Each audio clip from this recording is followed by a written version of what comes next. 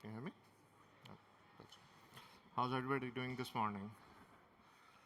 Everybody had breakfast? All right? Ready for the day? First session, you want to learn. That shows your commitment, actually. You want to learn about how can we improve ourselves. So you came to my session and you're like, we're going to learn what Cisco certifications are doing today. So thank you very much for being here. We're going to start in a few minutes. Let's just give 2 more minutes to everybody to come. Can I see a show of hands who's preparing for any Cisco certifications right now? All right. NA level or NP? NPs? Okay. And Is? Any Is over here? Uh-huh. Which one are you planning for? Collaboration. The best one, you know? The collaboration is the best one. You need, we need that, right? Awesome. All right. What are you prepared for? CCD? Awesome. We have the EPM moving around over here, and we recently had a few people. I met 2 guys yesterday, and they passed their CCD. So I was like, man, that's really cool. I don't have a CCD. I only have 2 CCIs, so I'm looking forward to the I'm looking forward to the CCD. Awesome. So you said you were doing something? Yeah, it'll be wireless on it'll be the wireless core exam on I have announcements for you, man. I'd like some study material. We are taking care of wireless people now because we felt there was a very big gap between what we were offering and what wireless community needed. So we have a whole suite of things available for wireless people right now. Awesome. All right. So it's 10 o'clock. Let's begin the session. Can I see like a show of hands? How many of you have experienced network issues in your working environments, which must have cost time, money, or customers over time, right? Everybody has that. So I always say that Cisco certification exists for the primary purpose that we want to reduce the risk of that happening in our production environments, in our places of work. Your live network is not the place where you would like to test all these different things. You need to have staging environments, you need to have learning opportunities, and you need certified people to actually run your production environments. Cisco certification translates those networking knowledge into your operational trust. Hi, everyone, again, and thank you for being here this morning. My name is Mubasher Nawaz. I'm the certification program manager, you can say, for all the certifications that Cisco has as of now. One of the responsibilities of my team is to make sure that we go and do all this research in the market, develop new exams. So all the new exams that you see over time, all the new programs you see over time, all the exam that gets updates over time, end of life for any of the exams, and making sure that our programs are relevant to the industry needs in the market. We have a bunch of new announcements. We had some announcements yesterday. I don't know how many of you have heard about them, but we are going to discuss those. We have announcements on wireless. We have some other things that we are going to discuss today and introduce you guys to that. So I'm really excited for that. So let's begin our session. Before we start, obviously we have a WebEx room where I am also added, and most of you should be added. If you are not there, please make sure you join the room. I will be there till February 27th. If you have any questions after this session, please reach out to me, and I'll be happy to answer any questions that you have. I'm going to be here most of the time, and most of our team is going to be here at Learn with Cisco. If you find anyone, please reach out to us, and we will be happy to answer any questions that you have regarding the Cisco certifications. This is the first time we are introducing the CE credits for Cisco U Theaters, so please make sure that you scan yourself with one of these gentlemen on the door, and you get your badge scanned. You don't need to do anything about this. You will get 2 CE credits for this session, and you can CE credits. I'm going to go in more details in a later slide where I'm going to tell you about what CE credits are, how you can use them. But you can use them to recertify your CCNA, CCNP, and CCI exams. So that's our agenda for today. So we're going to talk about a little bit about roadmaps. One of the things that I'm trying to do with our community is to go out and tell them how we develop these exams. When you see a new exam topic or a new exam blueprint, what are the things you should be looking for in that exam blueprint? So that's where certification roadmaps are. We are going to discuss a brief announcements, what we are announcing. We're going to talk about collaboration certifications. We're going to talk about automation certifications, previously known as, anybody knows what was it previously known as? DevNet certifications, right? So now they are called automation certifications, cybersecurity certifications, data center AI certification. That's a new exam that we have launched on February 3rd. AI certification, some of the new exams that we have in the AI domain that you can take here at Pearson VUE Center. Wireless certifications. We have a whole suite of wireless certifications available now. Going to be available in a month's time. The blueprints are available now. And we are going to talk about security certifications announcement that happened yesterday. So if you missed that, we are going to discuss that as well today over here. Okay, so as we are going through this change in the world around us, and everybody is thinking about AI, and everybody's thinking about cybersecurity, and these things are something that we are also thinking about, and we are like, how can we make sure that our Cisco certifications are still relevant in this era of AI and cybersecurity and all these threats that we face every day? The certification programs are focusing on making sure that our IT teams are prepared for today and tomorrow. We want to make sure that they have the skills that they would need in the future. A CCNA candidate or a network operations person is not going to be alone in future. He's going to be working with AI agents.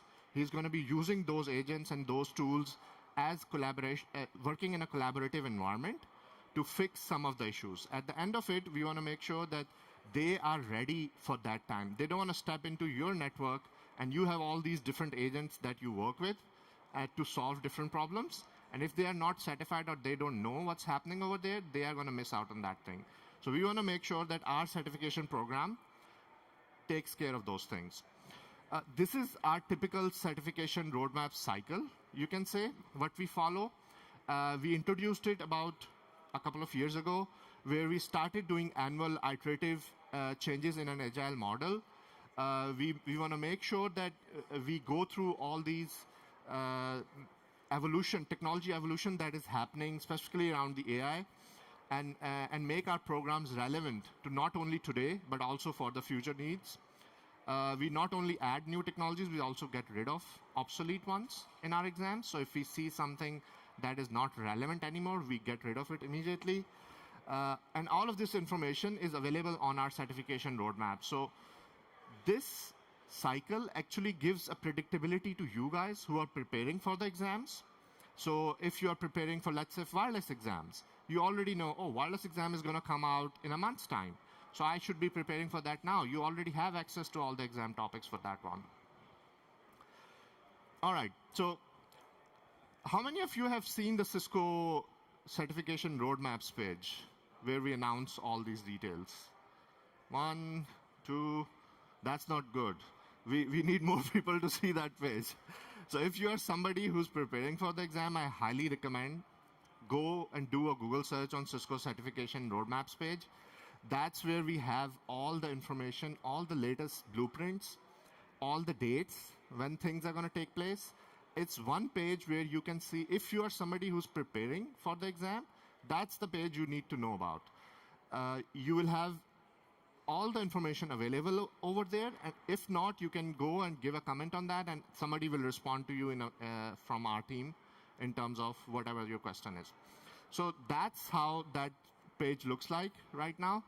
So what we do is that we follow a cadence where every quarter we do one of the 3 activities. So for any track, either we are reviewing that track, we are announcing something on that track, or we are going live, or we are publishing that track. Now, this is public information. It is out there for last 2 years. So go and look for it. For example, if you are somebody who's preparing for security, you already know Cisco is going to do something about security in Q4. And then they're probably going to announce something in Q1. And then they're going to update. Those exams are going to go live in Q2. So from Q4 to Q2, you still have 3 to 6 months where you can make those changes and learn around those before you go and appear in your exam. So there's ample time between our announcements and actual going live of that exam. We usually give 3 to 6 months, and I'm going to show you more details on that one. So do visit this page. I highly recommend it. It has a lot of good information in it for you, and it's going to help you understand how Cisco is working towards making sure that their content and exams are relevant. So when you look at a blueprint, I would tell you look for two things. Is it changing from something like 2.0 to 3.0 or 2.1 to 3.0? Or is it changing from 2.1 to 2.2 or 2.3? What it actually means internally for us is that we are going to do a major revision or we are going to do a minor revision. Now, major revision includes a lot of changes in it. So it could be major changes. It's a steep learning curve. It's a bigger percentage of change as compared to a minor change. In minor change, we do small modular changes. We make sure bite-sized learning models are available. We make sure frequent alignment with our products and our technology is present over there. Now, all of this information is available on the roadmaps page, but our focus more these days is on doing minor revisions. With AI in the market right now, things are changing so fast in all the technology tracks that we want to make sure that we do more frequent and smaller changes. It's a lot easier for our candidates to learn 2 or 3 new topics in their exam blueprint as compared to a bigger change that needs to happen. Having said that, that does not mean that bigger changes do not happen. They do happen still. We still do some major changes. For example, wireless exam had a major change. For example, I'm going to talk about security. Security had a major change. For example, we did a change on the DevNet to automation track. That was a bigger change as well. If you look at some of the timelines and journal guidelines in terms of what changes during these major and minors, if you hear about a major change, you should be expecting that the numbers will change. If it's a CCI exam, the topologies will change. Software updates can happen. Hardware equipment can change. We usually give 6 months for that time period because that's about enough time for candidates to be ready and for us to be able to deliver that exam. And for minor change, as I said, there are smaller changes, more frequent, and they do not usually involve topology or hardware changes. Topology changes can happen. Hardware changes are very rare in those things. When we release, so if you go to the roadmaps page, you will see now we are giving out a lot more information. So we have our release notes. Release notes give you insights into what technology has been added to the blueprint, what is the summary of the changes. So they give you version 1.1 and version 1.2, and they tell you task number 3.1 has changed to this, and we have added this, and we have removed that. So this gives you an idea, okay, I don't need to study about this technology anymore while I'm preparing for my exam. Or I need to probably look into what do they mean by adding EBF in the exam topics, all right? So release notes are a really good resource that gets you there, that makes you understand if you're not going to give the exam before the change, then what do you need to learn more to make yourself ready for that change? We also give out learning metrics now. So learning metrics is a line-to-line mapping between the technology, between the task and the available resources out there in the market. So it could be something like a training course or a webinar or a VOD or a white paper that you would like to go and read and understand that what's happening on that particular technology. So once you are certified, one of the bigger tasks you have, I have my CCI for now 15 years, and you have to recertify it every 3 years. Even within Cisco, you have to do that. For recertifications, we introduced this program a couple of years ago, which is C credits. It's an amazing program. You can go and look at c.cisco.com to see how many credits you need. But as a general guideline, you need 30 for your associate, 40 for professional. Core exams give you 80. Expert level, you need 120 C credits. And there's a lot of ways to earn it. You can actually participate in item authoring with Cisco You can register yourself as SME agents, and you can earn C credits. You can also work with us on MQC and JTAs. MQCs are minimally qualified candidate workshops that we conduct. So every exam we introduce in the market, there's a minimally qualified candidate profile that is attached to it. And JTAs are job task analysis workshops. And if you participate in those workshops, you can earn C credits for that as well. So that's an invitation to all of you. If you are somebody who's interested in participating in these workshops, please get yourself registered on these links, and somebody will reach out to you eventually, and you can show your interest. I want to participate in data center, I want to participate in enterprise, or I want to participate in something else. So that brings us into C credits or continuing education program that we have. That's the link for it, and you can scan this QR code to get more information. You will get access to all these slides. C program, let's go into the spirit of what C program is. So C program was developed to make sure that your skills are relevant and you are learning new things as you are progressing in your careers. So I did my first CCI on enterprise.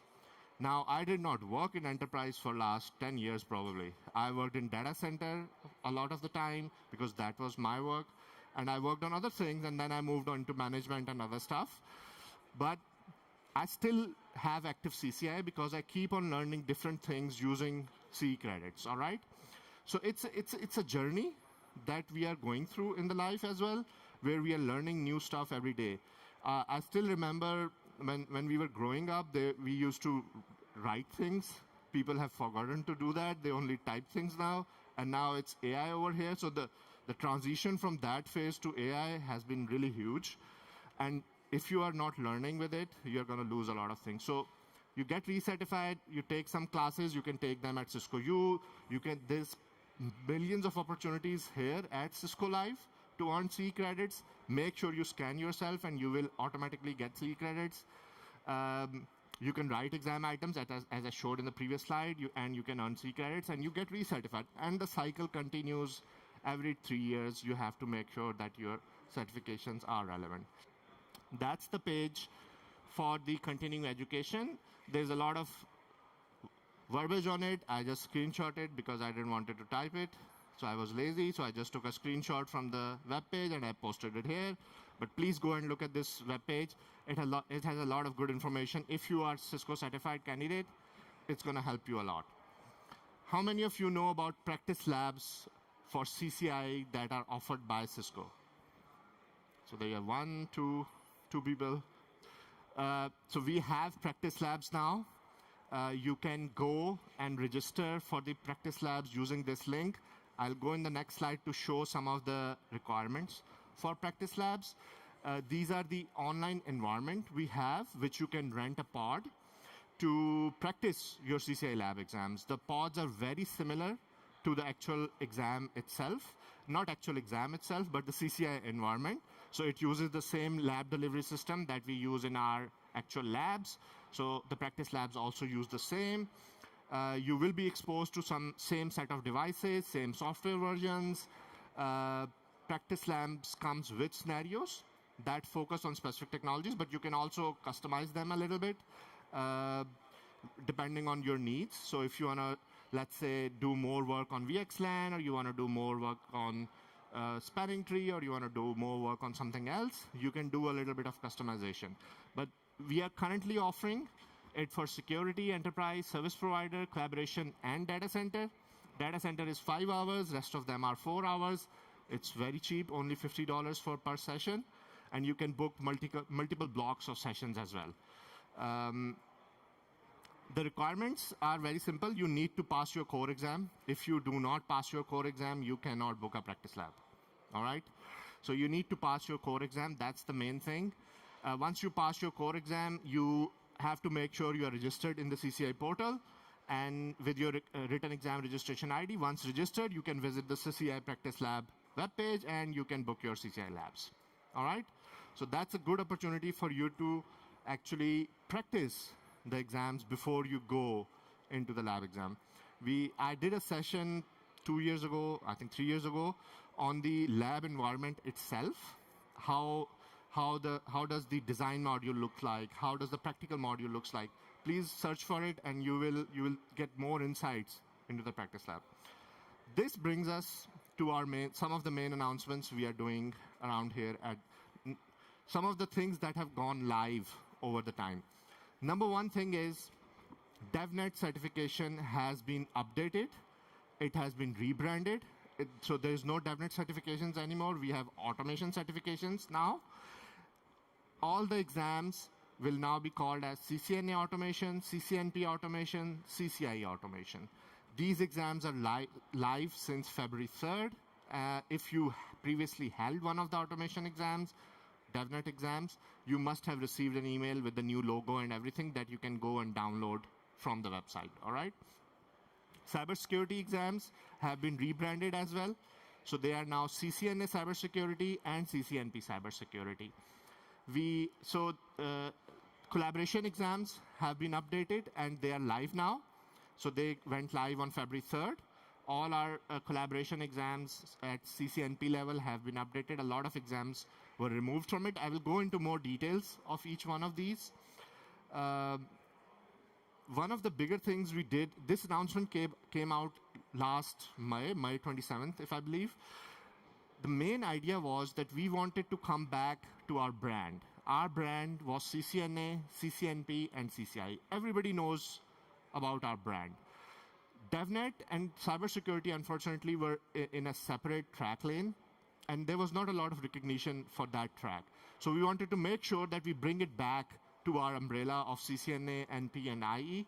So that was one of the reasons we made sure that we bring those two programs under our umbrella as well. So number one thing, brand recognition. We wanted to make sure our brand is recognized. We wanted to make sure our candidates have a clarified focus. They know what they're going to focus on in future. There's a unified certification pathway. You are an associate level, you are a professional level, you are at an expert level. And on top of it, we wanted to align our certifications to automation and to the cybersecurity needs of the market.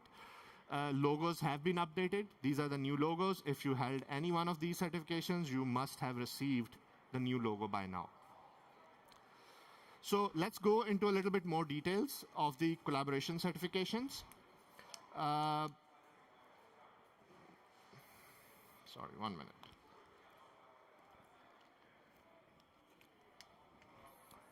So collaboration was one of the tracks that when we were looking at the track, we were feeling that there is a lot that has changed over time in collaboration. So it used to be on-prem, everybody had something in one block and everything was running over there. Then the cloud thing came, then the other things came.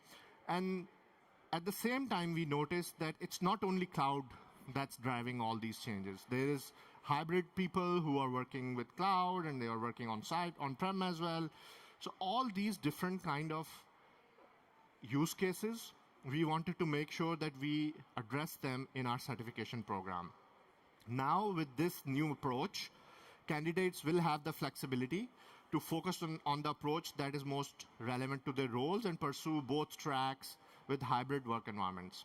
So we have updated our core exam. So our core exam now includes both hybrid and on-prem stuff. It includes cloud stuff as well. We have introduced a new certification that went live on February 3rd as well, which is the Cisco Collaboration Cloud Customer Experience. We updated our core exam, our 815, which is CLACC and CLHCT exam. There were major updates that were done. So as I told you earlier, it's a version 2.0 that went live. At the same time, we realized that there was a lot of exams that were not being used, like CL Auto, CLICA, so those exams went end of life. Automation certification. So this was also announced in conjunction with the, that one. So they were also announced in conjunction with the collaboration certifications. So automation certifications are built on the foundation of DevNet and are designed to support the next generation of network professionals whose careers are being shaped by the emerging influence of AI and intelligent infrastructures. So with our updated exams, now we have, number one, rebranded. So there is no DevNet anymore. You have automation exams. We have moved from DevNet Associate to CCNA automation, DevNet Professional to CCNP automation, DevNet Expert to CCI automation. We did major updates on DevCore, EN Auto, and DC Auto. So all these exams are updated. If you remember, previously we had a lot of exams. We had S Auto, SP Auto, CL Auto. We had Auto for everything, right? And we realized there was, as this merging is happening in the automation field, we do not actually need all these different tracks. So some of those exams were end of life on February 3rd. They are no more available. Expert level exam was rebranded. There was a new software version that was released. If I understand correctly, there's a new OVA file as well coming out very soon. You should look for if you are somebody preparing for the automation exam, make sure you look for that. And that's going to be that has already gone live on February 3rd. And all these exams are now available for you to go and test on. So from rebranding perspective, we now, as I said, DevNet has changed to CCNA automation. The codes are same if you notice. So it's still 200-901. All the DevNet certifications are migrated to CCNA automation as of February 3rd. CCNP, again, DevNet professionals will now be called as CCNP automation. The only 3 exams left. So rather than having 7 or 8 exams, we only have 3 exams now. So you have a DevCore, EN Auto, and DC N Auto, which is a little bit word changing because SMEs were they wanted an N in between the name. So we're like, okay, we'll have an N in between the name. So we have DC N Auto over there.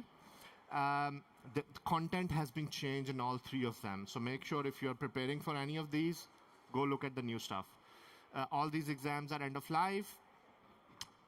Requirements are still same. You have to do the core exam, and you have to choose one of these exams. So if you are working on enterprise automation, you choose enterprise automation. If you're working on DC, you choose DC automation. Expert level is also migrated. So expert level will be now CCI automation. If you already held a DevNet expert, you must have received a new logo for CCI automation. Cybersecurity exams, similar to automation and exams, we have rebranded our cybersecurity to CCNP cybersecurity and CCNP cybersecurity. There is no changes in the exam topics itself. Again, the logos have been changed. If you have held any of those previously, you must have received the new logos from Cisco.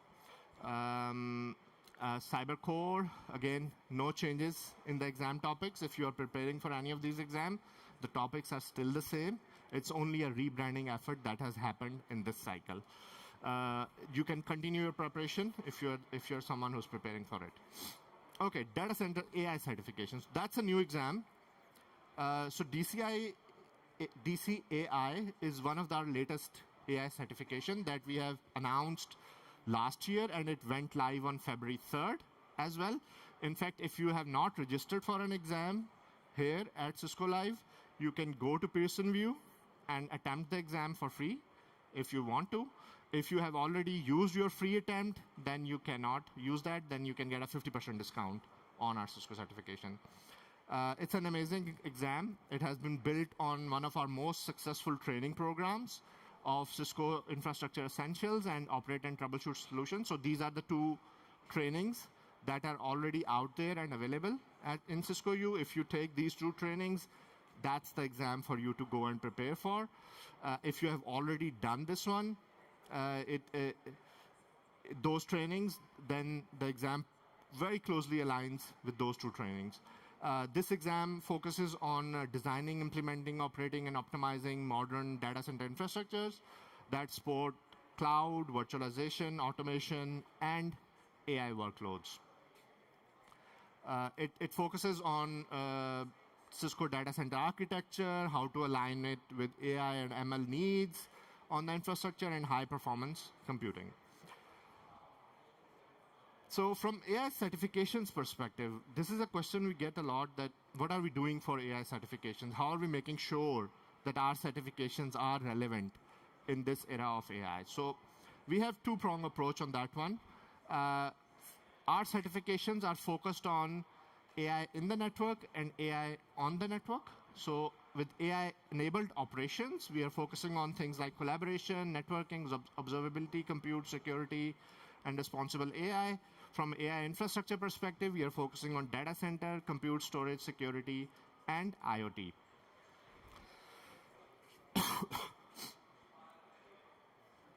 Quick question to everybody. Who here feels that AI will be able to do their job better than themselves?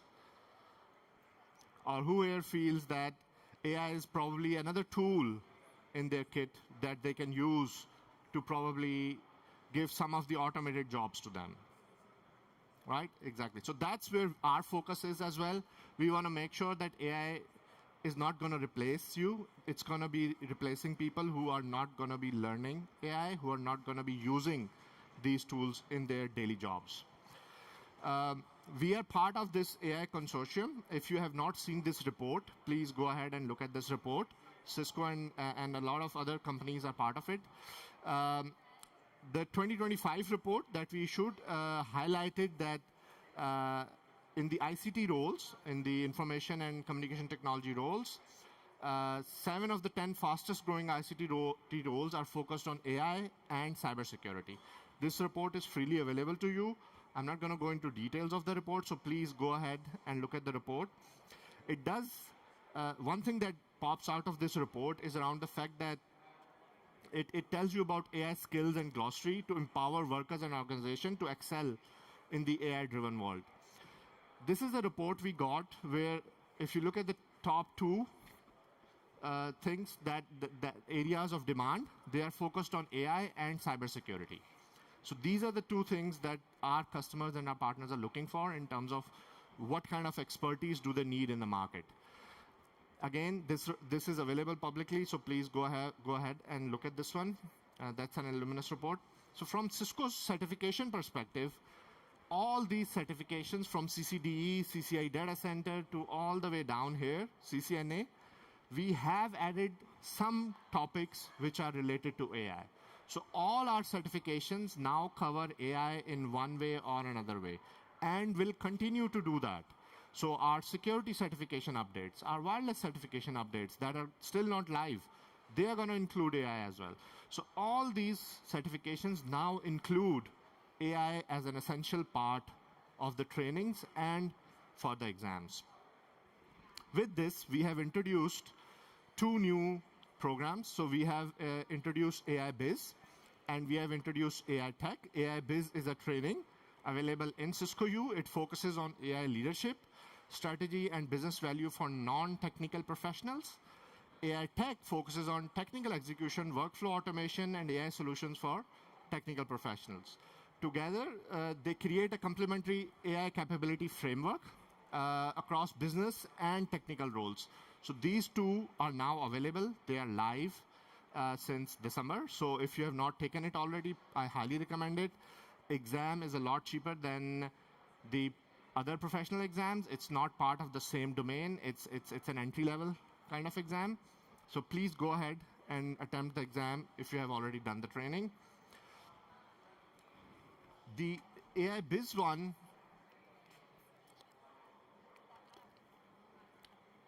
focuses on, and this one is targeted for non-technical professionals and leaders. It teaches them how to strategically adopt and use AI in their environment. So our target for this AI business practitioner is the people who are looking to understand how can they adopt AI strategy and implement that in the business context. There's a lot of skills that they learn about generative AI fundamentals, prompt engineering. They learn about using AI for content creation, building business cases. And as a learner, they gain experience around hands-on AI business skills, and they also get digital badge. So the badge is over there, so that they get that badge at the end of completing the course. There's no exam associated with this. So that is something that if you are a leader who's looking for how to adopt AI in your environments, I highly recommend this one. You do get, it's only 75 USD. If you don't have Cisco U access, you can pay one time or you can use your Cisco learning credits. And if you complete it, you do earn 8C credits. Technical AI Tech, on the other hand, is highly technical, so it's focused on building, integrating, and operationalizing AI environments and solutions. It works on designing AI workflows, automating tasks, applying AI-assisted technologies.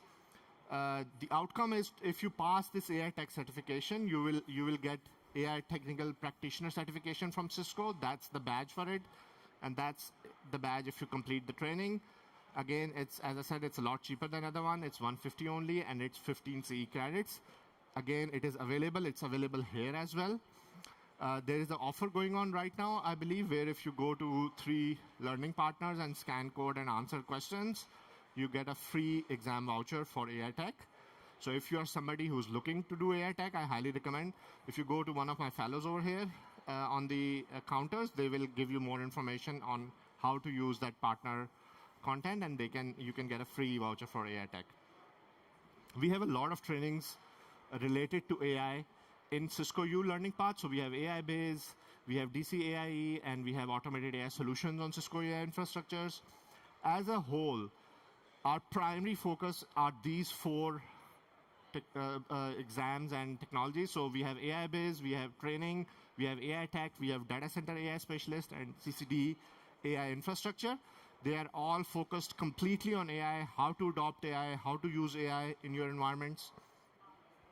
That's the rev up to research that we are offering, especially at Cisco Live Amsterdam. I'm going to Vegas in 3 months, so I'll keep on repeating that. But for Amsterdam, we have this offer where you can go and do rev up to research. You will earn 16 education credits, C credits, which you can use to recertify. This is valid till March 26th. It's free. You just need to go and attempt it, all right? So March 26th, if you go and do this, it's available to you. Do these 2 courses, and then you go and do your exams if you want to. You can learn a lot in this one. I'm going through it right now myself because I want to attempt the exam eventually. So that's a really good one, good opportunity for all of us to go and learn about the AI components. Wireless certifications. So let's jump into some of the new things that we are announcing. So we announced wireless certifications a few months ago. I have a very good story with that. So every Cisco Live that I used to go to, I had somebody from wireless come to me and were like, what are you guys doing about us? Why did you end wireless track? I was preparing for it, and you just finished it, and this and that. And I was like, sorry about that. I have no idea who did that. Don't blame me. And at the end of it, we sat together and we realized the enterprise track was growing so much because we tried to incorporate wireless into that one. And it made sense. It was the right time to come back to this wireless community and say, we are going to take care of it. So with this, what we announced was that we are going to introduce wireless core exam again. We're going to move the 2 design and the implement exam back into the wireless track.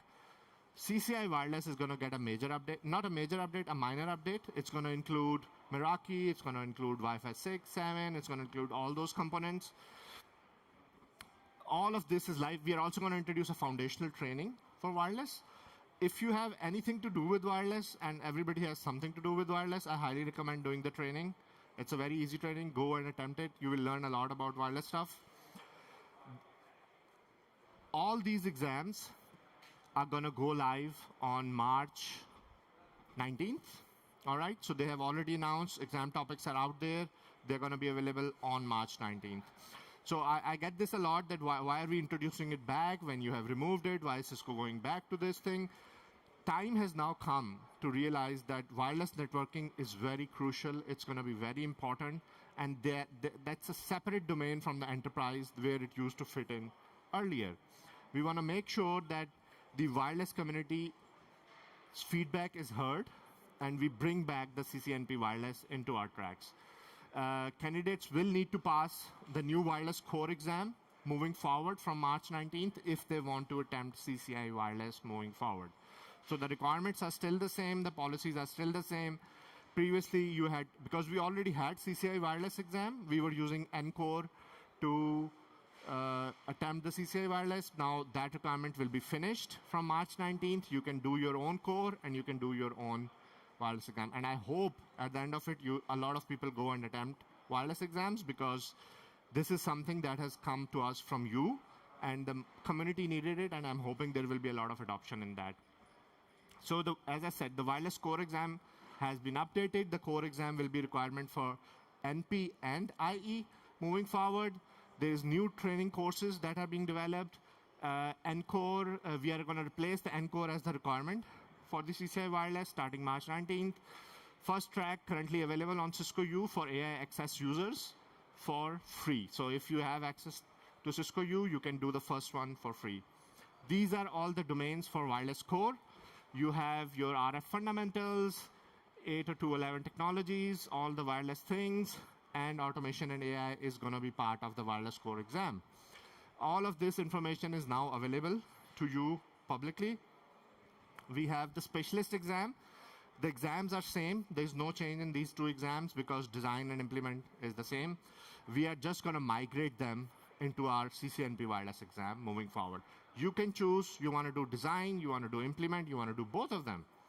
At the end of it, it's your choice which area of wireless do you want to go and focus on. All right? All of these changes are going to go live on March 19th. Blueprints, everything else is now available to you. The practical CCI lab exam has been updated. It now includes Meraki, it includes Wi-Fi 6, it includes Wi-Fi 7. We are making sure it's more relevant to what market needs. There are updates in these places as well. I don't know the details because I'm not a wireless expert, but there are changes in it. Please go, if you're somebody looking for it, go and look at all the changes that has happened in the wireless. This brings us to one of the very important things, that NCore is really huge. What do we do about NCore? We are going to remove wireless elements from NCore moving forward because NCore is no more a requirement for CCI wireless. This is going to help us two ways. Number one, wireless people do not need to study all the SD-WAN and other stuff, and the NCore people do not need to study all the wireless stuff. So we have two communities that are both happy, and we are happy about it that we are able to do this. This is going to help a lot to NCore community who do not want to study wireless, so that's amazing for them, and then wireless guys who do not want to study the other thing. So in summary, all of these changes, so if you are somebody who's preparing for it, your last day to test is March 18th. Make sure you attempt your design and wireless exam, implement exam before that. After that, you will have to do the new design in the wireless exam. No change in the content, it's still the same. And moving forward, you will have to do wireless core. There are provisions. If you attempt before that, the exam will still be valid and you will be awarded the CCNP wireless concentration badge. But you will still have to attempt the wireless core exam because the wireless technology has changed so much that we cannot just award you a wireless core because you held it before. So the process is still the same. You still do your core and you attempt one of your concentration exams from this. So why are we making all these changes? To validate advanced knowledge and practical skills. Wireless continues to become more and more complex and allows Cisco's to keep content more current and relevant and make everybody happy with different things for enterprise candidates and different things for the wireless candidate. These are all the QR codes that you can use to get more information on what's happening at the wireless. So moving into the last topic we have, which is around security certification update. So we announced yesterday that we are going to do a major update at the CCNP security level. The refresh program is going to focus on AI security, zero trust architecture, and cloud native defense. All these exams are going to go live on August 27th. This announcement came out yesterday, and you guys are probably the first one hearing it in any session. We are doing major update on the S-Core exam. Blueprint is already out there. There will be LLMs and AI and LLM security vulnerabilities, zero trust, advanced telemetry, eBPF-based workload protection, and post-quantum cryptography as part of your core exam. Concentration exams like the firewall one, the ICE, they are getting minor updates. SCAZT is getting a major update. The blueprint for SCAZT is not out there right now. It's going to be available in March. We are still working on it. But the other, all the other information is now available on roadmaps page. So roadmaps page is really important. Make sure you go and look at that one. This is the whole landscape as of today for Cisco certifications. Cisco certification ecosystem remains the cornerstone of networking and IT credentialing.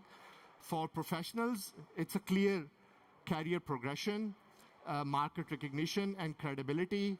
For organizations, you have people who have robust, secure, and resilient infrastructure capabilities. They know how to manage the modern network challenges. This dynamic and valuable framework that we have keeps us relevant, not only in the new emerging fields like AI and cybersecurity, but also in the existing ones like enterprise data centers and security. So with this, please make sure you complete your session surveys. I don't know if they're giving you t-shirts, but there might be something.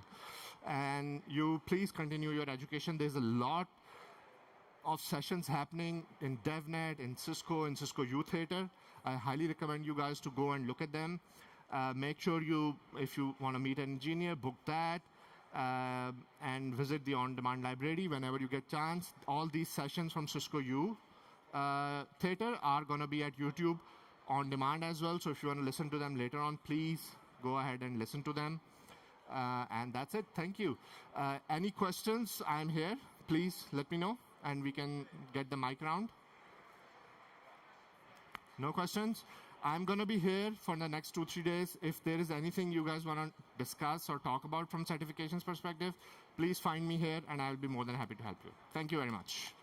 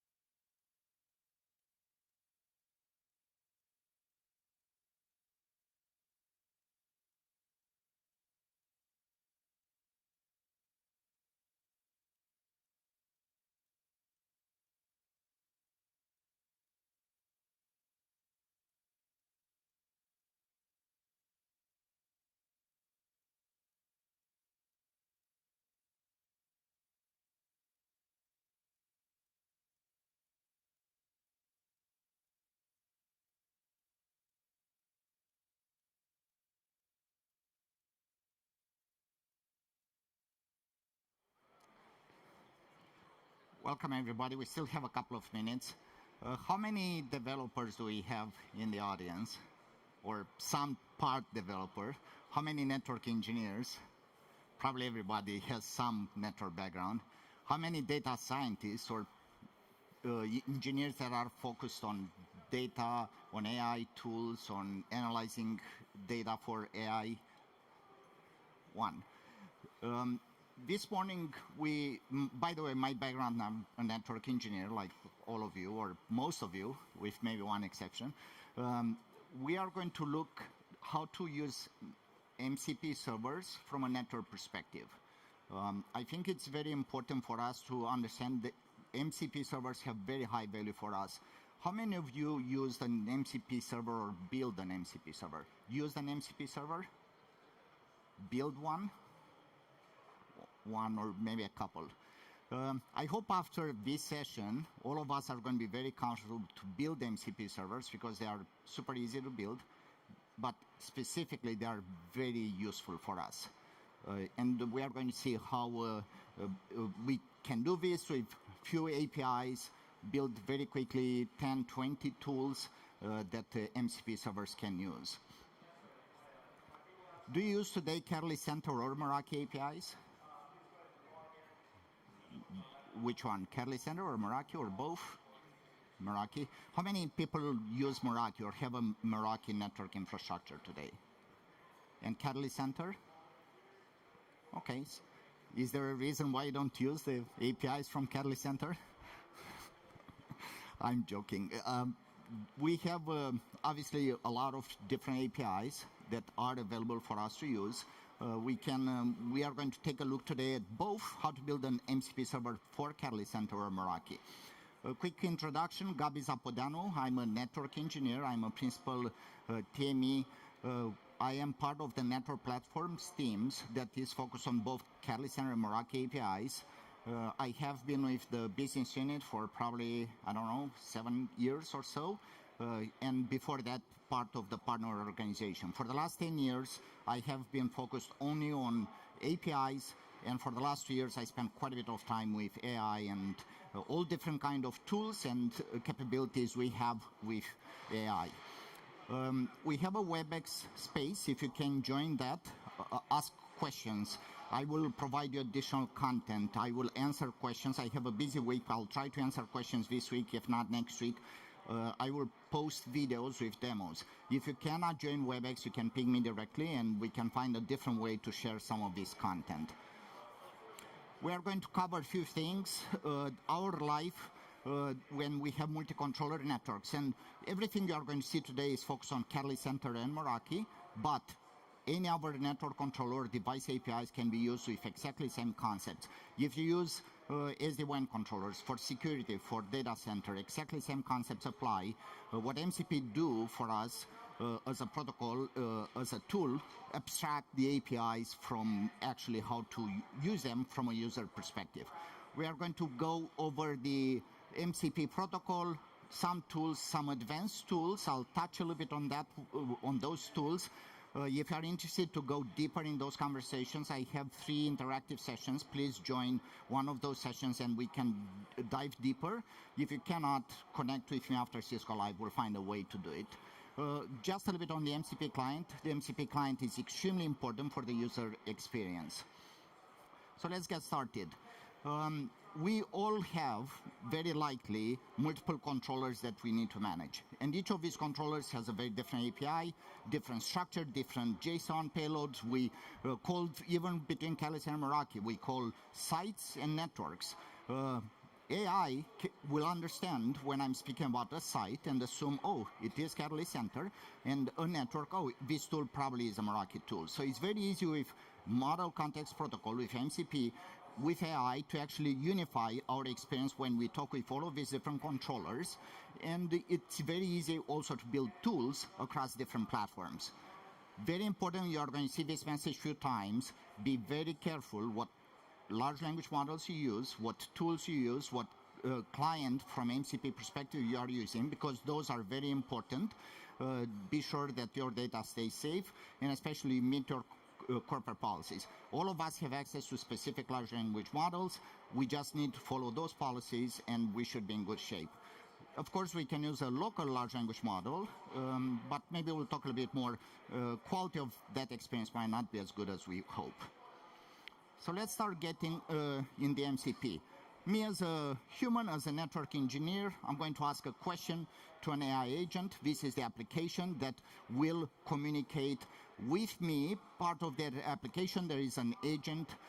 Could be a very complex agent or it could be a very basic agent. It's just orchestration between different tools that are inside that agent.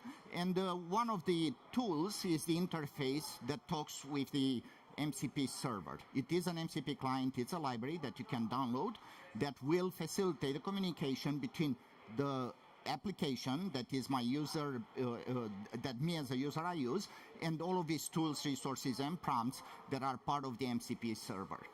So the host provides me the user interface.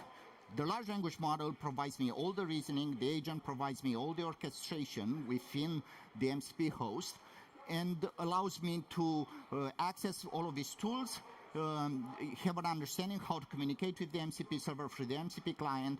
The large language model is the one that makes decisions. You are asking this, I'm going to find the tool and execute that tool for you, provide the answer back to the large language model. The MCP really is, in my mind, a way to access all different kind of platforms with APIs and get information from those platforms. Makes it very easy because When I'm looking from a architecture perspective for the MCP host, I don't need to know what is the API documentation for a specific API. I'm going to ask what is the tool for this, and tells me what I need to provide in order to be successful calling that tool. Of course, MCP host can communicate with multiple servers. And in my lab, I think I have at some point like 4 servers, 1 local, 3 local, 1 remote. You can have multiple servers. For each of them, you would have a different client that has the communication, because these servers could be located differently. Could be maybe a cloud hosting one or on-prem, and the protocol that is required to communicate with each of them could be very different, could be different security posture as well. So let's dig a little bit deeper in what's happening in the MCP application that we need to write. So all the communication between all of these different components is running. In this case, the large language model could be on-prem or could be in the cloud as well. But all the communication between the agent, the MCP client, the large language model is happening inside this application, the MCP host. The agent, in my case, is just orchestration. I'm going to get a message from the human, send it to the large language model. Large language model looks, oh, I understand what you're asking. Here's the information. Maybe there's no tool that needs to be called for that.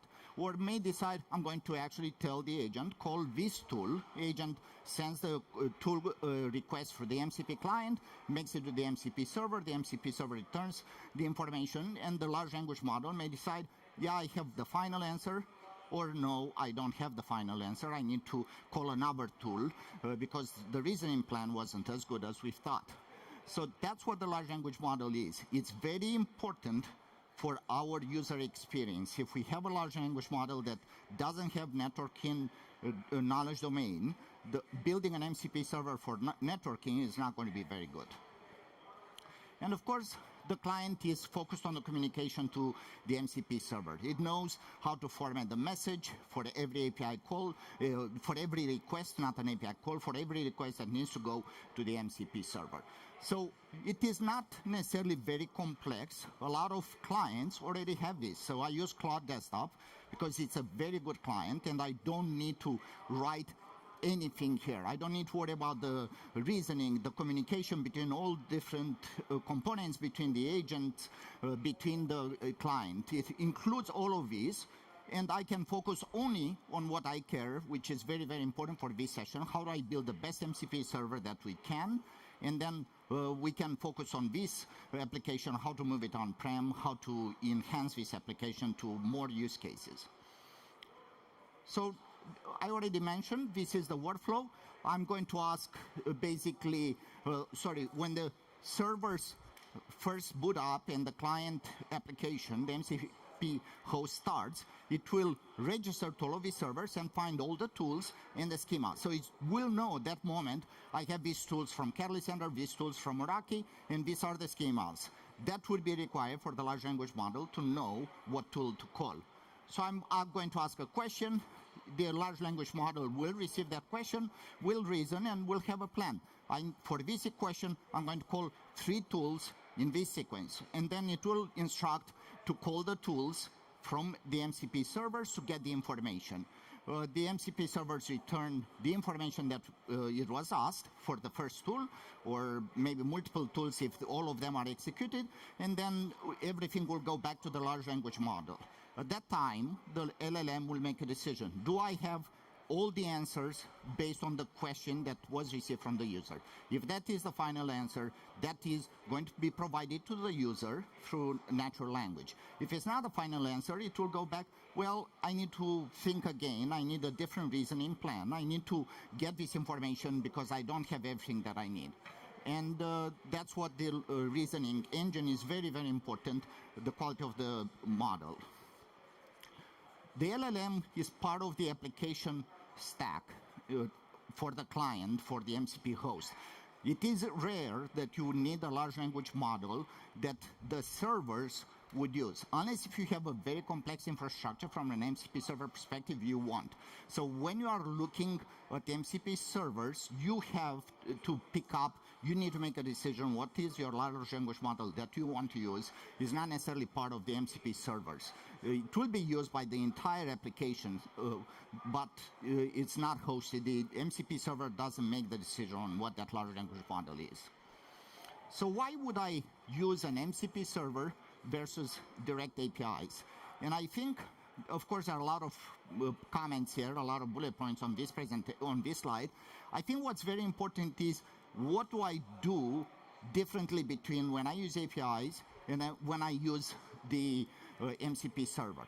If I have a network workflow that I want, hey, give me a report for all the clients at this location. I need to make an API call to Catalyst and Meraki to get a token, or I use an API key or off with Meraki. Then I need to get maybe the sites hierarchy or the networks, the organization networks. Then I need to find the network, parse the information, and go to get the clients, make another API call, and maybe multiple API calls if I need details. If I use APIs, that's exactly what I need to do. If I use MCP servers, I don't, because I use tools that already exist. Large language model has the reasoning to understand I need to call these 4 APIs, parse the data. I don't do any parsing. I don't need to create the workflow. The MCP server does it for me. So versatility of MCP servers, it's fantastic, because with 20 tools, I can resolve like many different kinds of use cases, versus traditionally I have to build a purpose-built tool every time that I need something. You're going to see, for example, with the MCP servers that I have tried, 15 different use cases, and every time it provides me accurate data through reasoning without me having to write the infrastructure as code use case. So let's take a look at MCP server tools. This is where we get into how we actually build an MCP server. So there are multiple different options to create tools. You're going to see, I'll walk you through different tools. I think it's very important to understand the tool is the action that the MCP server will take for us. It is an API call. A tool could be tools that are already pre-built in the MCP client.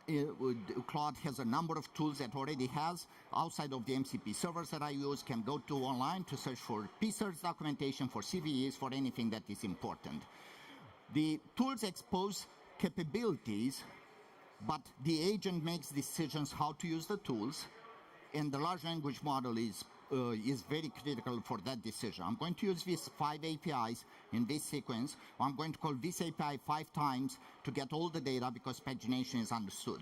So very important to keep the tools as well documented, because that's how they are going to be used. A large language model will understand the tool, the description, the parameters required, and make a decision how to use that tool.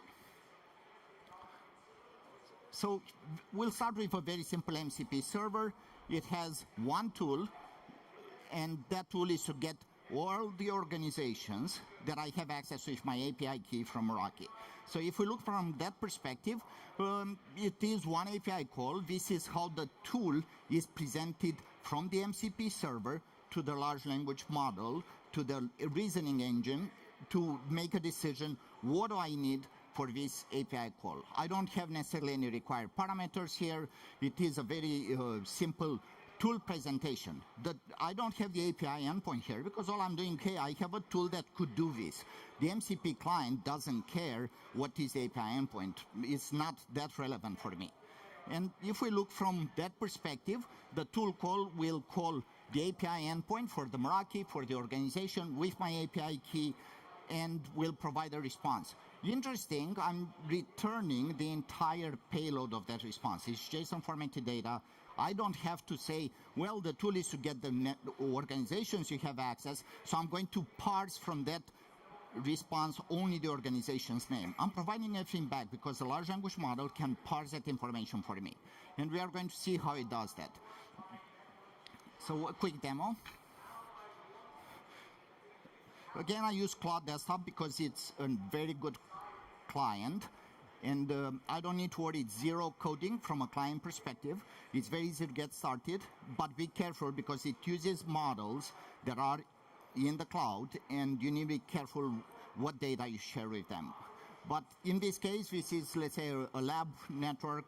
I'm not too much concerned of any information you may see here. So you can see here, the only tool that it knows is getting the organization details. I'm asking to get that information, provides me nicely formatted information that came back from Meraki API, going back to the large language model to format this answer. So it's pretty simple.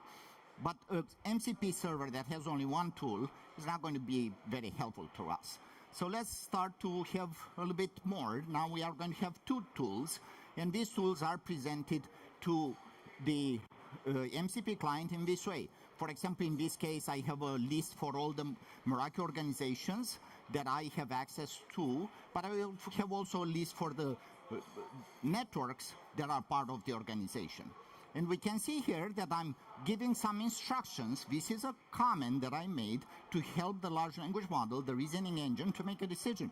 In order to get the networks, I need the organization information that basically is required in order for this API call to be made.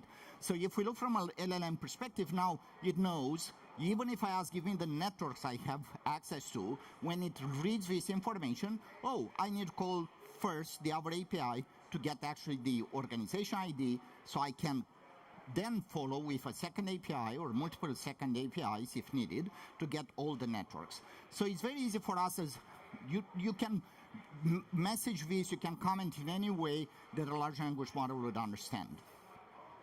And of course, we have now two tools that we need to execute. That's just the presentation of the tools. I need to execute two tools, and both, this is how I filter. I have a tool name, and if that's the tool name the large language model decides to call, then I need to call this API endpoint. If this is the other tool name that the large language model lists the networks, this is the API endpoint that I need to call in order to get that information. We can see here the organization ID is required, but the large language model, the reasoning engine already knows, oh, I need to pick up from the first API the organization ID, because that's what I need to put in this API call.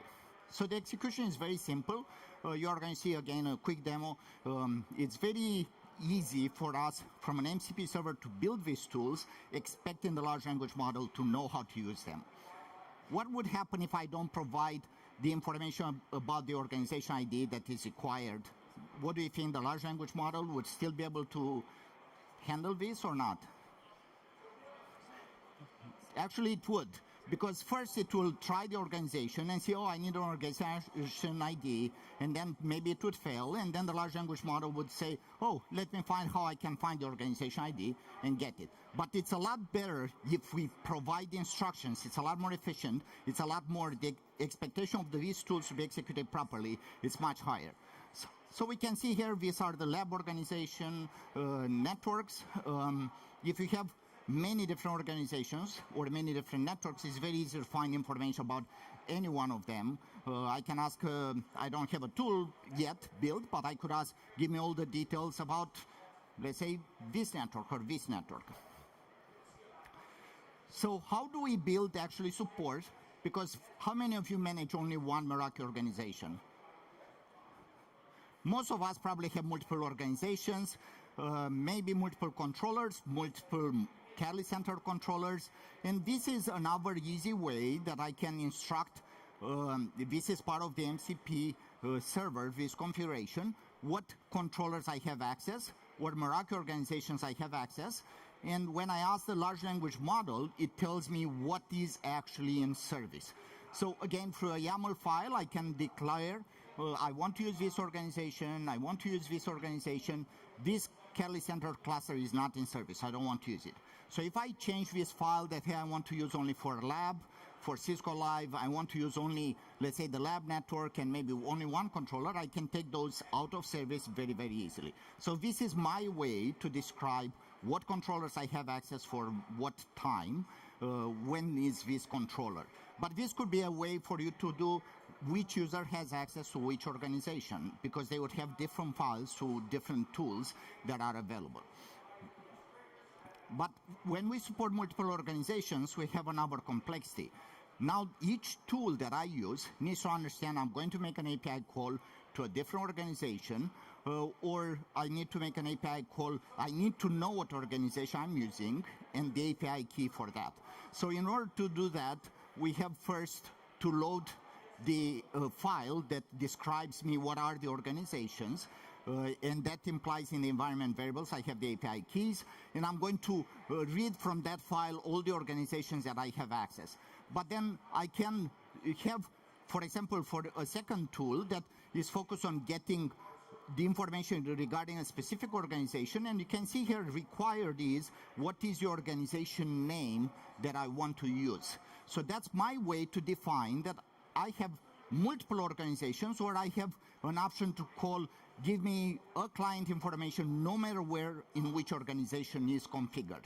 So first we need another tool that loads the file with all the organizations. It's not something that the server will do it for us, but then I need to specify in each API what is the organization or Catalyst Center cluster that I want to make calls to. So let's do a quick demo for how to handle multiple organizations.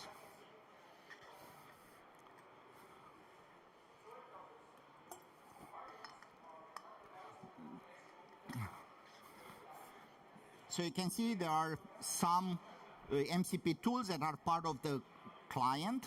They are not related to my MCP servers, but they are other tools that an MCP client can use. If I ask a question, give me the p-certs that are impacting this device and all the details, it will find out the p-certs impacting the device and goes to online and knows how to find the p-certs information, the details for the CVEs, for everything that is very important from that p-cert, how to verify if the device is impacted. Those are done through the other tools, being able to search, format information, look for other things that could be important. So if we look here, I want to find out the organizations that I have access, and the Catalyst Center, basically, these are the networks from my Beaverton network, and these are the networks for my organization that is lab. Any questions? Hard? Does MCP support as well the other controllers like Unix OS? So the question is, if an MCP can support our controller, right, Nexus OS or Nexus Dashboard, or yeah. So an MCP server, if you build one, will support that, because everything you see here from information perspective that is collected and is presented to the large language model is coming from an MCP server that must understand the API or how to collect that information. So I can build an MCP server that connects to network devices via netconf or scconf or SSH and collect information. I can build an MCP server to a controller using, like I have here, only like 3 APIs. You're going to say I will build a lot more tools. If it understands those APIs, it will retrieve the data. So yes, it could support any other controllers. You need to build the MCP server or find one that is published. So let's look at some MCP advanced tools now, because one problem we have is, well, it's nice I can build these tools, but if I need to have 20 tools built, and I have to provide the description for 20 tools, and then I need, and that's just to present the tools to the MCP client, but then I have to build actually the functions to call those 20 tools, and the API parameters and everything. You're starting to get, somebody's nodding their head, it starts to get very quickly very tiring. It's like, okay, I replace a tool, it's nicer because using human natural language, but I need to do a lot of work, and let's figure out if we can actually do better than that. So some of these advanced tools could be sequence of API calls, where I want very predictive. I want to run these API calls in this sequence to perform a specific task for me. I don't want to let the large language model to reason and decide how to make these API calls. I want to have a little bit more declarative approach. And these are sequence of APIs for troubleshooting. AI flows is not part of this presentation, but I highly encourage, if you are interested in this, I can share more information in WebEx or come to an interactive session. Delegator tools is an interesting one, because what happens, for example, if I want to build a command runner API tool for Catalyst Center, and one is to get this command, another tool to get this command, another tool to get this command.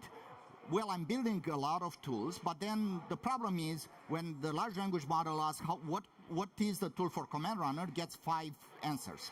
It makes it harder from a reasoning perspective to select which one. So delegator tools allow me to run another tool that is part of the MCP server with specific parameters. So in that way, it's very clearly, I want to run command runner with these 5 commands to get the config changes of a network device. So that tool is very well documented, and for large language model, understands very well the tool.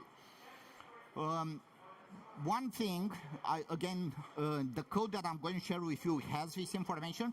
What if I want to access all the APIs that Catalyst Center Meraki has? Catalyst Center has 1,245 APIs in version 237.10. Meraki has 845.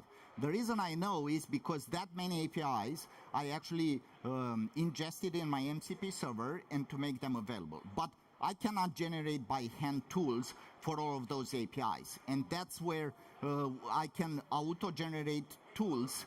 And in that way, I don't have to write for every API. This is the API call, how it's going to present it to the user, and this is how it will be executed. So auto-generation is very powerful. It comes with some limitations. We need to be careful, but maybe if we have a chance, we'll talk more about this. So imperative tools is our way to do configuration changes. So would you allow an MCP server with the client, with a large language model, to decide how to configure AAA or do some configuration in your infrastructure? Probably not. I'm not that confident. It's probably good, but not that good. We're not meeting my corporate policies, the way I need to configure AAA on my network devices. So an imperative tool is a sequence that you probably already have. It's an infrastructure code use workflow you already have that will run through all of these API calls.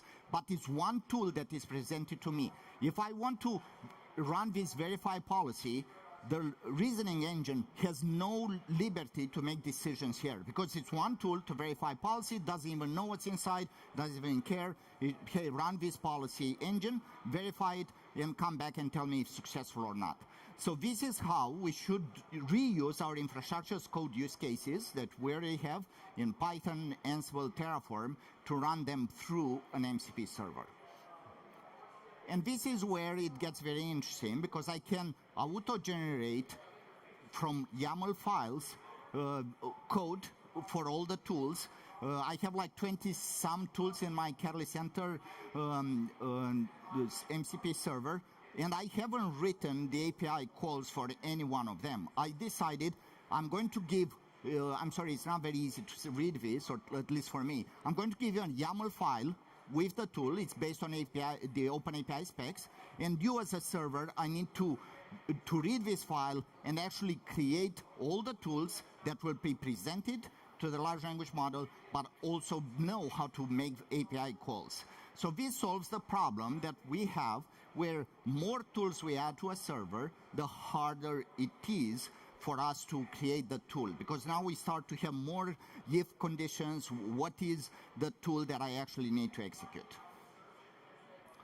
So building auto-generation tools starts from a YAML description of the tool. So we can see here I have a name, description. These are very important for the reasoning engine to understand how to call this tool. I have also the endpoint that I want to call. This is also the method, get. Why do you think I use get as a default and could be not provided? Any guesses? Because by default, I'm going to use only get and not to use post, put, delete. So it's much easier if I don't have the method, the server would assume it is a get method.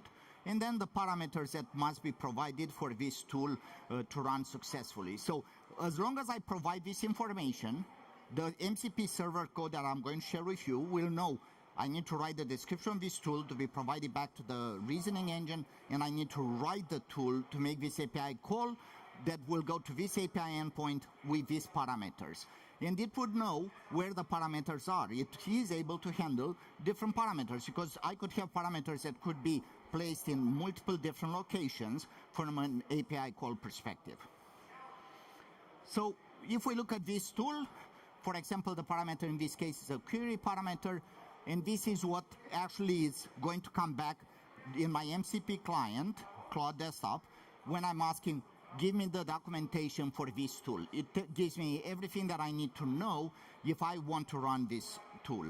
This is the client interface, and this is the information actually the reasoning engine will also use similar information to know what tool and how to format the tool. So when I started working on the tools for my Carly Center, I had like 15 tools that I created. And when I asked, okay, give me the list of tools, they came in a very unstructured way. There were assurance and inventory and client API tools all together. So I decided I need to present these tools in a tool catalog. And operations, or if I want to use tags, are different way that first, me as a user, I receive tools grouped based on the operation that I want to execute. So it's much easier, okay, what are the operations tools? And gives me what it can do from an operations perspective. What are the inventory tools? Versus me having to search for 15 tools from multiple servers maybe and figure out which ones I need to use. Or I would like to use to know what the MCP server can execute for me. But also it allows the large language model to reason a bit quicker, because if it has multiple tools, it will be able quickly to identify what tool would be useful. So this is, for example, workflow. If I'm asking information only from a production network, is just one actually organization. First it will find what are the Meraki organizations I have access. The reasoning engine understands I need information only from one.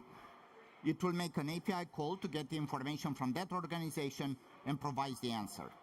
If I have multiple organizations, like in my case I have two, and I ask to get all the networks across all the organizations, then the large language model, the reasoning engine in this case, will find exactly the same path. I have two organizations, and then it says, well, I need, the reasoning engine decides, first call this API to get the information from one, second call this API to get the organization from the second organization, it gets all the data and provides me the answer.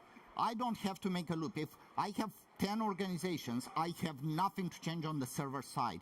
This is all from a reasoning perspective that happens in the client with the LLM. So it's very important. Pagination is treated the same way. I have 1,000 records I need to return. Carly Center has a pagination of 500 records per API. I'm going to make this API twice because I can get only 500 records. So speaking about pagination, this is an API call for clients, and I'm asking how would it handle if I need to get, let's say, more clients. It will tell me you need basically to make this API call multiple times, how many times you can do it, and we'll be able to collect all the data. However, there is another problem here with the large language model. We cannot throw at the large language model information about 10,000 clients, because the problem is the context window for most large language models is not that large that can ingest so much data, and second, it will be expensive and will be slow. So we need to be careful when we collect a lot of data to maybe find better tools that maybe save data to a file, or how to aggregate all of this data in a report. Is this important? Preview and approval? We don't care, right? First time I built this MCP server, I asked my the MCP server for Carly Center, hey, can you create, because I was testing a different function where it will find an API to actually make the call, and I asked, can you create a new site for me? And before I knew it, the site was created, and it actually went back and verified with Carly Center if the site was created, and said, yeah, I created this site with this name, and here is the API call to show you that I created a site. And I asked the MCP server, I didn't really want you to create a site. I want to know if you have the API to create a site. But it was very helpful, like a lot of AI engines, they are very helpful to help me with this. So then I decided, okay, I'll go to the MCP server and actually create a preview and approval. So the MCP server, every time when there is post put delete, will ask for approval and would come back, and then the MCP client, Cloud Desktop, would approve that before me having a chance to actually approve. Because, oh, can you create a site? The user wants me to create a site. Of course, I'm going to create the site. So you send the yes to the MCP server. So very important, if you need to do this, you need to enable MCP servers both sides for client approval, the client side and the MCP server side. And in this case, for example, you can see that it tells me what's the impact if I want to run that, and it will create actually the new network after I give the approval. But even if you really want to do it, it's better to be very careful what you want your MCP servers to write, delete. You don't want to ask, hey, can you delete networks from my organization? Goes and deletes all the networks from your organization. That would not be good. And you cannot say that I didn't tell you not to do it. So be careful. They are very powerful, but we need to be really careful with them. So in order to write new tools, because I have the YAML documentation, so initially I had like 4 tools that I wrote, and I decided, you know, YAML and auto-generating based on YAML, it's good. But if I need to write 4 more tools and write another YAML documentation, that one takes time. So I decided, you know, I'm going to use my template for how I want to write these tools, a new Open API endpoint specification, and I'm asking an AI engine, hey, can you create, based on this template, I want a new tool. And in this case, I'm asking to create a new organizational health alert from Meraki tool. And I gave, again, my YAML. This is the tools I want to document. This is the API endpoint. Write a new API endpoint for me, a new YAML tool for me, not the code, how to call that API. So in this case, it gives me all the information about the new tool, and that's how I add new tools to the YAML definition of the tools I have in my MCP server. So let's do a demo, and I have a few more slides.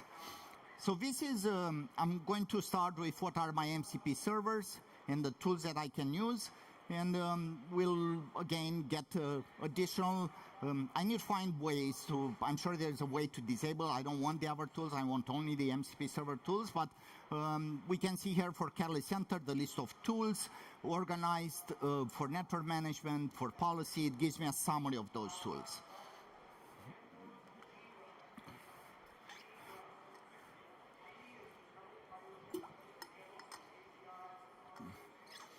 We can continue the conversation again to get more information regarding, for example, what Catalyst Center clusters or Meraki organizations I have access.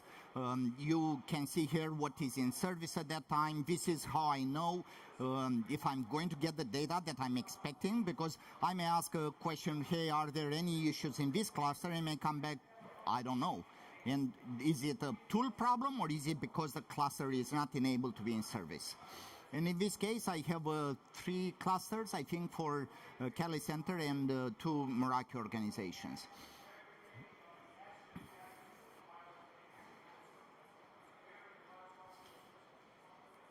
So why do I ask here network-wide? What is this implication to the reasoning engine? Anybody? So if I'm asking for a network-wide, I'm asking, go ahead in all the Catalyst Center clusters and Meraki organizations and find this client for me with the name that I have. And now it will go to search through 3 Catalyst Center clusters and 2 Meraki organizations with multiple networks to find the information about this client. So if you have today multiple Catalyst Center clusters and organizations in Meraki, how quickly can you find a client? It's probably a little bit slower than this.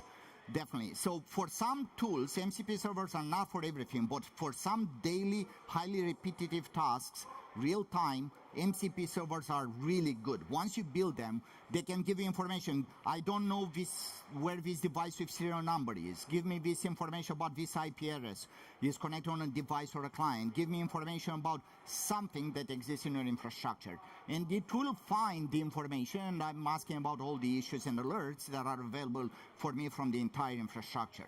So once you build these tools, you are going to see they can be used for many different use cases. It's exactly the same MCP server that I use for troubleshooting, for inventory, for reports, for P-certs analysis, for config preview and analysis. So on the client side, I use the Cloud Desktop because it's really good client. It's a very, I don't need to code anything from a client perspective. So far, I'm being focused on how do I build the best server that provides me the features that I need. But you may need to build your own client, and there are, of course, libraries that you can use. You need to pick up your own large language model. You have the freedom to select different large language models. Cloud Desktop is limited in what large language models you can use. They are only Anthropic models. So you may have to go here in the future, but I will start to spend a little bit more time to learn about the server side. So this is the configuration for Cloud Desktop. This server is remote. It's actually running on a real server, and I use something that is not necessarily the best recommendation, but Cloud Desktop at that time, this was the only option I had to be able to communicate with a remote server. And I have 3 local servers that run on my laptop. Very likely you are going to have servers that are remotely, not necessarily running on your laptop, because that's the way that you are going to scale from an enterprise perspective. This is where you can find the code. I'll publish a link in the WebEx space. You will be able to get access and experiment with the code. You will be able to use it, what I suggest, only in your lab. It's not production code. It does a lot of logging. I didn't talk about seeing actually all the API calls, the payload, the response, the status code. It has a feature that I call the API Explorer that I mentioned, will import the entire API documentation for all the APIs and create dynamically tools. It has a lot more than what I actually covered, included in this presentation. So, starting with 23711, we have a Catalyst Center AI assistant that we are releasing controlled availability. If you are interested in the Catalyst Center AI assistant, please contact your account manager and get on the priority list to get access. It's not going to be available to all the customers, so we are completing now the EFT for the Catalyst Center AI assistant. It has a number of different features for helping to get information from Catalyst Center cluster to get information about devices and clients and issues, including documentation questions. And yes, it uses MCP servers, but it has a lot more capabilities than just an MCP server. We have different agents for troubleshooting, network engine, for documentation agent. We have a lot more orchestration. We have guardrails.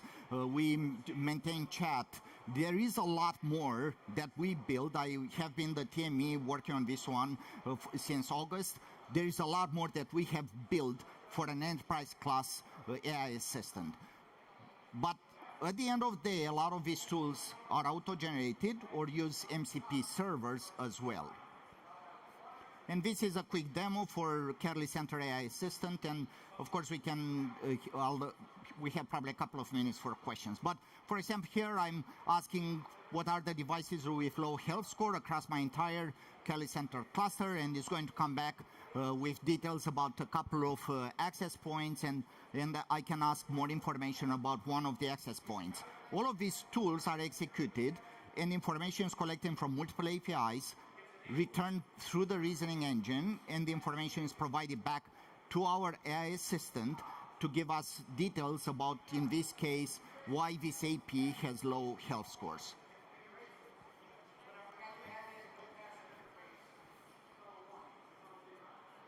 So we can see the reasoning, it search for information, we can see what APIs are going to be called, and all the information that is going to be provided to me if I want to learn why that access points has low health scores. Of course, there are a lot more questions, documentation question, there's a lot more that is available here. Yes? Is it possible and logical to have our MCP server communicate with the Meraki AI assistant? No. So the question is it possible for your MCP server to communicate with the Meraki or Catalyst AI system? No, because we don't have APIs published for the AI assistant. So these are a lot of different use cases that you can implement. And the best part, with few exceptions like this one, the platform's documentation, actually for API documentation I use it, but not for user guides. But I can use the same MCP server to ask a question, give me the API doc, for this API, or search the API that finds the firewall rules for the Meraki firewall. And it will find that API and provide me the information. But all of these use cases can be resolved with exactly the same tools. I'm really relying on a good large language model to know how to use these tools in which sequence to provide me the information. So it's very important to be comfortable. These are tools that are very easy for us to build. We need to understand also there are some risks as far as what information we may share with large language models that are cloud-based, but also be careful not to write, delete, or update records with tools unless if you really want you build basically an imperative tool to do these 5 steps in exactly the sequence you want. The best part is it's one AI interface for all the network platforms. I don't need to know what APIs I'm calling. I don't need to know how many times I call the API in which sequence. I have a few more sessions this week. If you are interested to get a little bit deeper in some topics, I think probably this might be the best session. Will be focused only on MCP servers. We can continue the conversation. I have a lot of different tools that I build over time. And any questions? If MCP is by default standard to communicate between AI and controller, why vendors, Cisco specifically, are not publishing the tool specification for API? So we have the tool specification for all the APIs, and we can take more questions. I can walk in the back, but we have the API specification for all the APIs. We don't have an API for the AI assistant because sometimes new features we just don't have. We built a Catalyst Center AI system from August till now, so it was a very fast effort. We don't have the API yet for that, but the MCP is between the tooling that you want to build and the client. Is not between the tool and the platform that you want to use. But I'm speaking specifically about the MCP specification, like tooling specification. So we are working to publish actually MCP servers for Catalyst Center and Meraki. We are in the process. This is just an open source effort. Right. Thank you so much for attending. I know you have a lot of different sessions. Please submit your survey. You can connect with me if we need to continue the conversation. And if you have more questions, I can walk on this side or walk outside to make room for the next presenter. Thank you so much for attending.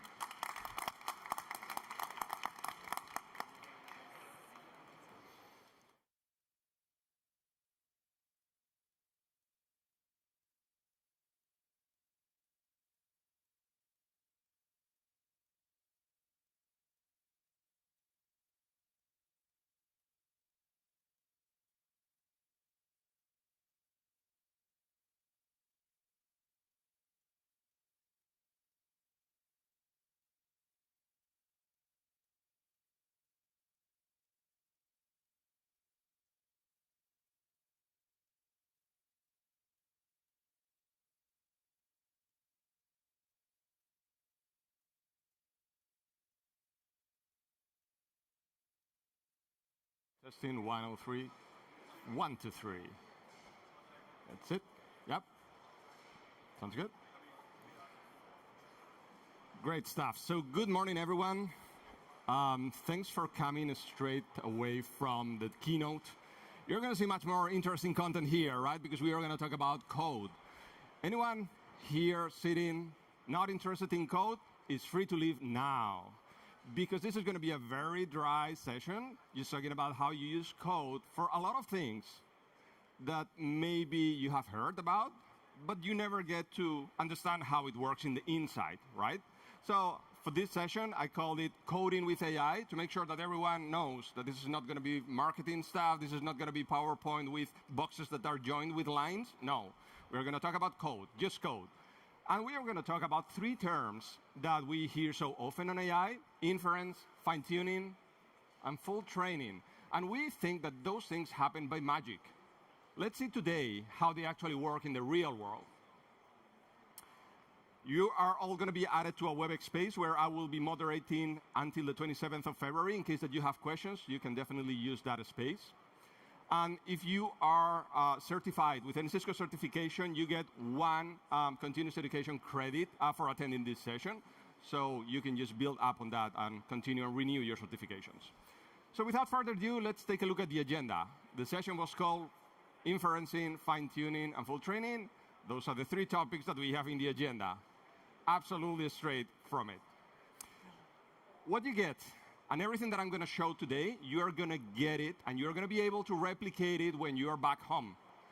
Even more, you're probably going to be able to replicate everything for free. I say most probably because that depends on the availability of GPUs in Google, and they give access to people that want to use those if they are available. So most probably you will have access to it, especially because we are in Europe, and in Europe, when we are working in the morning, they are sleeping, the Americans. So we have access to the GPUs. So let's talk about the first topic, which is inferencing. We hear so often inferencing. This is the first stage when you have a model and you are using it, right? Well, what does inferencing actually mean? Well, it's a process where a model actually delivers value. It uses its knowledge to generate a response, to guess the next word in a sentence and to provide the value that it's supposed to provide. Translate text, solve a problem, whatever, based on the input that you provide. That is inferencing, using the model.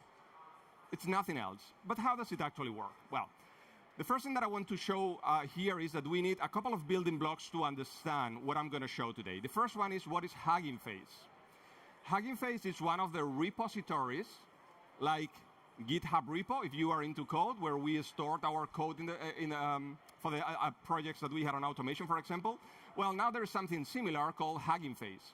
And Hugging Face is a location where we have a lot of models that we can consume and also data sets that we can use to train those models.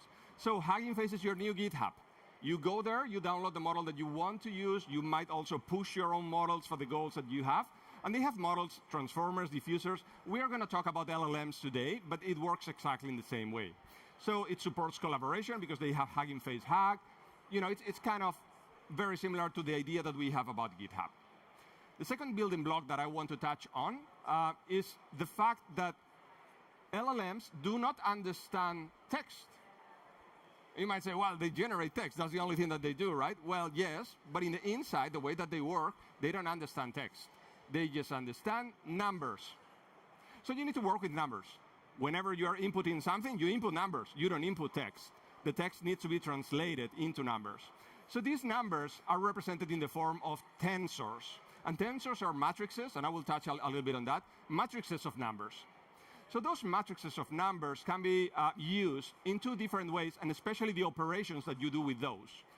You have an approach developed by Facebook, which is PyTorch. And you have an approach from Google called TensorFlow. And you are free to use whatever you want.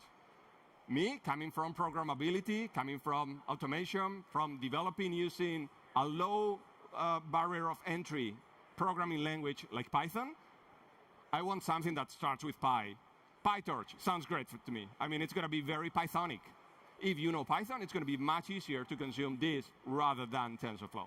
So today we're going to use PyTorch, but just so that you know that there are 2 different approaches. This is much easier to get started with, and for prototyping this is great. And then you have a little bit more complex, but also more comprehensive from TensorFlow. Great. Let's now go into what we are going to see in all the code today. We are just going to see 2 steps for inferencing. The first one, it's how you transform the text into numbers. That's what we call tokenization. And tokenization takes some input text, change it into token IDs, which are numbers, like a dictionary that says this word translates into this number and this other word into this other number. And then the tokenizer adds some special tokens to delimit where the sentence starts and where the sentence ends, and then ensure that the input length is the same. Why? Because when you work with tensors and you multiply matrices, they need to be the same size. You cannot multiply a small matrix by a bigger matrix. So you need to make sure that there is some padding there to make sure that all the matrices have the same size. And the second step is going to be the actual inference. Now that I have numbers, I'm going to put the tokens in the model. I'm going to input them in the model. And the model is going to return magically is going to return some logits. And the logits are unnormalized raw scores for what you're asking the model to do. So those unnormalized raw scores need to be processed with some kind of function like softmax to deliver an answer that we can understand as human beings. That is inferencing. Yeah, everyone with me? Let's see it working. I have tried to put the fonts very big, but you let me know if you can read something. Can you guys read in the back? Yeah? Great. Okay, so what I'm showing here is how it looks in a Jupyter notebook. And again, as I said at the beginning, everything that I'm going to describe here, you're going to get access to it. I'm going to give you the GitHub where I'm storing everything. So you will gain access and be able to replicate. So in the transformer model, you have a first, like with any other Jupyter notebook, and basically as with any other piece of code, you need to install the required packages. So I'm a brave soul. I'm going to rely on our Wi-Fi here with 21,000 people, and I'm going to run some live demos. So I'm going to first install the required packages. Here I'm installing datasets, evaluate transformers, and torch. Torch for PyTorch, datasets to download datasets, transformers to instantiate some model. So I execute it here. This is my computer, because inferencing can be done in my own computer. And then I'm going to import the required libraries. PyTorch from transformers, TQDM. I'm going to use a number of libraries. Torch, I'm going to use softmax, the one that regularizes everything into something understandable. So you get all of that. Then I'm going to instantiate the model that I'm going to use. Here I'm going to use a model called BERT. BERT is a very classic model that we have been using for years. And this BERT is a model for sentiment analysis. Sentiment analysis means that I'm going to pass it a sentence, and he's going to tell me if the sentence is positive or negative. If the sentence means something good or something bad. So that's what Distill BERT, the base and case one, does, and only for English. So I instantiate that, and the way that I do that is by defining a checkpoint, which is basically the name of the model that I want to use. And then I go and say, hey, the tokenizer that I want to use that checkpoint. Give me the tokenizer from that model. Why? Because the tokenizer is the one that translates in between a specific word and a specific number in the dictionary. So I instantiate that with auto-tokenizer from that checkpoint. And finally, I go into the model instantiation, where I use exactly that same checkpoint. As you can see here, it's very quick. And then I go into what happens now that I have set up everything. What am I going to do here? I have tried to reflect it here in the Jupyter notebook so that you can see it as well. What I'm going to do is I'm going to go through 3 phases. I'm going to go to the tokenizer. That was step number 1 in my slides. And this is step number 2, the model and post-processing. Here I put some raw text. This course is amazing, for example. That text goes into the tokenizer. As I said, it's going to translate each one of these words into one number. The numbers you can see here. There are here 2 more numbers, 101, 102. Those are the delimiters. It starts here, 101, it ends here, 102. And in the middle, we have 1, 2, 3, 4, 5. 1, 2, 3, 4, 4 words. What happened? Well, what happened is that when you have long words, it splits some of them in specific subwords. The tokens do not have to be words. They can be pieces of words. We take that raw text, we put it in the tokenizer, it gives me the numbers, and then I put these numbers in the model. The model does its magic, and then what I get out of that is logits, the unnormalized raw scores about what I'm asking it to do. Sentiment analysis, tell me if it's good or bad. I get these values. Meaningless to a human being. I don't know what this means. Translate those into something that is meaningful for me. I put it into post-processing, and then I get predictions. And it tells me, oh, 99.89%, it's a positive message. This course is amazing. And very low probability that it's negative. Yeah? That's what we are going to do here. So let's go into each one of these steps. We go into the tokenization part. Here you can see what I was saying. Tokenizers, the transformer model only accepts tensors, so text needs to be pre-processed. So split the words, map each token to a number, and then include additional inputs. What you can see here, and I'm going to run it for you, is I'm giving a couple of sequences, a couple of sentences. The first one is, there's a plethora of content to learn at Cisco Live. The second sentence is, I'm bored. When can I leave? Right? And I want the system to tell me if it's positive or negative for each one of those. So I'm going to use the tokenizer function. I'm going to pass it the sequences. I'm going to say, hey, do the padding, because I need them to be the same size. Truncate whatever it requires if it's too big. And then use PT as the tensor format, which is PyTorch. Remember, the one that we mentioned from Facebook.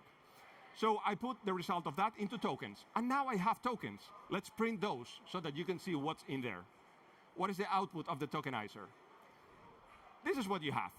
Oh, it's too tall for me, too high. So you get these tensors. You have two tensors. One that starts here, ends here, and another tensor that starts here and ends here, right? Two tensors, this one and this one. This is for the first sentence. See, it starts with 101, it finishes with 102, the delimiters. And then the thing that you have in the middle is the translation for the sentence. There's a plethora of content to learn at Cisco Live. The second one is exactly the same, 101 and 102 here. And then it's the words in the middle. If you see how it's translated, you will see that their apostrophe S, their apostrophe S. These are the translation for each one of the words or characters. In the second sentence, I'm bored, I apostrophe am. So 105, 105, it's the apostrophe. You can see, how it's mapped. So you go and take a look at the tokens. You see the coding for each one of those. And then you see also that there are some attention mask fields. This refers to how many of those characters really are relevant that I need to pay attention to. Why?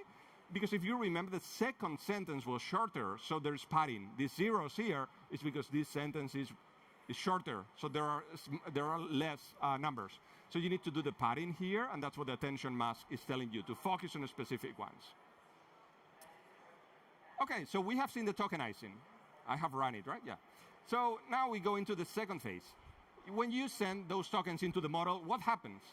Well, what happens is that you send those are vectors, and you send those vectors into the transformer model, and it goes and translates them into embeddings. Tokens and embeddings are not the same. Embeddings have meaning. And I know it's difficult to understand that a model might have meaning embedded into one word, but that's exactly what an LLM does. It puts initial meaning into something, into a word that you have. And then as it goes through the attention mechanism here, it's going to take a look at what is the position in the sentence and how it relates to the other words to make sure that the meaning is refined. And the refinement, it's done geometrically, whether you believe it or not. It's like there's an arrow here, there's an arrow here. If they are close, the meaning is similar. It is like that. It's mind-blowing. And it's also in 768 dimensions instead of just 3, or maybe 3,000 dimensions, so it's much harder to comprehend, but it's that kind of approach. Once that you have the result from the attention mechanism, you go with all of that information in the form of tensors into the head, and the head is the one that classifies it into the logits, the raw and normalized scores. One comment here, if the system wants. I talk about vectors and tensors. I just want you to have it very clear in your mind. You have scalar numbers, like integers. Then when you sort them out in a list like this is a vector. It's a one-dimensional tensor, one dimension. A matrix, it's a two-dimensional tensor. And when you go over three or more dimensions, those are tensors. Those are the ones that we are using here.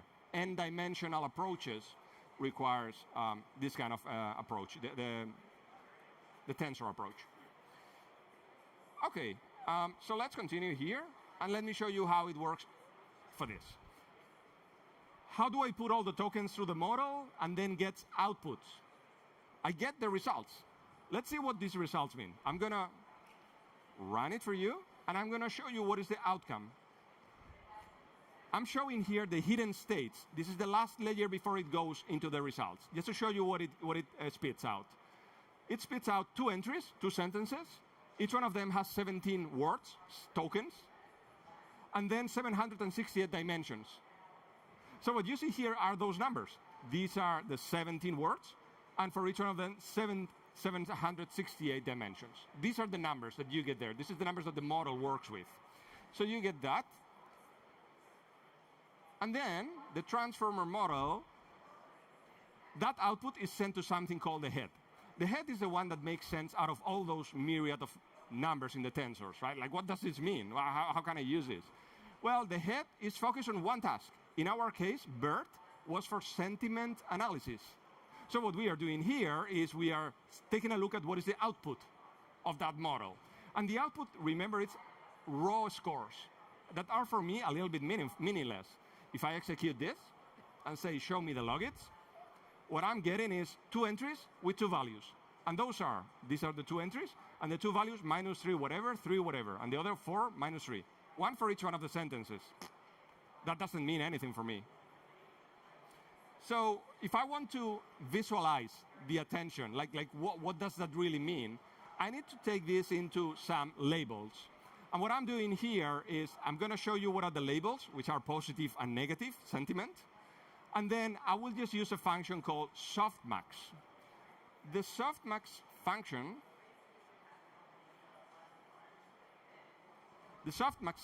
is a mathematical function that ensures that whatever output is a probability. So they both, probability for positive and negative, they sum up to what number? 1, 100%. So ensures that all values are in between 0 and 1 and that the sum is 1. And it's commonly used as the final layer of classification models, softmax. It just gives you a number that you can use to identify if it's positive or negative. Great. So I'm here. I'm gonna run it for you so that you can see the output. The predicted class for the logits 0, logits 1, so first entry, second entry, and then I'm going to print what is the label for each one of those. So the labels are 0 for negative and 1 for positive. And then for each one of the sentences, we are going to get a score. This is the probability that it's a negative sentence, and this is the probability that it's a positive sentence. So as you can see, there's a plethora of content at Cisco Live, it's positive. While I'm bored, when can I leave, it's 99%, 99.9% negative. That's kind of the idea in terms of how inference works. How am I doing in time? Great. Fantastic. So we have gone through the first term of the 3, inferencing. This is how inferencing works in code. This is the way that it works. This is the layers that you see and the code that you need to use if you want to use inference in your own application. Let's talk about fine-tuning. What is fine-tuning? Well, there is a lot of confusion usually in between fine-tuning and full training. Fine-tuning and full training, I have tried to reflect here in terms of different aspects, how they differ. So you can see full training, it's starting from scratch. Like you have a baby and you need to teach it to speak and to learn, to speak, to read, to write.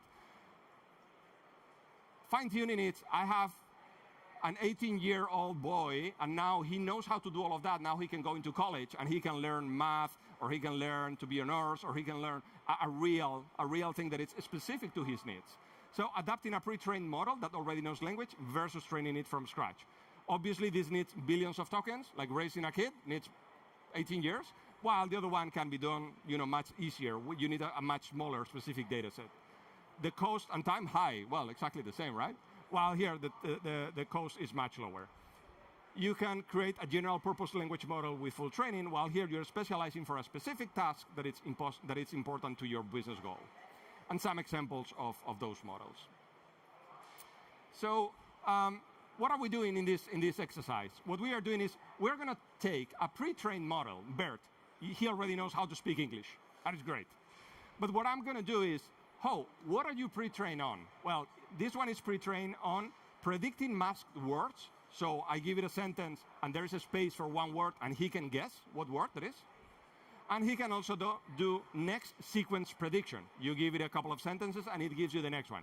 That's what the model is trained for. You know what I'm going to do? I'm going to say, forget about it. I don't want to use that model for that. I'm going to use it for something different.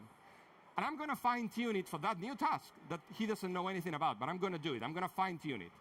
And the task is paraphrase detection. I give it 2 sentences, and I want it to tell me if they mean the same. Right, sounds interesting, right? Okay, so how am I going to do that? I'm going to need GPUs for that. Well, I have tried to do it in my laptop. This is an M4. I mean, it costs a kidney. But no, it's not enough. It's definitely not enough. You need GPUs. GPUs are very good because they do things that CPUs cannot do.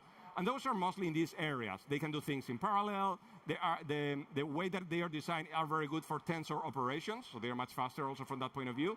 The memory bandwidth towards those GPUs, in between the GPUs and the memory, is much higher, and they are able to do batch processing, so handling more data faster as well. So the practical implications is that the GPUs drastically reduce the training time. And that's why we are going to use it. But you might say, okay, where am I going to get a GPU? That's what I thought as well. Well, I don't have a GPU at home either. But what I have is access to Google. You got a Gmail account? Great. Now you have access to Google Colab. And Google Colab gives you access to GPUs when they are available. But again, as we are in Europe or EMEA, we are awake when the Americans are sleeping, so we have good chances that we will find some GPUs. You can also buy some credits. I bought some credits just before coming here, 100 credits for $11. Good investment. Those 100 credits last me maybe 3 months, so not a bad investment. But usually you can do it for free. So what are we going to do with that GPU? We're going to do 3 steps on the fine-tuning phase. The first one is we are going to load a data set. That data set is the one that has the data to actually fine-tune the model. We need data, right? Without data, how am I going to tell the model what I want it to do? So we got data. In this case, the data that we will use is pairs of sentences and a label that says they are similar, they mean the same or not.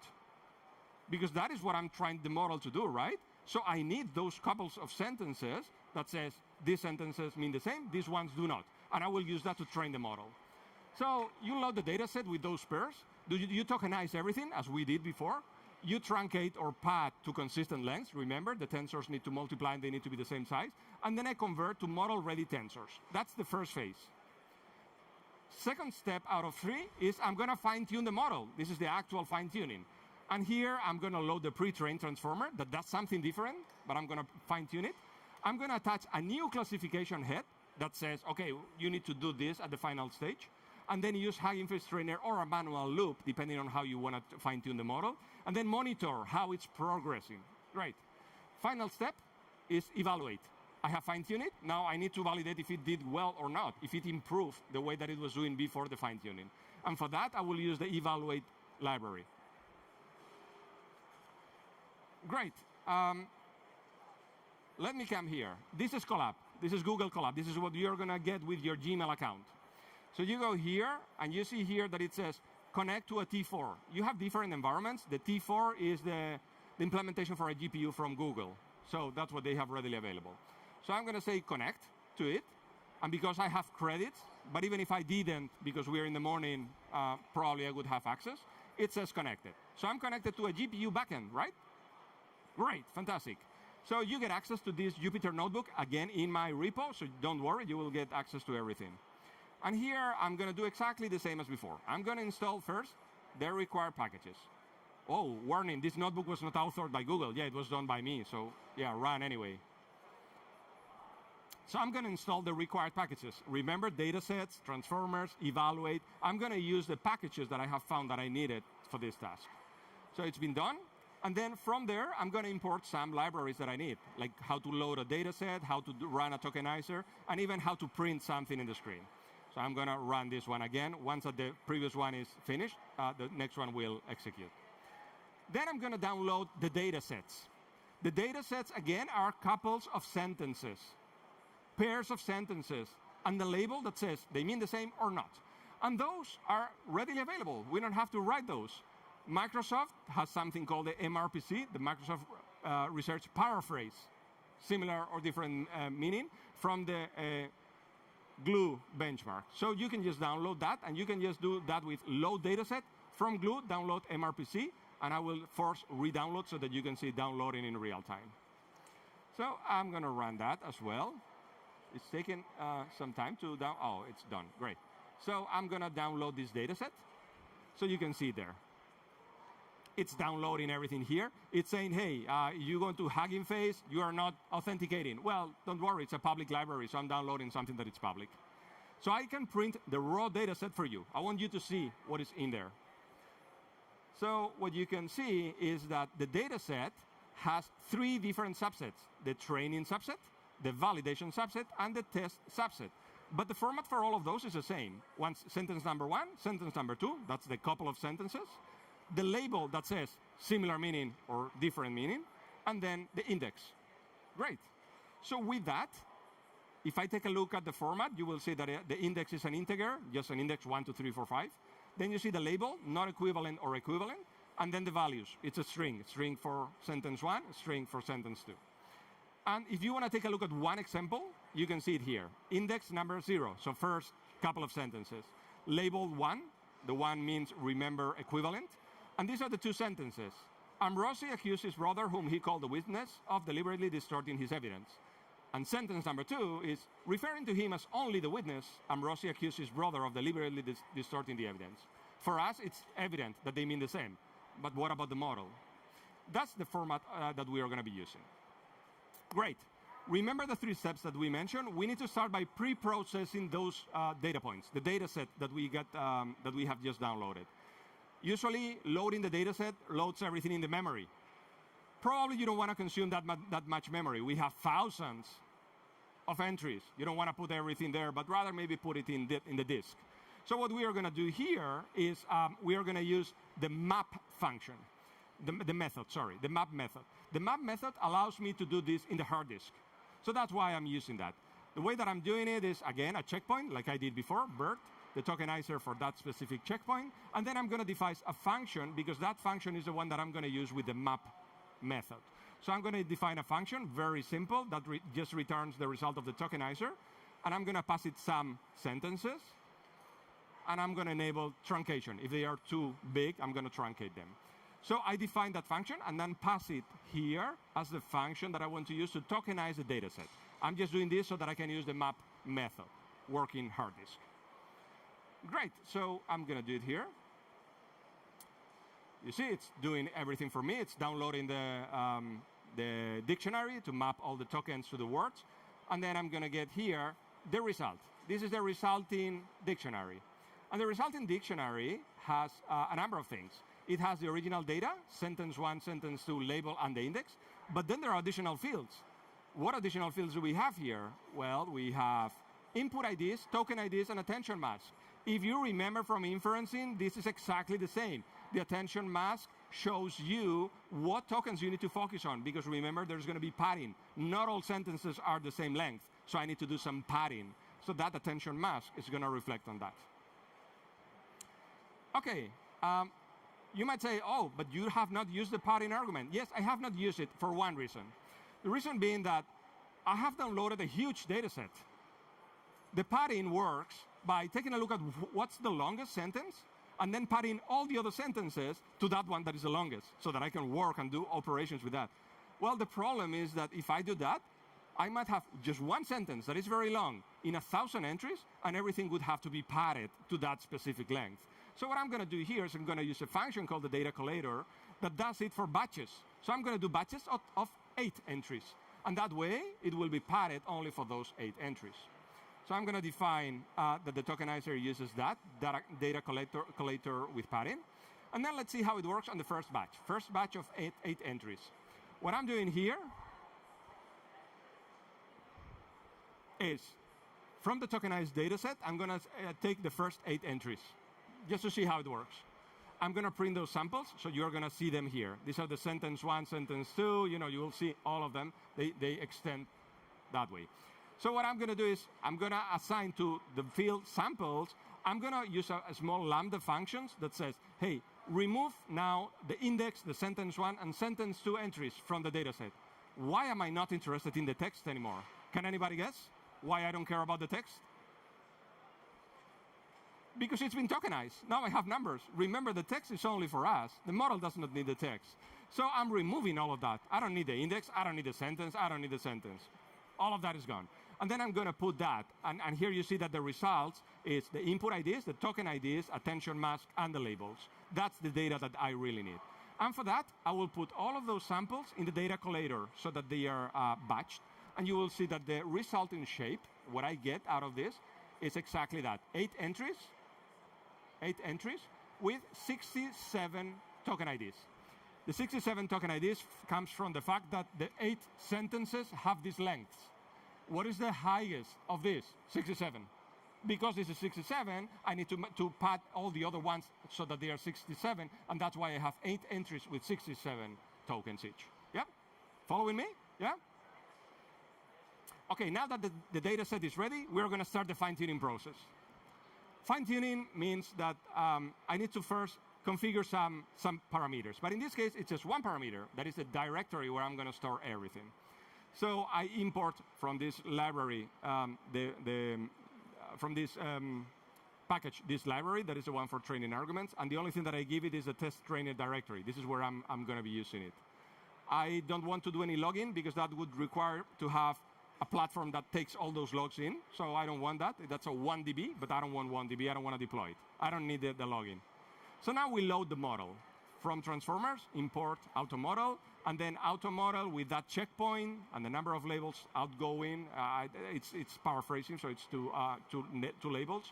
And then I instantiate it as model. That's where I have my model instantiated. I'm going to run it. I have run the other thing, right? Yeah. OK.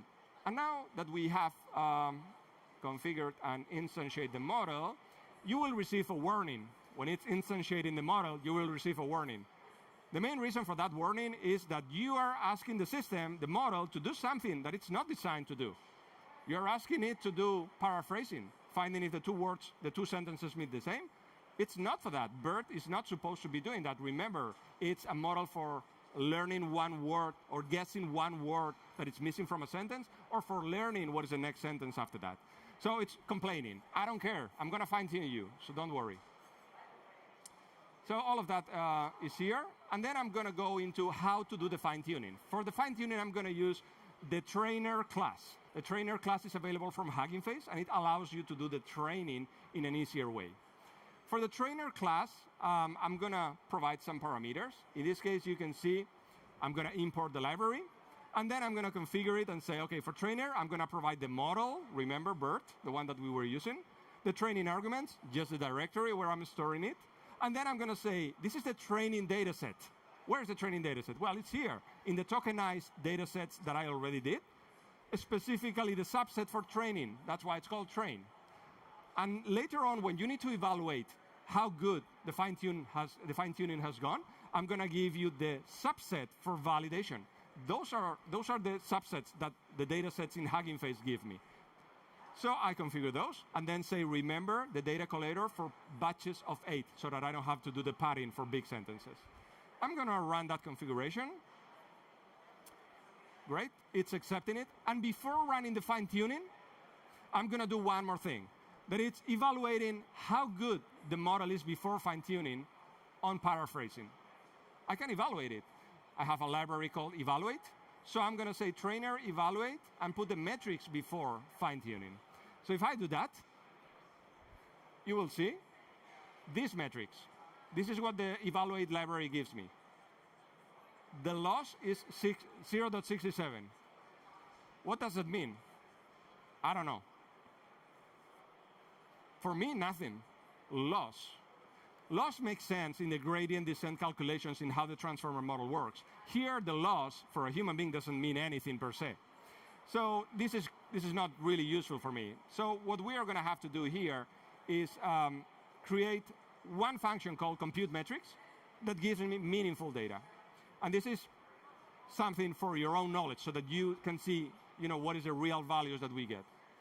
So I'm going to import the evaluate function, and I'm going to load again glue MRPC, the data set with all the sentences and the label. So I'm going to download that, and I'm going to create some predictions. The trainer model can predict. So I'm going to say, hey, trainer predict on the validation subset and store it in predictions, and show me some information about those predictions. Let me show you what it spit out. It gives me 408 results because the validation subset has 408 couples of sentences, and it gives me 2 labels for each one of those. Mean the same or doesn't mean the same? Yep. Okay, so now that we have those 408 entries, I can show you some of the predictions, how they look. The 2 that you see here, it's these 2 entries. I have raw data, logits. Those doesn't mean anything for me. I don't understand how you go from here to here. This is the label ID for, they mean the same. 0 or 1. 0 doesn't mean the same, 1, they mean the same.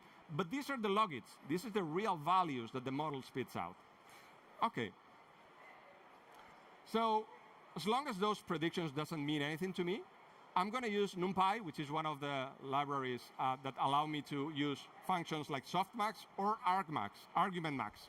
Argument max, it's going to take a look at what are the different values that we see in the last column, in the resulting phase. And I'm going to see what are the predictions based on those numbers. I'm going to take a look at the two values that you saw up there and tell me what is the maximum one. Because the maximum one is going to be the one that is the final result, if it's a 0 or a 1. And it tells me for all the sentences, it's 1. They mean the same for him. Why? Because it has not been fine-tuned. He's very bad at paraphrasing. He thinks that all the sentences mean the same. If I compare those predictions with the labels that are in the data set, correctly labeled, you see that the accuracy that it gets by pure luck, because it has said ones for everything, they mean the same because he doesn't understand, it's 68%. Not too good, right? I mean, if you had a model that does 68, not very good. And then there's another metric for accuracy called F1, and here it's 0.81. And I will come back to F1, but the values are low. They should be better if we want to have it in production. I say, hey, I have pretty bad predictions, huh? Yeah, no, not good. But now we have everything that we require to create the new function, the compute metrics. So this function, it's going to take some predictions in. And what it's going to do is, first, it's going to load glue MRPC, the data set for sentences. And then it's going to evaluate those predictions. And it's going to give me the logits and the labels. With that, I'm going to do argmax. I'm going to find what is the maximum value in that last column. Axis -1 is the last column. And say, OK, what is the value? And then put it into predictions. And those predictions and the labels are the values that I'm going to return from this function. That way, you're going to give it predictions, and it's going to get you the results on how good they are. So I define the function here. And with that, I can instantiate now the trainer model, exactly in the same way that I did before. So I configure it. And now I can check again the model accuracy before fine-tuning. OK, I'm still in the same phase, before fine-tuning. So I go here and do the same. Metrics before fine-tuning. And you will get some numbers here that I have configured for you, accuracy and F1. While I explain accuracy and F1, I'm going to do the final step, because the final step is the fine-tuning. And even though it's a GPU, it's going to take 5 minutes at least, or 3 minutes. So I'm going to do the next step, because it's going to take time. And in the meanwhile, while it's completing, you see, it's going to take some time until it completes. I'm going to explain the metrics for accuracy. The evaluation metric that we see is loss, 67. Doesn't mean anything for me. Accuracy means something. It means how accurate it is, 68. And then F1, 0.81. OK, what do these metrics really mean? Accuracy, this one, is how often was the model right about the paraphrases? How often was it right is the true positives plus the true negatives divided by the true positives, true negatives, but also the false positives and false negatives. That is accuracy. How often was I right compared to the total number of guesses? F1 means something different. It means how well did the model detect paraphrases without missing or falsely labeling them, so without being mistaken. F1, the way that we calculate that value, is a combination of two parameters, precision and recall. Precision is, I have tried to express it in my own words, OK? Of all the detected paraphrases, the precision means how many were right. Of all the ones that I have detected, how many were right? So that's the correctness of positive guesses. When I said they are the same, how correct was I? And the formula is true positives divided by true positives plus false positives. While the recall is a different thing. It's of all the paraphrases in the data set, the ones that exist there, how many did the model detect? There were a number of them. How many did I detect? And it's a coverage of actual positives. And the formula is true positives divided by true positives plus false negatives instead of false positives. So you can see, in any case, you can study this and read it a couple of times because it's not evident. But the metrics are this. Accuracy low, F1 low. Let's see how the tuning has done. Oh, it's still going. And now I need to kill some time. Well, I'm going to go to the next step. Let me show you what it's doing here. Right now, you provided a data set from Glue where you have the data set with all the sentences, the couple of sentences. What it's doing is it's going through the same data set several times. Not once, several times. Why? Because it can still learn. It's like us learning. You read it once, you want to read it again, you want to read it again. The third time you understand even more things. So here, those are the number of epochs. And we have configured it for 3 epochs. I want to go through the data set 3 times because I need you to learn. So those 3 times, it's in the 2.18. You know, it's still going, and it will complete when it goes through the 3 phases. And that's when it will go here. During that process, and this goes back to the transformer model and the way that it works, it does something which is working with attention. Working with attention means that there is something called loss, which measures how good your model does in terms of predictions.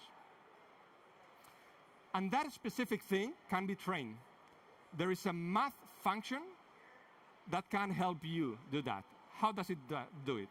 Well, when you evaluate something, you might say, how good did I do? And there is a function called gradient that tells you what is the direction to minimize the loss. It's a math function. So what it's doing here, it's trying to minimize the loss many times in each epoch. And how does it minimize the loss? It's changing the parameters that the model has inside. It's minimizing the loss by changing the weights and the biases in the neurons that you have inside your network. I have another session tomorrow where I cover a little bit more of this, but that's kind of the idea here. So you have seen different steps that it has done, how the training loss is going down. That's what I wanted to do, right? I wanted the loss to be lower.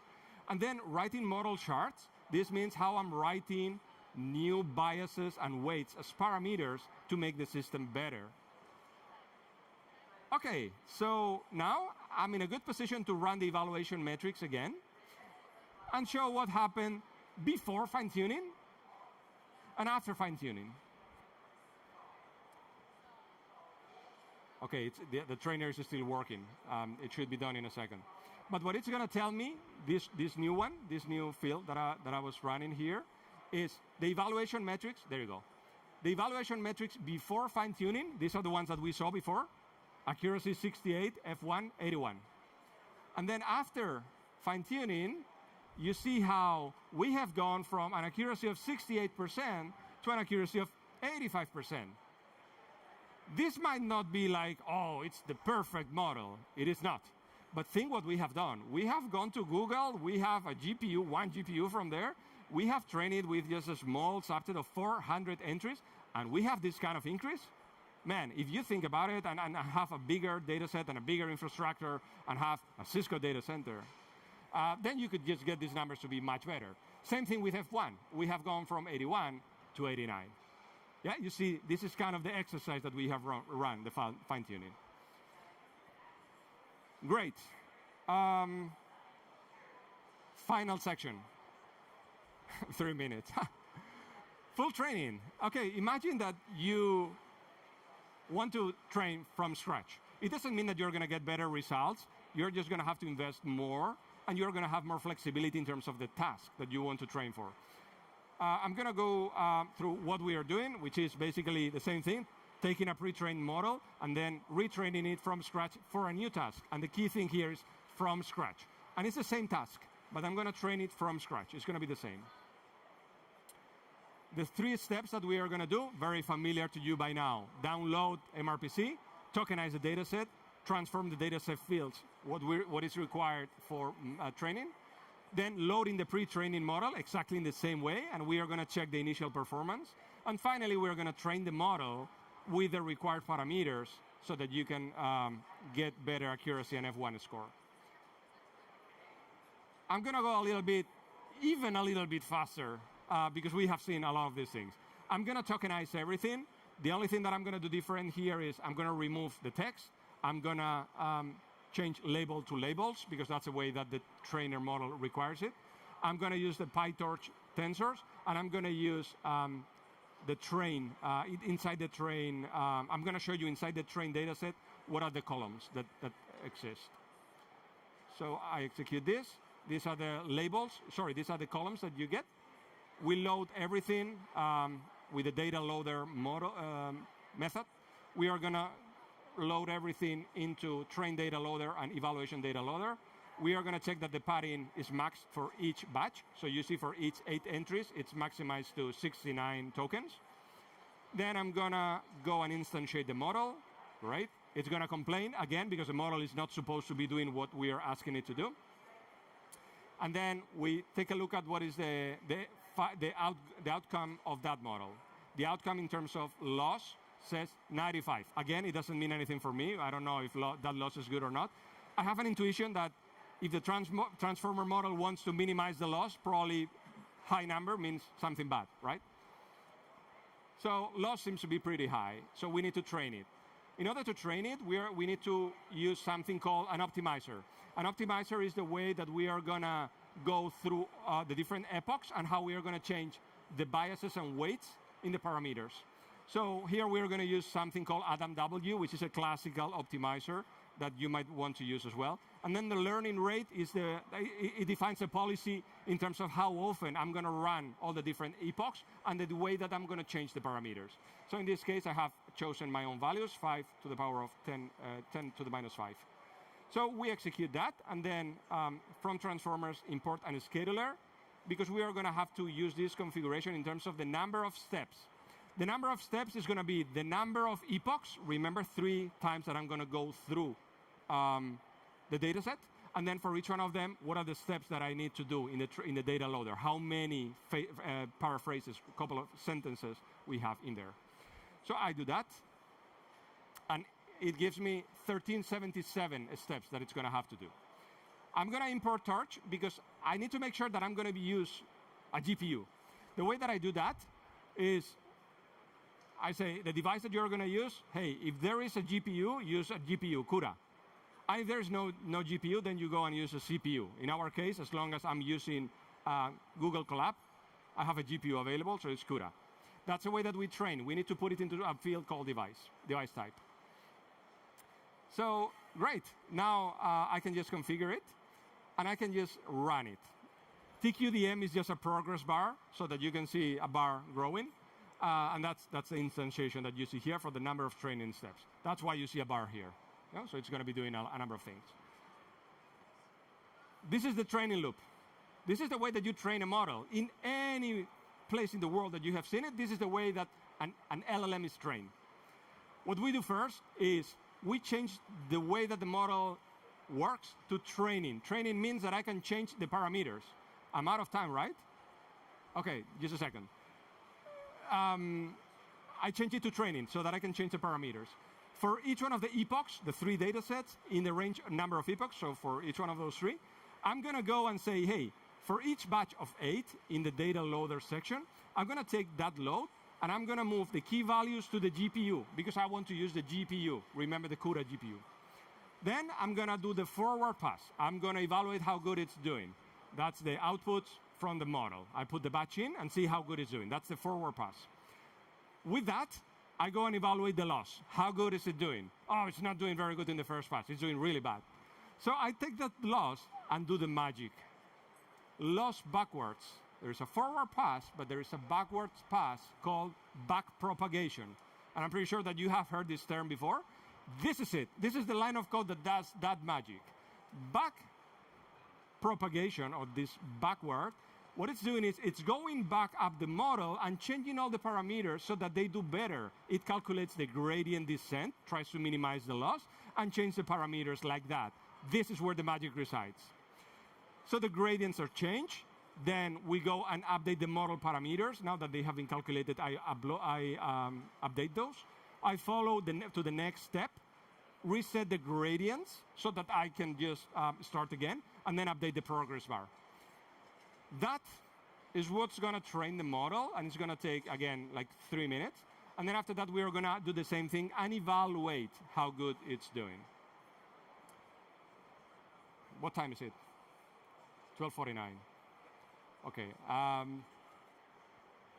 Trust me that it's going to finish in 10 seconds. And then we can just evaluate.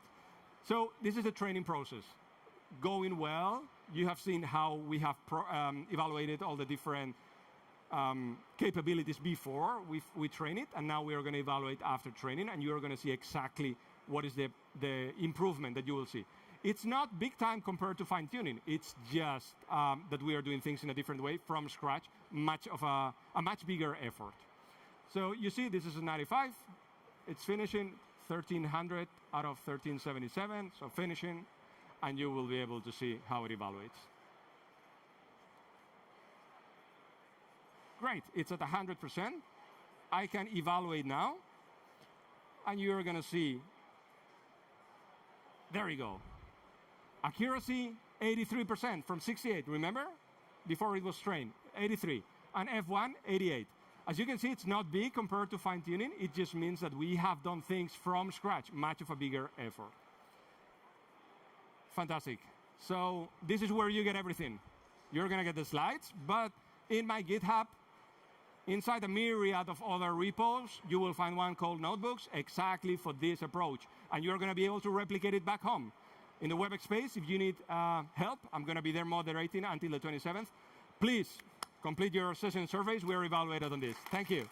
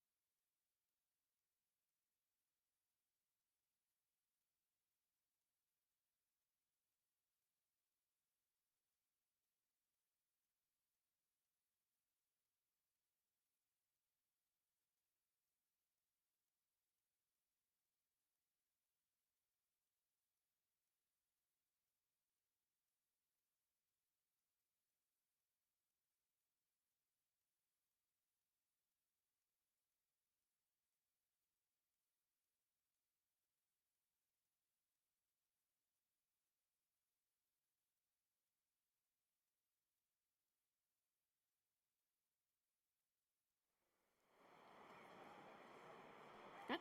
Hello, everyone. So happy to see you. Hello. My name is Peg Nichols. I work in the Digital Impact Organization, and I lead business development for Learn with Cisco. Just before coming to the stage, I had a conversation with somebody about the dignity of work. And the dignity of work means that as humans, we have this inherent desire to bring value to our lives, to our jobs, and to our companies. So with that in mind, today what I would like to cover is AI, how it is accelerating our business, and what skills can do for you, for your company, in accelerating AI and staying ahead of the curve. Sound like a plan? Okay. Towards the end, I have some guests coming up from my team for a Q&A. If you guys are shy and you don't have questions, I've got some questions, so it'll turn into a fireside chat. But please think about questions as we're going through. So I'm going to start with, if I can get my slide to work.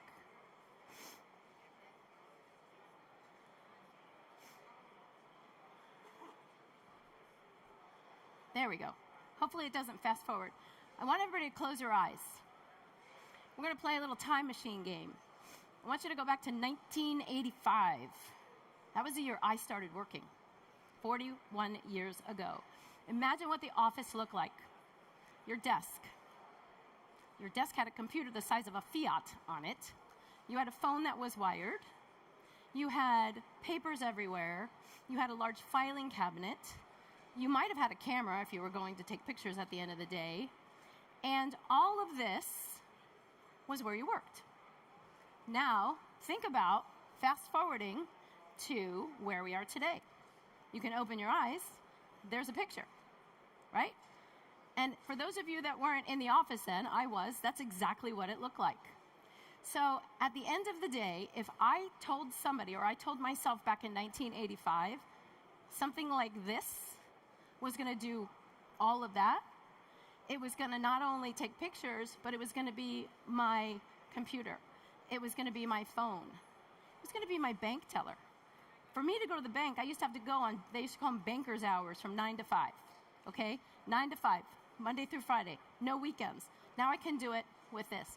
I would have been excited and terrified at the same time, because what's going to happen to my job? What's going to happen to me? And what am I going to do? And you know what the answer 40 years later is? Everything else. I'm not doing the mundane anymore. I'm not doing spreadsheets. I'm not doing filing. I turned from a processor into a creator. So also think about, back in 1985, if somebody told you that there was a job called a cloud architect, or a social media manager, or an influencer, you'd be like, what? I can't even conceive of that. But here we are today with all of those jobs. So technology and technology advances has always led to fear of obsolescence. So what are we going to talk about today? So I'm going to start with you. And as we know, these are stats. You've probably seen them. They're probably all over Cisco Live in every conversation you've had. But 92% of roles are expected to transform, not go away, but transform. 78 million new jobs will be created. Fun fact, 60% of the jobs today did not exist in 1940. Now that's before even my time, but 60% of the jobs did not exist in 1940. It's an amazing opportunity. What we're here to talk about today is skills, and the skills to help you transform your career and then have a better impact for your company, okay? So speaking of skills, how many of you are familiar with Cisco U and Learn with Cisco? Yeah? Okay. My team's like, we know. So we have recently announced an AI journey. The thing that excites me most, because I'm not super technical, is the AI biz. AI biz is for productivity. It's for every knowledge worker. So for me, it opens up an opportunity to go to every customer and say, hey, it's not just about your engineers anymore. It's about every single knowledge worker and how you can use AI to be more productive in your day. I am halfway through that class, and I can tell you it's about 16 hours. It's the best class I've taken ever. 41 years. I bet I have more experience than anybody in the room. Best class ever. Moving on up, how do you operationalize AI? More of a technical practitioner role. And then right on through to how do you implement, support, and drive value out of the Cisco products that are built to help you accelerate AI. Did you get a present at any other presentation? I'm going to give you a present, but everybody gets the present, whether they're here or not. So go ahead and scan that. Between now and March 26th, we are offering free access to both of these classes. Each class, if you are counting continuing education credits, each class gives you 8 credits, but you got to be done by March 26th. So get in and get busy, okay? So talking about moving to your company, that's you, that's your career. Invest in yourselves. For your company, again, you've probably all seen this. This is the One Cisco product portfolio. We have the power. I've been with Cisco over 20 years. For the first time, we are really joining our forces. We're combining our products for a solution that no one else can offer, starting with AI-ready data centers to make sure that your data centers can carry the AI load, right on through to digital resilience, operational and observability, and then future-proof workspaces, which is all about security from the cloud to the endpoint. And also, interestingly enough, security, whether it's a human or an AI agent. So you've heard all about that. You now know that we have classes announced to go hand in hand with all of that. What does that mean for you? So right now, AI is not just a buzzword. It's happening. It's here. It's now, right? No more pilots. We're actually in production. The second thing is that security is everywhere. It's never been more important. And then lastly, the infrastructure that you have is ready to go and ready to grow. With that, I'm going to bring some TSIA statistics about skills. So when I joined this team a few years ago, I asked the question, what's our value proposition? And the value proposition is what TSIA tells us, and in future slides, I'll show you how it's actually working at Cisco. 68% of customers with a skilled workforce use products more often, they use more features, and they use products more independently. What does independently mean? You've heard of a TAC case? TAC case is no fun for anybody, not the customer, not Cisco. Less TAC cases if you can use more independently. Okay? So that's what TSIA says.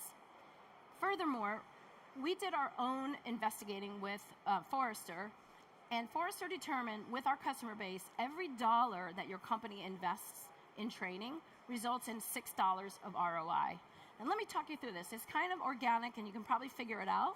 But if you start with somebody who really knows what they're doing during the implementation, and it's implemented well, and you go right on through to somebody that can support the platform really, really well, that means your employees, the rest of your company, is going to have access more and more and more. There's going to be more uptime. There's going to be less corrupt time supporting attack cases or trying to figure out what's going on or having to call somebody else to come in and help you figure out. So for all of those reasons, fewer service requests, faster resolution time, the productivity equals 1 to 6. That's a pretty good ROI. And for us, it's a beautiful thing because customers that are using products that work are happy customers. Shifting over to my team and what my team does, how many people know what a CLC is? CLC? Okay, so a Cisco Learning Credit, CLC. My team, don't raise your hands. Yeah, I know you guys know. So a CLC is a learning credit. And what that does is it's just a currency. So when your company purchases a product solution set from Cisco, they can purchase these credits that go sit in a pool until you figure out what to do with them. So what we've done over the last 3 years is we've sort of shifted that, and we said when we're selling a product, we should include a learning plan and a learning path early with intention. And that means you're buying AI Defense, here's the learning plan and all the solutions and all the learning partners that have a learning plan class, or I'm sorry, an instructor-led class or content or customizations for whatever product you're buying. So my team engages early with intention. They work with the Cisco account teams. So that's our inroad to the customer. Any questions? Make sense? So CLC is just a credit. It's valuable, it's currency, but it's just a credit. Our solution is the learning plan and the learning class. So we're getting really intentional about how we do that. Our modalities include Cisco U, which when you just scan those 2 barcodes, it's going to take you right to Cisco U. That's our online digital platform. We have instructor-led classrooms. Our learning partners have labs. We have mentored study groups.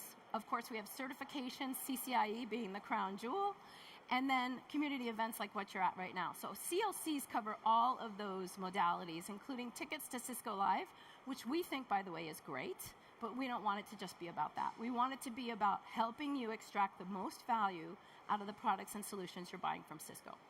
Okay? So that's your company. What does an intentional learning plan do for you? TSIA says a customer with a dedicated guided digital journey learning plan experience a 30% increase in net revenue retention. That's really good for Cisco. That's what our goal is. But not just because of the money and the finances, because that means that's a happy customer. It makes sense. And you're in CX. You get that, right? And it's people sometimes miss that connection between what they're buying and all the work that customer success needs to do in order to retain a customer. So it's good for us, but it's good for you. That means your company's happy, and the investment that you've made in Cisco products is a good one because you're actually extracting that value. So, how do we build these? So we've got a team of solution engineers. They build outcome-based learning journeys for our customers. There are templates. That is an internal site. I don't think you can get that externally on that. But so if there's any Cisco people in here, you can get to that. But take a picture of it and make your account manager go there from Cisco, or call us and we'll tell you how to do that. But these intentional learning plans, these are mapped to the Cisco solutions, so they're kind of like templates. That covers about 80% of our customers. For the other 20%, we engage our learning partners around the globe who have deep expertise in tailored plans to address the customer's absolute specific need. So a learning plan is something fairly new. They're aligned right to the Cisco solutions. They're based on, we sit down with the customer and say, what's the outcome you're looking to get here? And then we match the learning plan to what the customer wants to achieve. If there's customization involved, we bring in a learning plan. A learning partner. So that's the how and the what. So engage early with intention. The last part of the strategy is scaling through our learning partners. And I know there's a few learning partners in here. This is our secret sauce. So our learning partners have over 100 locations around the globe. They have deep expertise, more than 25 languages, and they give the expertise at the last mile. I always say our learning partners are the last mile. We can help with the CLCs and managing the credits and providing a learning plan, but you want to go deeper. Our real experts are in the learning partners. Each one of them cover different areas of the world. Here's a map of EMEA. So we've got more than 38 countries, 138 locations, 25 plus languages, and more than 900 certified instructors. So you might say, Peg, this is all great, slideware. Tell me about what is it actually doing for Cisco customers? So I broke it up into two different categories. First slide is large enterprise customers. These are probably, I don't know, 5,000, 10,000 people or more. All cases in 3 examples. NPS scores for the first customer doubled in the 2-year period when they did a distinguished learning plan, an intentional learning plan. Their TAC cases decreased by 27%. Next customer, TAC cases down 10%. Company 3, same thing. So at the end of the day, all these have 2 things in common, 3 things in common. Intentional learning plan, they used a learning partner, TAC cases went down. Smaller companies, same story. Doesn't matter if you're big or small, the results are actually a little bit stronger, I think, because smaller companies don't have the resources that larger companies have, so when it goes down, it's much a bigger deal. So the TAC cases in customer 1 went down 45%. That's absolutely amazing. So it's having an impact with our customers, and we'll continue to measure this, and if you use Cisco Learning, we'll measure it for you and tell you the impact we have, so you can then also reestablish the value that you're bringing back to your company by having the right skills to be able to install, maintain, and support our Cisco solutions. Here's the final slide on this topic, your company. Another TSIA statistic. 95% of customers who have skilled workforce renew at or above contract value. Again, it sounds like it's a Cisco win. It's really not, because if you're going to renew at the contract value, it means your company actually sees the real value that they purchased. So it's a win-win all the way around. Any questions before I move into the last part of our conversation? Okay, this part to me is very special. So, Project Bison. Anybody know what bison do in a storm? Okay, I have horses. I can tell you at any given moment if a storm's coming in and from what direction. What do? They turn their back to the storm. Bison go through it. They run through it. So we called our project Project Bison. Cisco's core value is providing an inclusive future for all. So we looked at that core value and we said, how can we build an inclusive hiring plan for people with disabilities? And so we did. And I'm going to tell you a little bit about that. So, almost half the people of working age with a disability are unemployed. Ranges from 30 to 36%, depending on where you are in the world. Here in Europe, that's actually a little bit lower. So, I'm sorry, a little bit higher. More people are employed. So, y'all are doing something right, but we're trying to fix this across the globe by using our skills, starting from entry all the way to expert, to solve a business problem, not just altruistic and not just purpose, but using our purpose to solve a business problem. What was our problem? There's a skills gap. And we also need early in career, because early in career means I can afford more. So it's an untapped talent pool of people who are neurodiverse or have a physical disability, who also tend to have greater skills in seeing trends, research, and really thinking very logically, which is a skill set we need. So at the end of the day, we went out and said, okay, where's a program that we can put people through? And there isn't one. And what happens to a person with a disability, I don't know if anyone has experience with this, but what happens is they never even make it to the interview process. So if you think of someone who is neurodivergent, they're not going to be able to answer questions on a fly. They're not going to be able to handle the stress of an interview. And so all we did was we made accommodations in the interview process by providing the questions before the interview. That is all we did. We did no other accessibility. We did nothing other than providing the questions to the interview. And so what happened?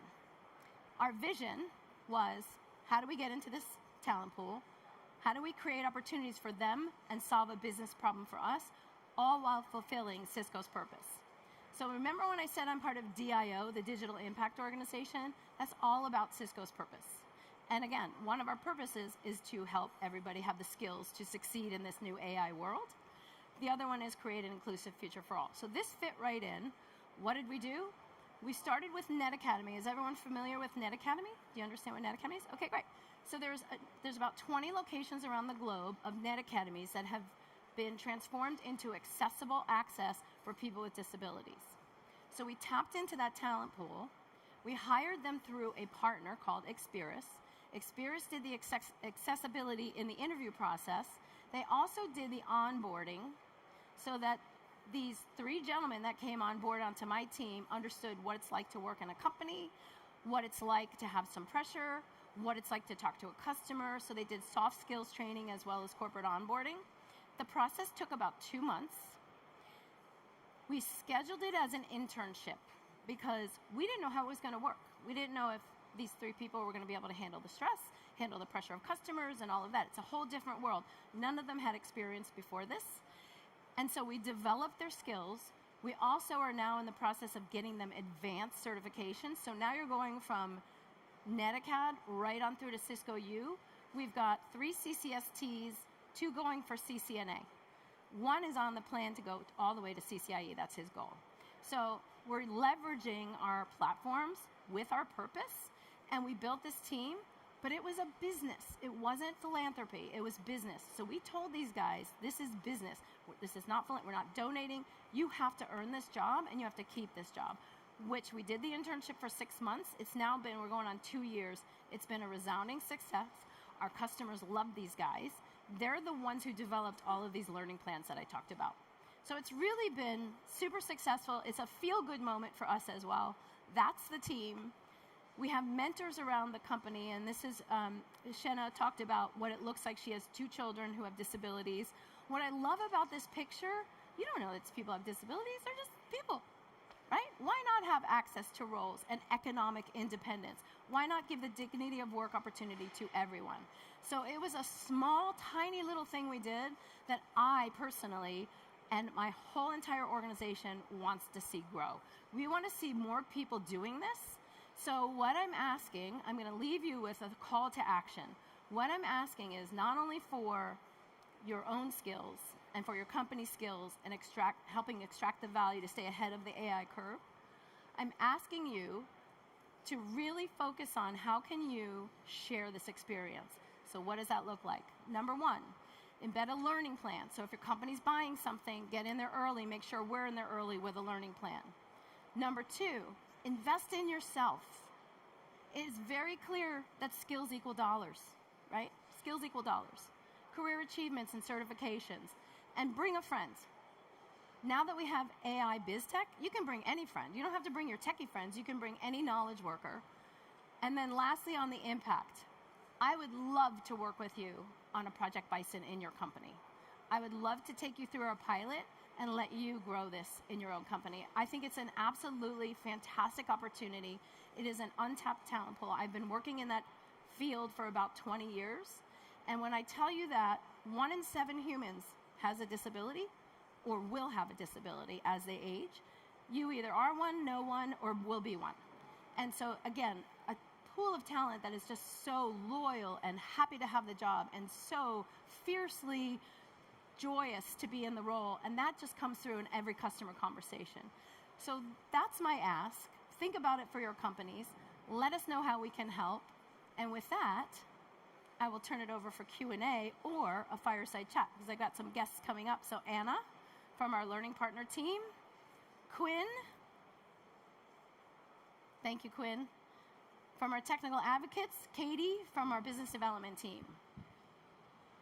And Kareem, I don't see Kareem, so you're going to cover for Kareem. I'll cover for Kareem. Yeah, awesome. Does anybody have any questions about anything that I covered? Nothing. There you go. Go ahead. In which country the Bison project is taking place so far?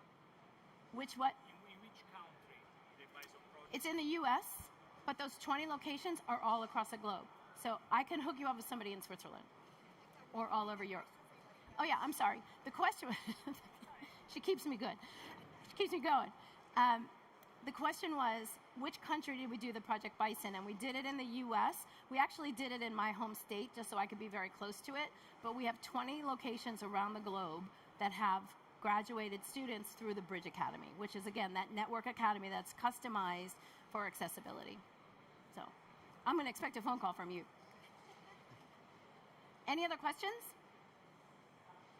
Okay, I knew you were going to be shy, so I have questions. So if you think of a question while I'm asking questions, feel free to jump in. So, Quinn, I'm going to start with you. Okay. So Quinn has a fascinating story about the continuum of education that we talked about, from NetAcad all the way up to the very tippity top, the Rolls Royce or the Lamborghini. Yeah, thereabouts. Thereabouts. So I was fortunate enough to start in the NetAcad when I was 14. So started, got my CCNA, was able to use those skills to acquire a job at a Cisco partner, where I learned valuable experience deploying networks all across the U.S. So started off in state government and worked my way up to large service providers and utilities. After that, I was able to acquire a job with Cisco because of my utility experience. I was supporting utilities from a sales standpoint. And then an opportunity opened up within DevNet, was able to do that for a few years, and now I've come full circle within learning, not only providing the tutorials on Cisco U, working with the product and platform teams, presenting at these events, but also shaping the future of our certifications. So all of the automation certifications that were redone, some of the CCNA work that is being done constantly, being able to leverage my experience from the time that I was there and what was important and what was allowed me to grow and be successful. I'm able to take a lot of that back into our certifications to make sure that they're not only something that looks good on paper, like, hey, I have a certification, but that will apply as a practitioner in the workforce. Awesome. I have another question. Oh, you need that. Okay. My second question is, and maybe people have this question, one of the goals today was to help people feel a little bit more comfortable, instead of asking, hey, what's my job going to be, or is my job going to go away, but to challenge you to invest in yourself to transform your job, transform your role. You might not have as many years experience as I do, but you've got a few. You've got a few. What would you say was the biggest technology shift in your career and made people afraid that their jobs are going to go away? It's bigger with AI than anything else, but it's been there for 40 years. So I remember, and this is dating myself a little bit, but when I started, it was everybody was running Catalyst 6000s, right? And that was the platform for everything. And when I started, everyone had said, well, you've got to specialize. You have to learn something about wireless or security or learn some compute. And about that time is when Cisco released the Nexus platform for the data center. They started doing very specialized things at the edge for service provider and utility networks. The transformation was almost, I don't want to say it was a non-transformation, it was just a different way to look at skills and the technologies and platforms that I had to use.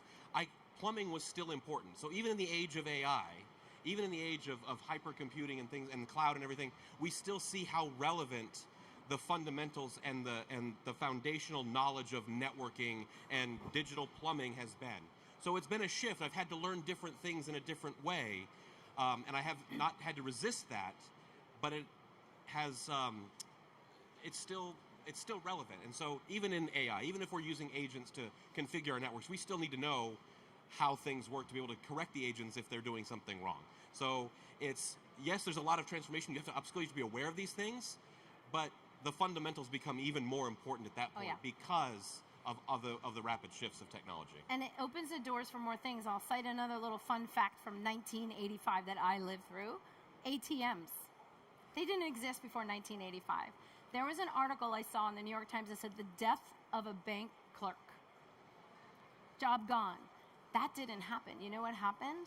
Those bank clerks turned into financial advisors and wealth management. So when you go into a bank today, they're there, yeah, they'll deposit a check for you, but they're really there to help you manage your finances better. So it elevated the role, it didn't replace the role. So that's a very similar story. Exactly. And by the way, I didn't prep these guys with the questions, so this is all off the cuff. So that was a great answer. Thank you. All right, I'm going to go to Anna next. So Anna leads our Learning Partner program. Every Learning Partner here can stand up and give her a standing ovation because I know you love her. So I went pretty fast through the Learning Partner organization. Anything I left out or anything you would like to talk about our Learning Partners? Well, don't get me started. I'm watching the clock. So, as Peg said, I lead the Learning Partner program. I lead the relationship with all learning partners. and I'm super passionate about it. One of the reasons is, as she said it, they're our secret sauce. They do so much to help us scaling and supporting not only our customers, our Cisco employees, our partners. So they're amazing. I love them, all of them. So one of the things about them is not only they support us in different ways, obviously in certification training, adoption, those kind of things, but also they're super creative. And they create different programs to support either a customer outcome, either a specific strategy in the country, different things. Just to give two examples, we have a learning partner who started in South Africa, an amazing program for CCIEs. There is Neil, which is here, and that program has created so much impact that they have expanded globally. Now we also have CCNP and CCNA. I have another learning partner who is doing an amazing job with 360 and supporting our partners to get to that level. Again, we have so many examples of learning partners doing different things that please work with them. They are the way to go. Awesome. Thank you. Thank you, Anna. You can give that to Katie. So if you have a burning desire to get some CLCs and get training, how would you do that? Great question. Hi, everyone. I'm Katie. I lead the CLC team for PEG. So we actually help you redeem your CLCs, whether that's with Cisco or our many great learning partners, and most of the time resoundingly with our learning partners. So if you need help, number one, I will be here all week over here. Come see me. Okay? We'll have a good conversation. We'll set up a call for after we get back. Two, if you know who your BDM is, that's who's on my team. Great person to reach out to. If we're not the right person, we'll get you to the right person, whether that's another person here at Cisco or one of our learning partners that we work with. And three, we do have a mailer, and we should have put it on the slide, but we didn't. It's very easy, though. learning-bdm@cisco.com. If you want to write that down, I'll write it down for you over here. But that gets sent to all of our BDMs, assigned regionally to people who can help you. But like I said, come see me. We'll talk about it while we're here and do something great. Have another question. Sure. What if they already have CLCs, but they don't know that they have CLCs? What if their company has, if they want to say, oh, does my company have CLCs? How would they find that out? Yes, that is something you definitely can ask your BDM. If you have a lead engineer or a technical training advocate at your company, those are usually who sits in that role who would know who have those CLCs. Go to that mailer, email them, I work for such and such company. We'll go and do the research for you and come back and say, here's the admin, here's your contact, and get you in contact with them, and then make a plan together. So, yep. Awesome. Any other questions? Nope. You guys are too shy or too tired. Okay, so hopefully we've inspired you to invest in yourself. Hopefully we've inspired you to increase the value at your company by helping extract the value realization of the Cisco products your company is investing in. And hopefully we've inspired you to maybe launch a Project Bison. Towards that, my email, I'm going to give it out, is super easy. My name is Peg Nichols. My email is PEGN, like Peg N. Easiest email at Cisco, pegn@cisco.com. I would love to talk to you about this continuum of learning and how it can actually help your company, help you, help people with disabilities. It's an amazing project, and I just want to really tell you that you can see I'm so passionate about it. It's just such a cool thing. And it works all the way across. Our customers love these guys, absolutely love these guys. Before I let you go, if you need continuing credits, scan that code, and you'll get those. You get credits for the session. You got the code for the Cisco U and the 2 classes. You get more CE credits for that. And with that, it was my pleasure to meet you and talk to you and hopefully inspire you a little bit. So thank you.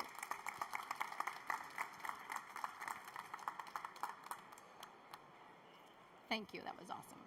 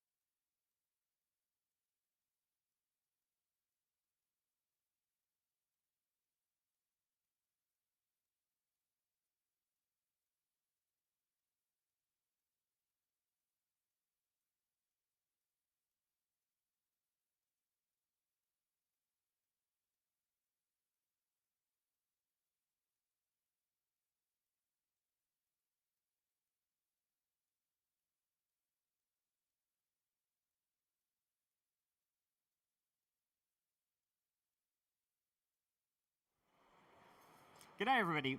Welcome to this session from Endpoint to Insight. We're going to take a brief look at the newest feature of Splunk's Enterprise Security version 8. My name's Nick Black. I am an Englishman living in Australia. I am a technical instructor. I've been with Splunk for probably about 11 years now. I started off for the distributor for Splunk in Australia, where I was doing PS, I was an SE, I was doing instruction. And then I joined Splunk proper probably about 7 years ago.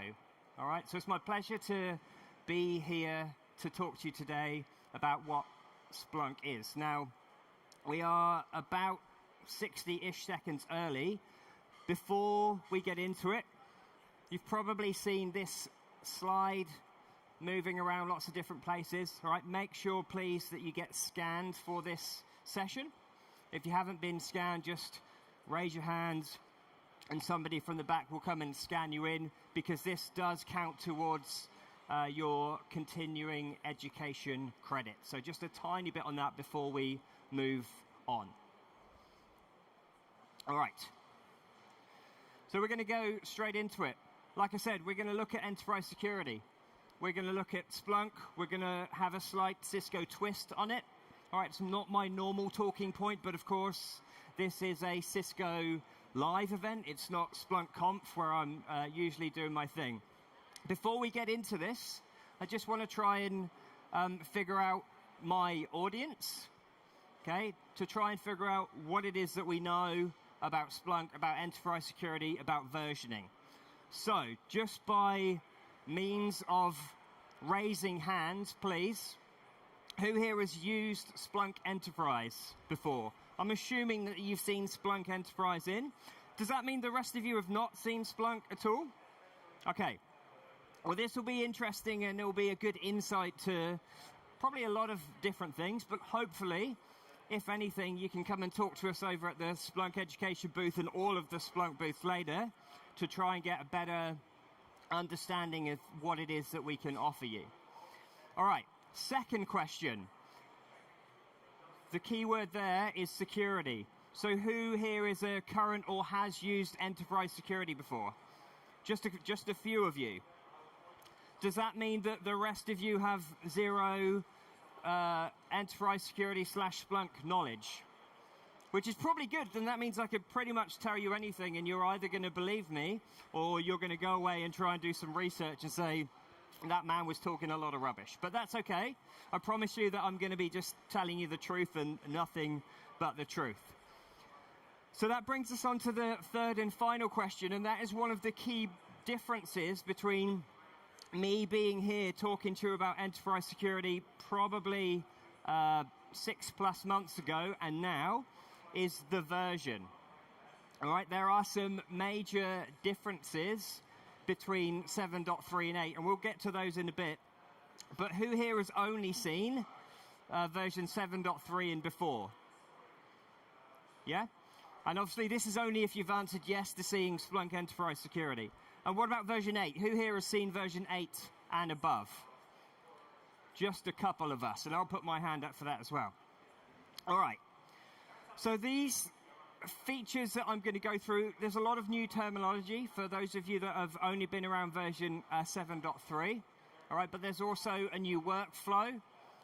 It is classed as an upgrade between 7.3 and 8, but it's about getting your head around exactly how you use that upgrade in terms of terminology changes, workflow, where you need to go with that. That is not the main focus of today. We are, of course, going to be looking at, just scratching the surface of what it is that we have within ES8, but more importantly, the AI features. So, Enterprise Security from Splunk is an app that sits on top of core Splunk. Okay, it is a SIEM, all right, or a SIEM, call it what you want, a security, incident, and event management tool. Okay, it gives you all of the data that you get in from core Splunk, and then it analyzes that using a load of detections. We will touch on detections in just a little while. we enrich all of that with as much Intel info as we possibly can in terms of assets, identities, threats, knowing what it is that we're looking at. It's going to be a lot more quicker in terms of our response rather than just seeing a single IP address or a single MAC address. We'll get to that in more detail coming up. New in ES8 is also this concept of a guided investigation. We have response plans, finally. Okay, they have been missing from enterprise security for a long time. Thankfully, they're now here. But we've also got additional tools that we can link. All right, so our SOAR product called Splunk SOAR. All right, if you're familiar with a security orchestration, automation, and response tool, okay, used to be known as Phantom when we acquired it about 7 or so years ago. This allows us to integrate into enterprise security, especially version 8, and be able to do all of the automation that you're probably wanting to do but have to do manually from an ES perspective. Okay, so these are some of the better, more prominent features that we've got. Now, with all of this, okay, behind the scenes is quite a lot of stuff. Okay, you can imagine a SIM product, there's a lot going on there. Okay, now I'm an instructor, so normally I'd just sit down, take you through this step by step for 5 days, 2 weeks, all right, over several different courses. We have just over 40 minutes to kind of go through and tell you as much as possible and focus on the AI bit. But in a nutshell, all right, we've got assets and identities and threat intel. That is all about enrichment, those first two things. We've got our notable events, our detections, our findings. That's about finding something and then being able to act upon that. We've also got our adaptive response. So when we find that issue, that anomaly, all right, that potential threat, what is it that we're going to do to be able to help figure out, is this a good thing? Is this a bad thing? Is it something that we can just ignore? And on top of all of that, we've got a layer of risk. So we can assign a risk score to our assets, to our identities, to files, to URLs, to pretty much anything. And you know that from a risk perspective, it is accumulative. Okay? If you get hit with 1 point of risk as an individual, that's not really a problem. But if you are continually getting hit with risk, that risk score is going to escalate. And that's probably where we need to do some more investigation. All right, so the key with all of this is like anything, it's about knowing your data, part one, and that's probably the most difficult thing. Okay, we've probably all sat in front of our Splunk box, all right, looked at the data that we've got in our index, and then we put ES on top of it. We can't make head nor tail. We don't know what is there. Okay, so as long as you can try and understand the type of data that you've got in, I think you're going to be in good terms. Now, the second problem with that, it's all very well understanding the data you've got, but what is it going to do with that? There's no point having data just for the sake of having data. Now, from a pure security perspective, you need to try and figure out what is it that you're trying to detect. All right, what anomalies are you trying to look out for? Where are the pinch points within your environment? Okay, and again, that can be very, very difficult as well to be able to find out where that level is.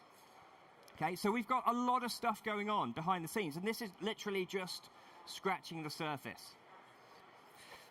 So you take all of that, great, you do quite a bit more work of setup, all right, making sure that the data's in. Note that we didn't even say about getting the data in there, we just mentioned it. Making sure that we know what the data is, making sure that we can detect for the right things. All right, once we've done that and we've installed ES on top of core Splunk, all right, it gives us a lot of awesome features. All right, it's a SIM, security information event management tool. Okay, so it's allowing us to take a look at all of our data in a holistic fashion. Probably one of the biggest problems that we have is we've got all of this data. As I said, you don't necessarily know what to do with it. So ES can bring it all together All right, look at it from a different endpoint perspective, normalize that data, which we'll get to in a bit, so that we're looking at it all from this single pane of glass.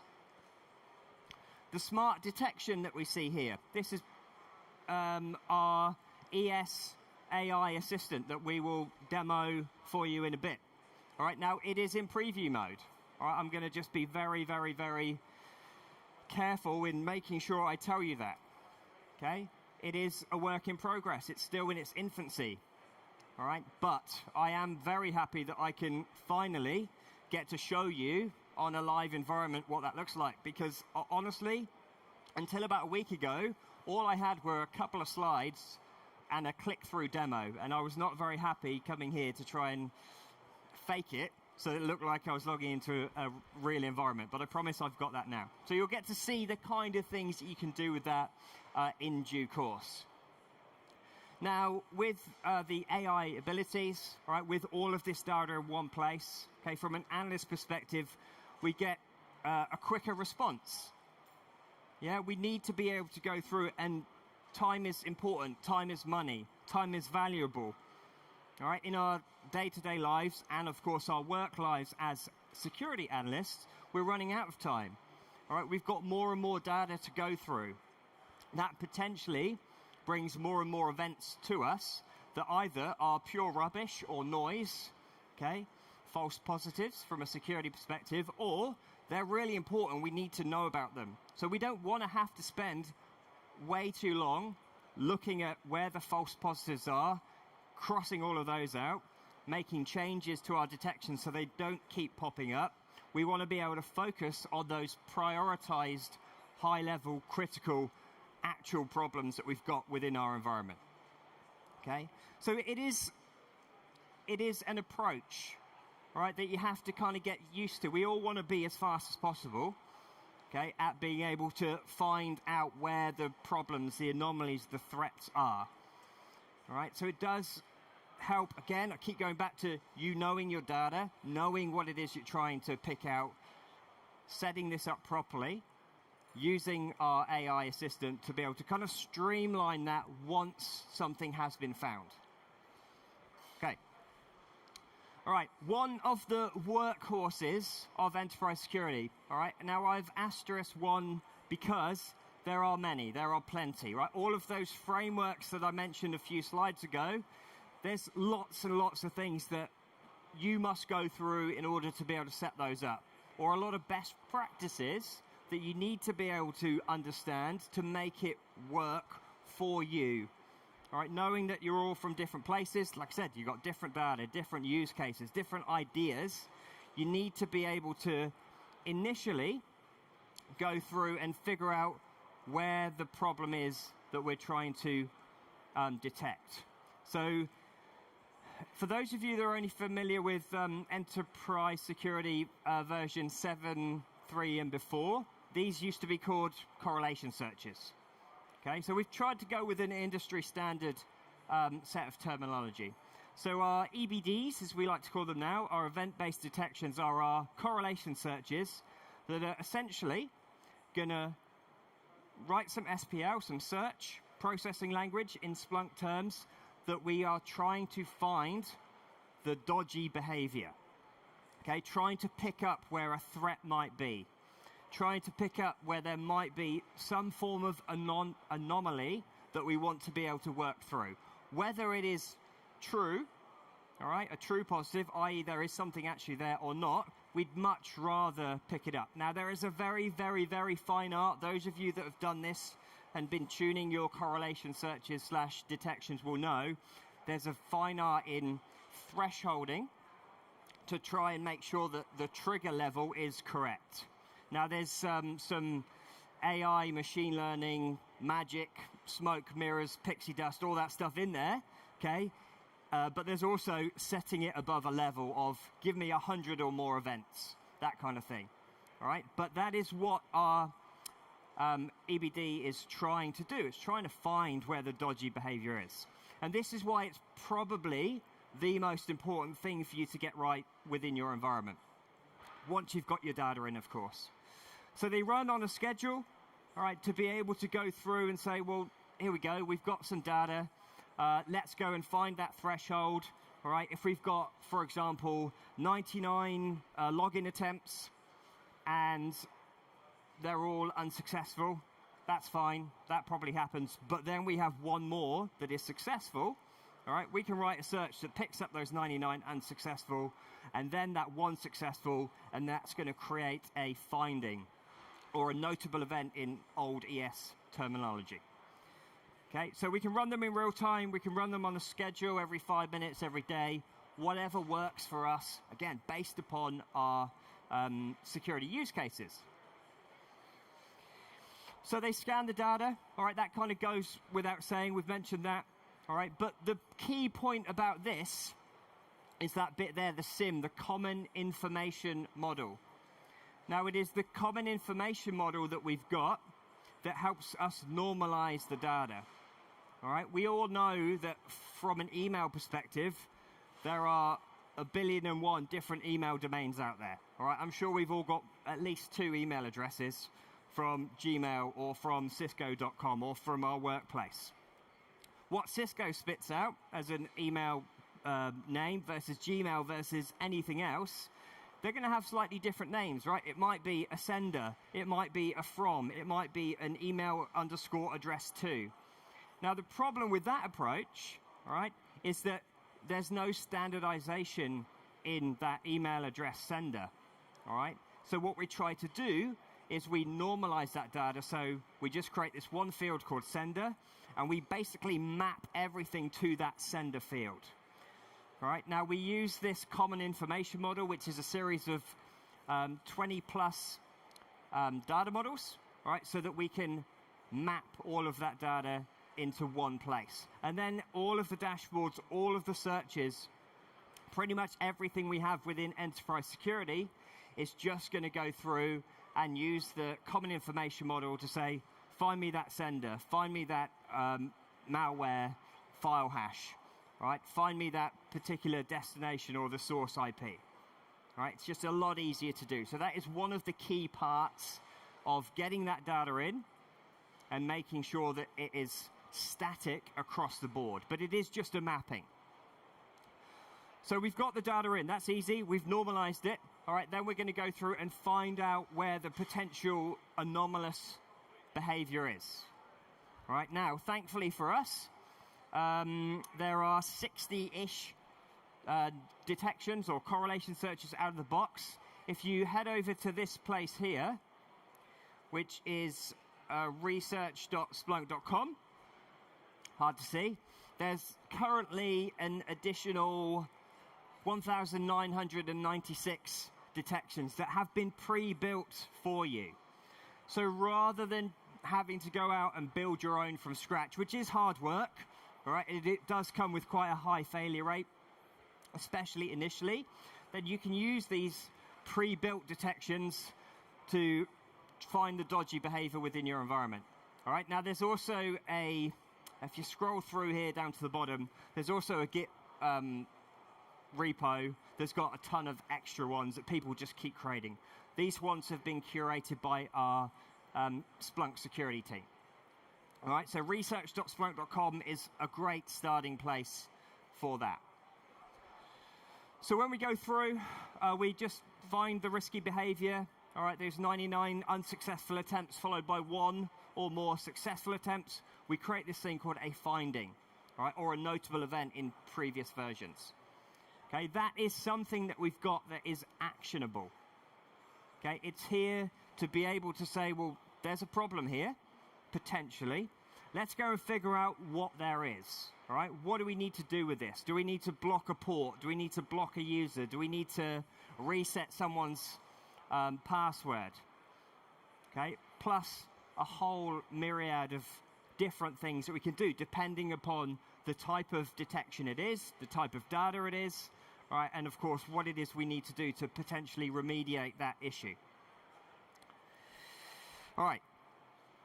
Now, before we go too much further, like I said, this is not a Splunk Conf convention. Who here has been to Conf before? Anybody? All right, there's a couple of you, okay? This is a Cisco Live thing. I am wearing my Splunk stuff with pride, but I do feel like a little bit of an imposter because Okay, that's how this works. So the data we're using to make this relevant, okay, is Cisco Secure Endpoint. Who here has used Cisco Secure Endpoint?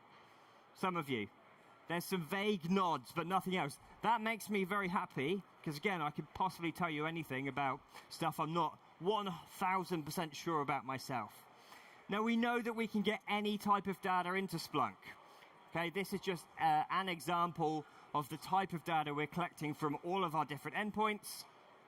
We can get data from syslog or from files. We can get data from a script. We can get data from monitoring pretty much anything we want. All right, this is just one of quite a few different things, okay? All right, so Cisco Secure Endpoint is an EDR platform. It is cloud-based, right? It's about grabbing all of the data from the right place to give us the detections, okay, from an EDR perspective that is relevant to your environment. Okay, so we're looking at malware, we're looking at exploits, we're looking at, you know, slightly dodgy behavior. So the way that it works is quite a few things that I've said already.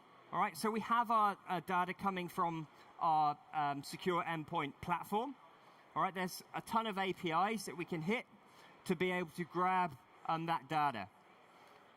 All right, those APIs are buried in a Splunk add-on. And if you're not familiar, Splunk add-ons are pretty much connectors that help you grab the data, normalize the data, and make it available from within Splunk. All right, so we do the normalization, and then we enable the correct detections, okay? Or we create our own, or we download anything from research.splunk.com to be able to say, this is the type of data we're getting in. This is what it is I think we should be looking for. Okay, and then out pops a finding at the end of it, if you're lucky. Again, there's some knowing faces here. It's not that easy, is it? Right? Creating a finding by yourself, it is very hit and miss, and probably more miss than hit to start with. But that's okay. So we've got the endpoint data. We send it through. This is just summarizing what we've seen on that previous slide, because I do want to give you a demo in just a moment. So we've got the APIs. We use the Splunk add-on for Cisco Secure Endpoint. All right, incidentally, head over to splunkbase.splunk.com if you're not sure what type of data it is that you're trying to get.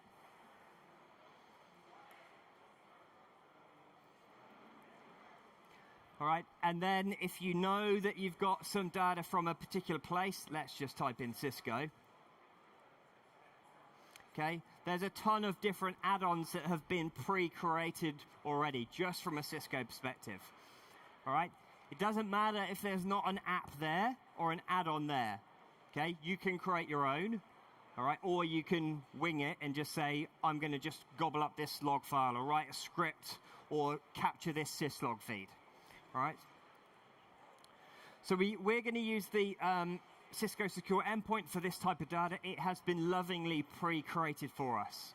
That means we don't have to do any of that normalization stuff ourselves, thankfully, because that is also slightly painful from experience.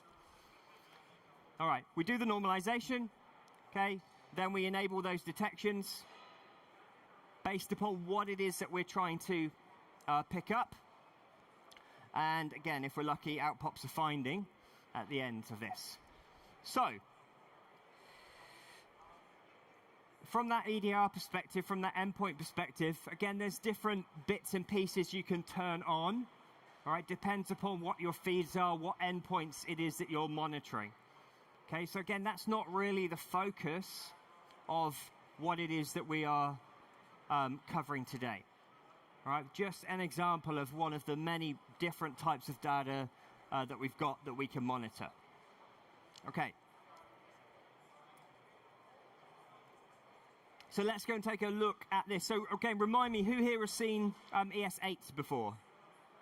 Just 3 of you. Fine. All right, this is going to be new, and I'm really hoping that it's going to behave itself from a Wi-Fi perspective, but let's just all be a tiny bit patient whilst I review. So we're not going to get into the nitty-gritty of enabling the detections, going through, making sure we've got our normalization, bringing the data in. What I just want to show you is a very simple group of findings, okay, that have been triggered. And then what it looks like in ES8, because that's different to previous versions, so that we can see the types of things that we can do. So, we can see that we've got a couple of different events in my queue. So this is a new interface, all right, from an ES8 perspective. It takes a bit of getting used to, right? Those of you that have gone from 7 to 8, it is kind of different. It's kind of the same, but there's a new workflow. Okay, you will find your way through that. When I first saw ES8, I was like, uh-oh, I don't know what to do. I don't know where to click. I'm still a little bit like that now, but I'm getting better, all right? It's like anything. We're all adverse to change, and when they change some good stuff, it makes it a bit more painful for us. But this is here. This is what it looks like. So we've got some C2 activity blocked. We've got some users that have been sent an email, all right? And essentially, these are all coming from detections that we have enabled within ES. Okay, so these ones have been either pre-created or created by myself to, with a load of dummy data, all right, give us something that is potentially nefarious, potentially cause for concern. So if we take one of these, all right, these all come from Secure Endpoint, all right, if we click on one of them, one of the new features we have, love it or hate it, it's here to stay, is this kind of split screen view, okay? So on the left-hand side, you've still got a list of all of your findings, okay? So you can still scroll through that. On the right-hand side now, what you've got is the detail of that finding. All right, you know before you used to have to click on it and drill down and each line was a new finding. It's a little bit different. All right, so we can see that there's quite a bit of information, same as normal. All right, set the owner, set the status, set the urgency. Once we turn on an investigation, which is different, we can set the sensitivity. And of course, as we go through this, we'd set the disposition. So these are all the fields that we have at our disposal. Now, it does depend upon where that data comes from. All right, that's kind of very important. If we don't have a lot of data that's triggered this, then there's going to be some potential issues. Okay, we've got our MITRE ATT&CK techniques. All right, it says that it is a Cisco secure endpoint that is reporting C2 and has blocked that connection. Okay, we see what that device is, that entity. All right, we've got some other bits and pieces from a risk perspective, okay, that we can click on to give us as much intel as we can into that environment once it decides to load.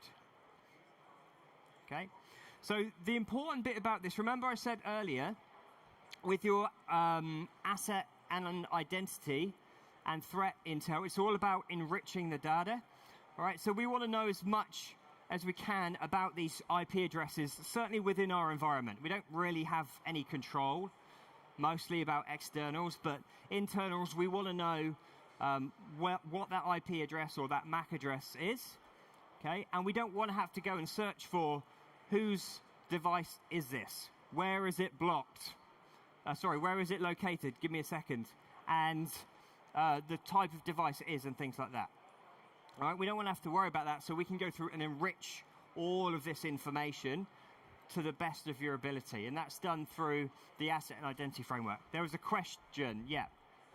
Why did you bind the risk scoring to the entity, which is basically an IP? Dummy data. So the question is, why did we bind the risk score to the entity, which is an IP? It's just the way that this dummy data is brought in. Yeah, but can it be used to map to a different identifier that is more unique to the... Yes, it can. So the question there is, can it be used to be used against a different identifier, which is more useful in what it is that we're trying to do here? Absolutely, absolutely. That's part of the setup for the detection, all right, and how we might want to be able to go through and extract different entities, different fields. Right? That is, we could take that offline. Okay, it's very, very valid. This is dummy data, right? We'll see soon. It's all about the Splunk T-shirt company and things like that. But that is you understanding your data, all right, and then understanding what you want to do with that data. That thing that I've been mentioning quite a bit up until now. Okay, but appreciate that. All right. So we want to enrich that data as much as we possibly can. Okay.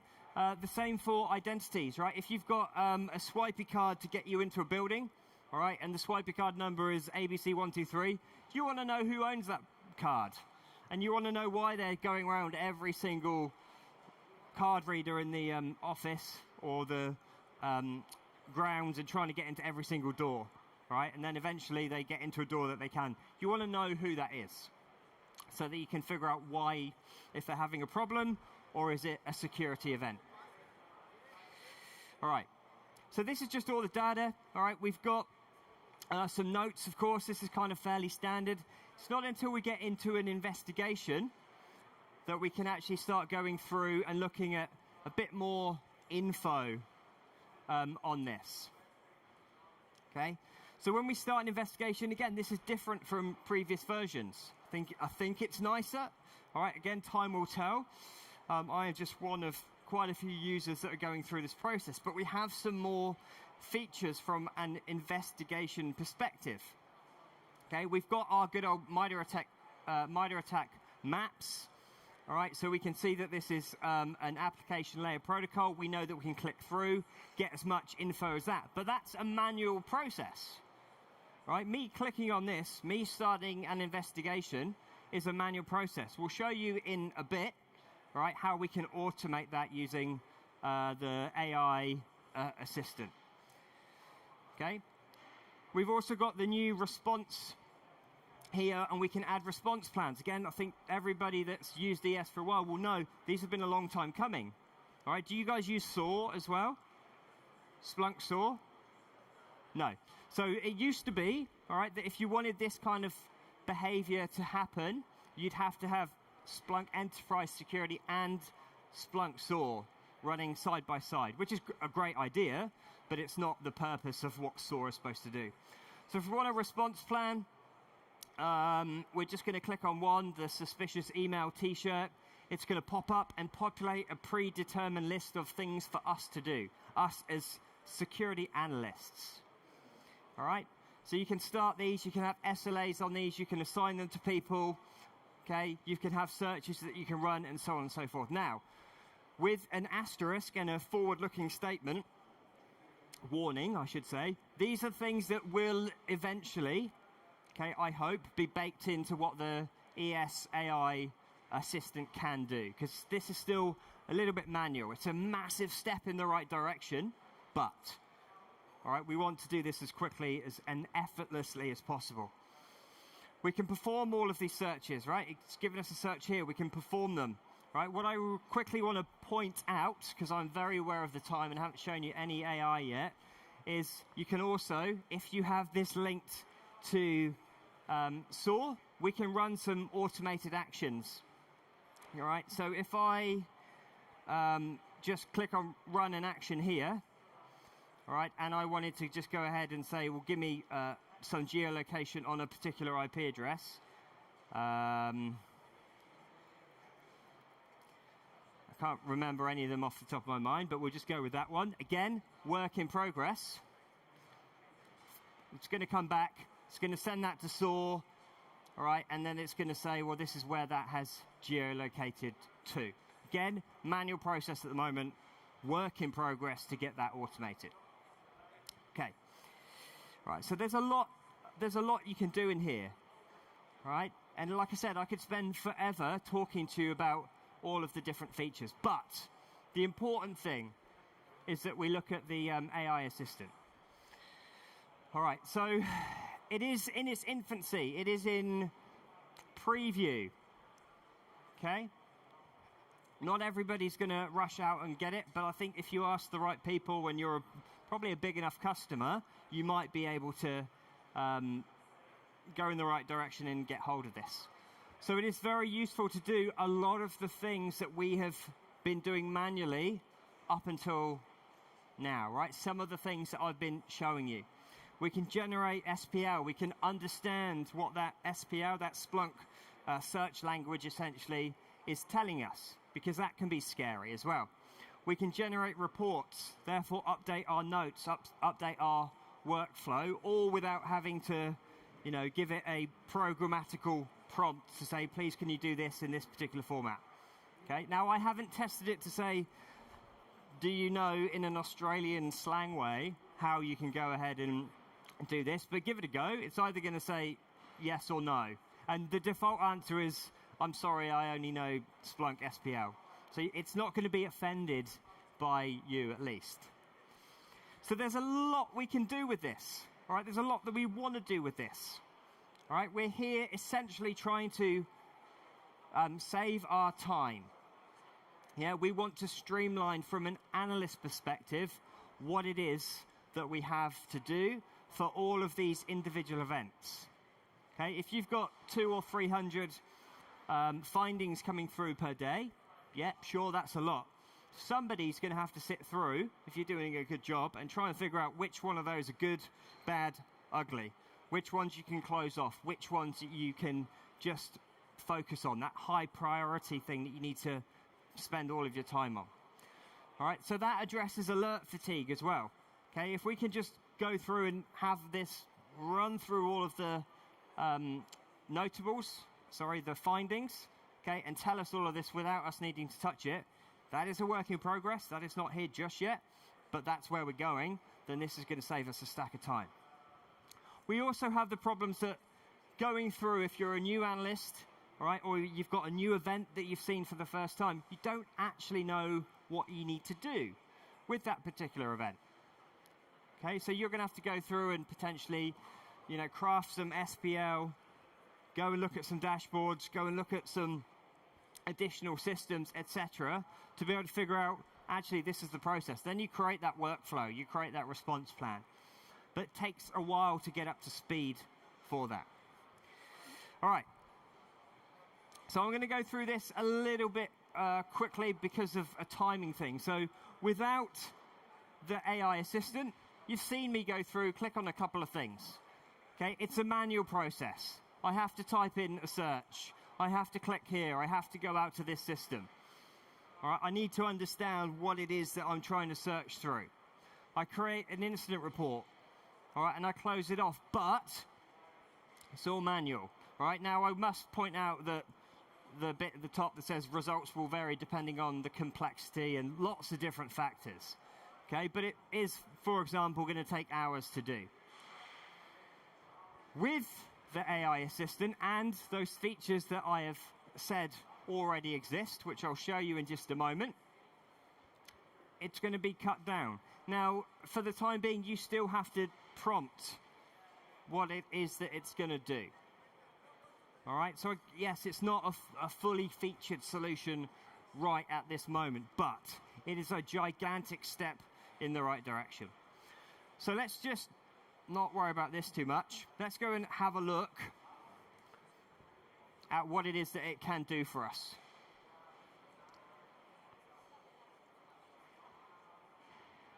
All right, so we've got these events. Okay, these are potential problems within our environment.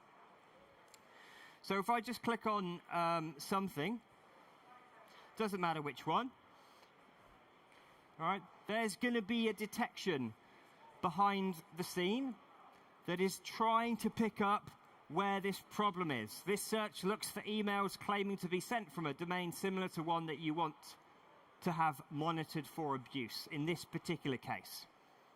All right? That's fine. We can go and have a look at this information. We can see what the annotation frameworks are across the MITRE attacks, across critical security controls, all the things. All right.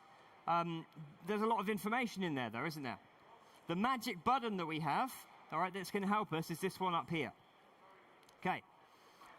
So we've got a couple of things that we can do out of the box in this kind of preview mode. Okay, so I'm going to bypass the Discover AI Assistant skills. We're just going to go ahead and click on Summarize the Finding, because we want to be able to understand what it is that's been picked up. Now, I realize it's a bit of a tiny screen, so... Okay, we'll wait for it to generate a response. That's handy. I don't know why it says no Splunk finding was there, but we're just going to assume that it's telling a lie. Murphy's Law says the first time that I see this is in front of all you lovely people, but that's all right. So it gives us the fact that this is the MITRE attack analysis from it. All right, I said previously, we could have added this to an investigation, clicked on the MITRE attack framework. It would then take us to the MITRE page where we'd see exactly what this is. All right, now it's kind of given us that information. But what's great about this, all right, is that it gives us some suggested follow-ups.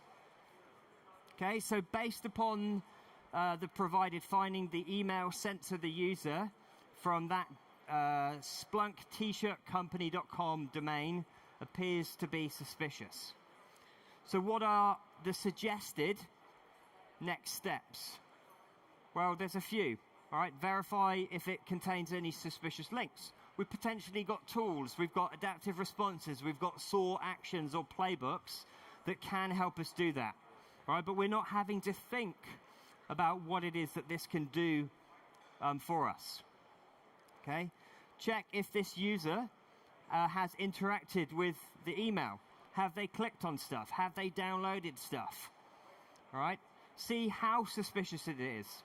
Now, this is all just going through a list of these suggested actions. You might have already done this. Okay, you might have a playbook from SOAR that natively goes through, finds this type of finding, and runs through all this. If you then summarize that finding, it would have given you a lot more intel, a lot more information about what has happened here. Okay, so based upon that, we could say, write me some SPL on how to deal with some of these. I'm making it as vague as possible, right? Deal with some of these actions. All right. So again, this is that conversational ability. Now, I'm half expecting it to say, what index do I want to look for? But if it doesn't, then that's good. It has remembered from last time. It's in thinking mode, all right? We're all needing thinking mode. It's probably grabbing a cup of coffee, and it's going to come back to us eventually and say, well, based upon this particular finding, all right, based upon that MITRE attack, there we go, here are some searches, it goes on. All right, here are some searches that you might find useful to A, verify suspicious links in the email, and then it tells us what it is it's trying to do. Okay, we can open that search.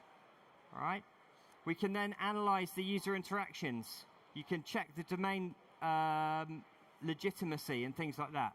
So there's a lot of good stuff in there. Is it going to be perfect? No. Is AI perfect? No. Are we perfect? Absolutely not. But it's saving me, and therefore you and all of the analysts, a whole stack of time, rather than having to think of these things yourself. Okay, so based upon that, I could go ahead and run all of these. Now, what I'm going to do, all right, is scroll down here and add two things, okay? So either I can download this, and it will open it up in a new tab and tell us pretty much what the prompt was and what the response was. Hard to read, okay? But then you could attach it to that event manually as notes, or you can just click on Add to Notes, and that's probably the easiest thing. All right, so it's going to go through and add that to the investigation. All right, so in one foul swoop, we've gone through and given ourselves quite a bit of a head start. Okay, we've gone and created a load of SPL. Sure, I haven't executed that yet. All right, but the more I see this monitor email for brand abuse detection, the more I can get this to become automated. Okay, and it's all here in the notes. All right, So then I can just go ahead and say, well, we've summarized it.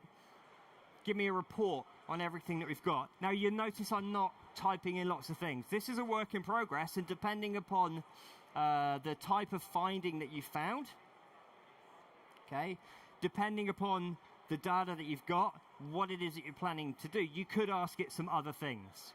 Right? It might have been, for example, that somebody, another analyst, has given you a bit of SPL for you to run, and you want to know what that SPL is. All right? You just tell the AI assistant, please explain that SPL, and it will go through and give you a translation of, in layman's terms, what it is that that's trying to do, which I think is very, very valuable. Okay? So it tells us that this is what we've done. All right, it gives us a lot of information. So you should definitely go ahead and add all of this to your reports, to your investigations. All right, download it, attach it. Because one thing that I've found, and I don't know if this is by design, like I said, it's in preview. If you close out of here and then click on another event and go back into this event, this is not here. Okay, it's been infuriating me for a few days, but I now know not to kind of click out and go back in, or at least make sure that you add to notes frequently. Okay, I'm out of time, aren't I? So all of this stuff is here, all right? We've generated the report, all right? We've generated quite a few bits of SPL. We've got a finding summary. We've got some suggested things. The more we go through and add to this from an AI perspective, the better it's going to be, the quicker it's going to be, the more efficient it's going to be in pretty much everything that we do from an analyst perspective. All right, hopefully we can all agree on that. Okay, I have 3 seconds. So we've done all this. All right, the slides are just the filler bit. All right, I much wanted to give you the demo, which I have done. It's about going through and speeding up everything. Okay, we want to be able to get rid of this alert fatigue. All right, we want to increase our productivity as analysts. We want to get to that priority, that high priority stuff as quickly as possible. Get rid of all that rubbish noise. All right, and we can do that with this advent.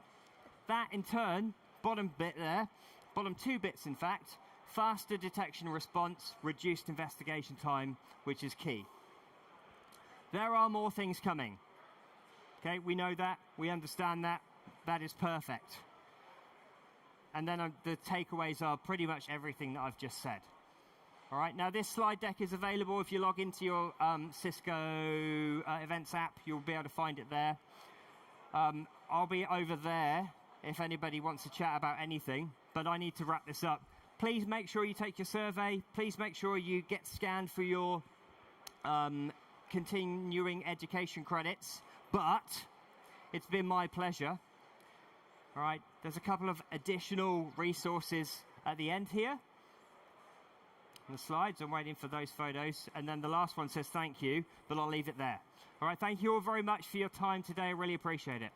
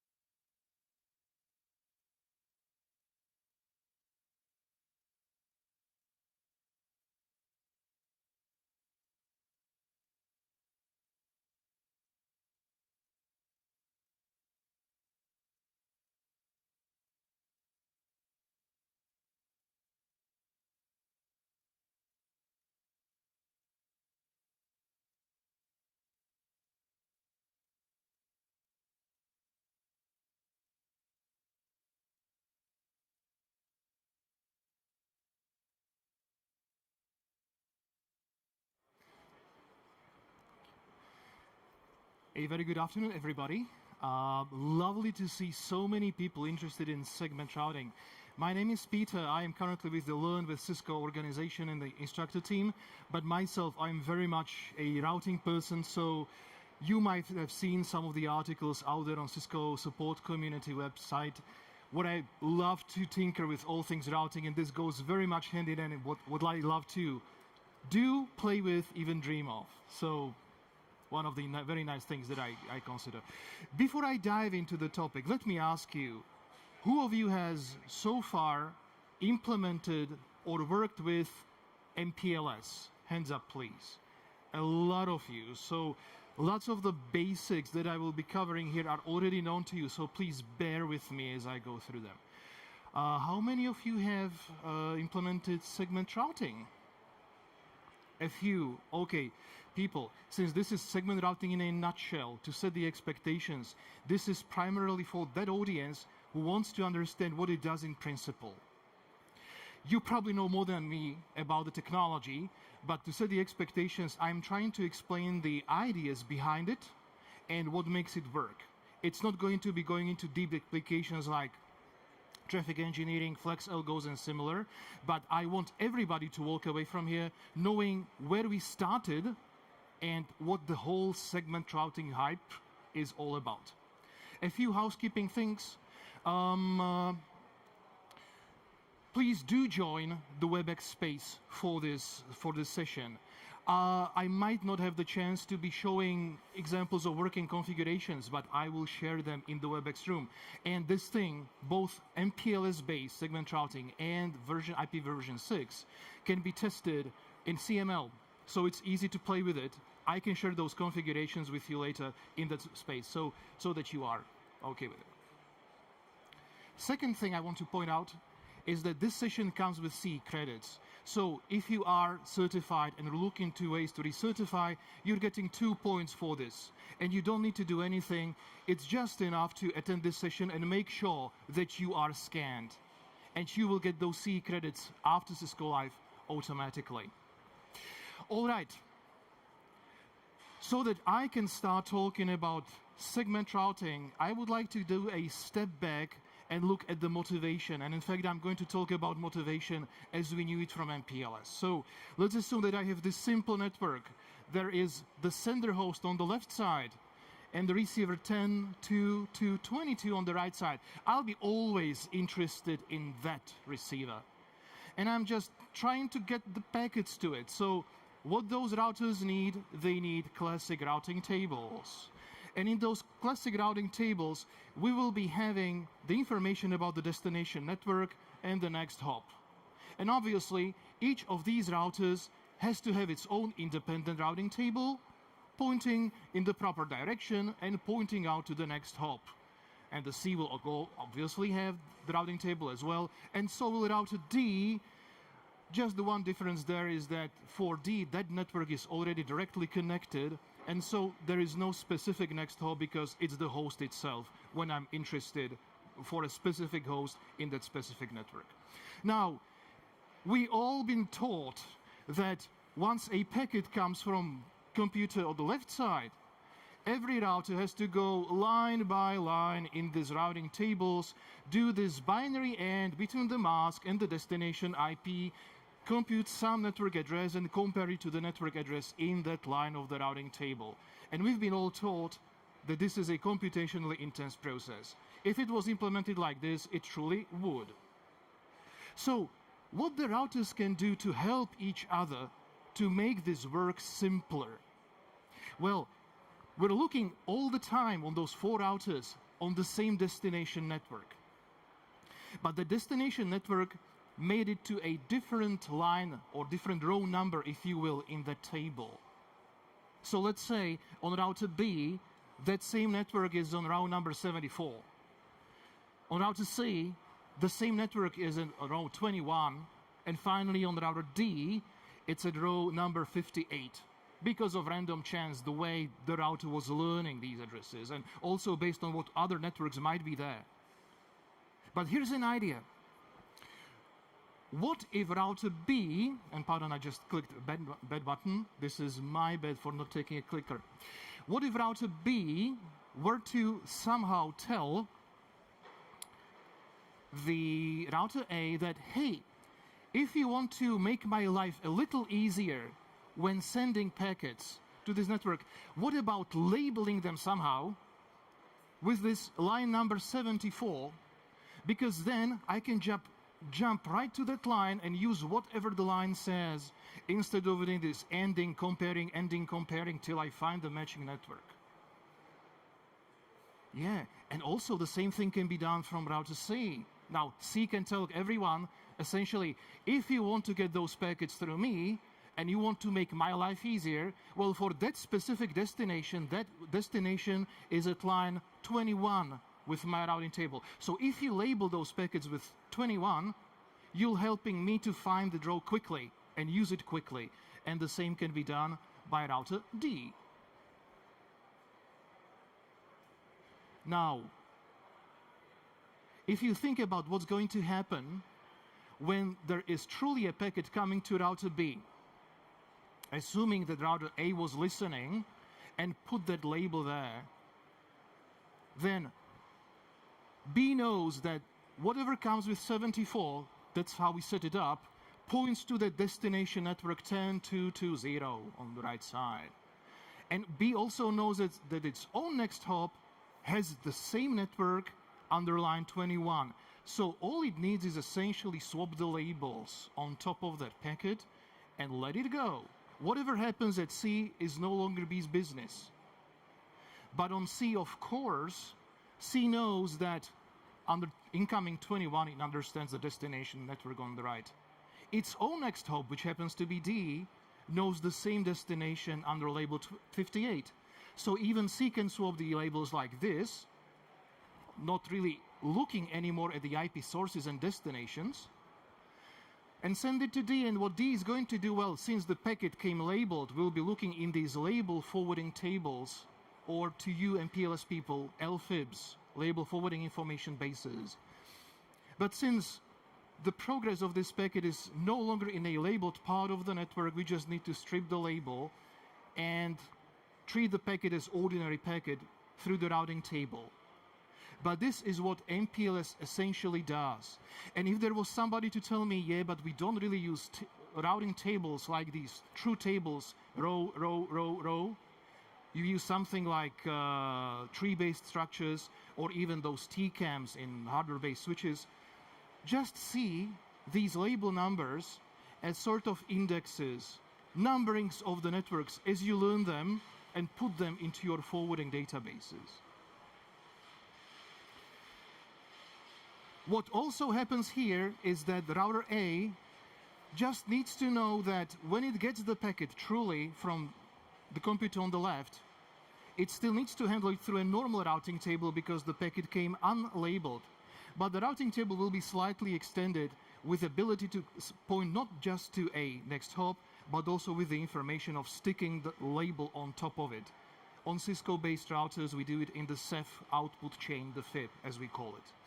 Now, there's one thing that might get a little simplified here. Those of you who know MPLS know that the label doesn't really survive all the way till the final router. Usually because that operation of untagging it is useless for router D, that could have happened already on the router C, and that's really what's happening here. So, but just for looking at what's happening with the packets here, is this. A will receive the packet from the computer on the left. It finds the destination is there on the right. The next hop is B, and B told us that it knows the network under label 74. So it sends it to B. B no longer looks at the packet, but it sees the labels, and in the table that he has prepared beforehand, it says, well, it comes with 74, flip it with 21, and send it further to C. So that's what happens. We exchange the label to 21, send it to C. C, based on these tables, will replace the label from 21 to 58, let it go, and let the D handle whatever came in, and D goes, 58. There's no progress here to another labeled thing, so I'm just going to strip the label away and send it further unlabeled and handled by the routing table. What in reality happens here that this phony operation of unlabeling on the last router can be postponed, and we can tell router C to do it for us, so that router D doesn't do two operations, unlabeling and routing, but simply routing. And this is what we fancily call PHP, or penultimate hop popping. We remove typically the labels on the next to last hop in the MPLS. Let me now move a little forward. Let's imagine that I have also deployed IPv6 on top of IPv4. I'm not sticking all those addresses here, but all that IPv4 addressing that I spoke about and the one that was used to set up those labels is still here, unchanged. Now the question is, what would happen if I somehow forced the first router here, router A, to take an IPv6 packet that also belongs to the router on computer on the right, but put on the same label as before, 74 label? What happens? Well, to the router B, there's really no difference. Router B sees a labeled packet. It doesn't inspect what's underneath the label. It doesn't care really. Labels are what matters. And for them, router B knows, well, swap with 21 and send it further. We didn't care that suddenly the thing under the label isn't what we set up the label towards to, what we mapped it to, but it goes in the same way. The same thing happens on 21. Well, 21 says pop, so we will remove the label and have the IPv6 packet pass on to router D unlabeled, hoping that D will somehow understand now what to do with it. What I'm pointing to is that both IPv4 packet that initial made all the sense and IPv6 packet now, for which we haven't set up the labels but we used already those that exist, have traversed precisely the same path and have received precisely the same treatment. That's gonna be important. And let me push even further. What if, with some data structures I'm not even going to talk about in this slide, I was able to tell that if a frame, not even a packet, but if a whole frame, Ethernet frame, comes from the computer on the left, I will stick it inside another Ethernet frame, which I'm obviously using between the routers, and put on this starting label of 74. What's gonna happen then? Well, to router B, it doesn't matter. It sees a label, so it does what the label forwarding table is asking it to do. Swap the label and forward it to C. So even this encapsulated frame would somehow make it to C, and then, well, at least based on these LFIBs, it would get unlabeled. Well, now we would get a little problem here because it's unexpected to receive an Ethernet frame inside an Ethernet frame. So D would not precisely know what to do right now. That's why this example is a little contrived. But what I'm pointing to is observation number one I want you to remember for the whole time. On a given router, the label essentially represents an instruction. It tells it what to do. The same label on a given router always invokes the same instruction, no matter what's underneath. So it's a command, you do this with the packet or frame or whatever you're transporting. Please keep this in mind. I'll be coming back to this. Now, to fix the example from the previous slide, what we're doing here really is that we can use the whole stack of labels. We can have multiple labels. That missing data structure that I wanted to skip before is essentially what I would call a cross-connect table that says that all frames coming on this interface will be sent to that neighbor with that label. And that's it. And the opposite direction, if a frame or whatever comes with a given label, I'm going to just blindly forward it out that interface. This is perfect for those layer 2 interconnects, layer 2 pseudo wires, quasi-kablíky však. So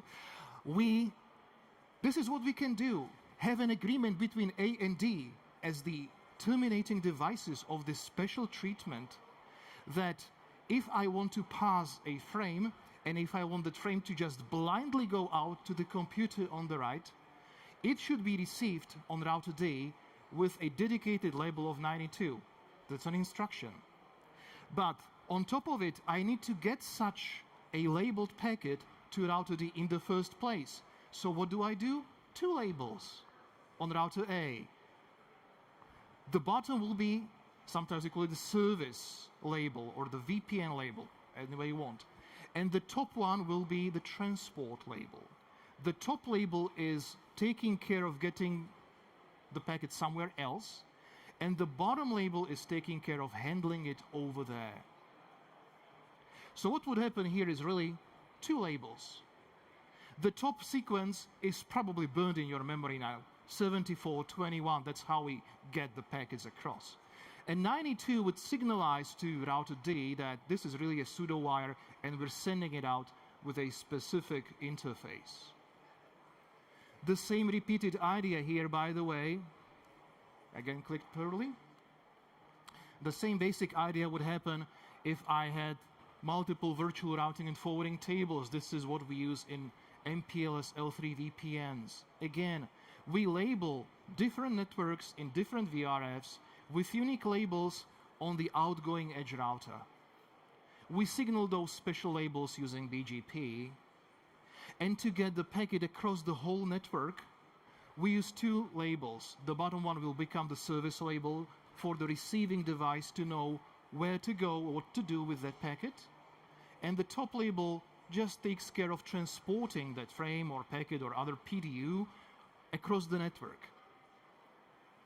And again, what I'm trying to get to with this, observation number 2, the label stack on a packet forms a sort of a forwarding pipeline, a combination of actions.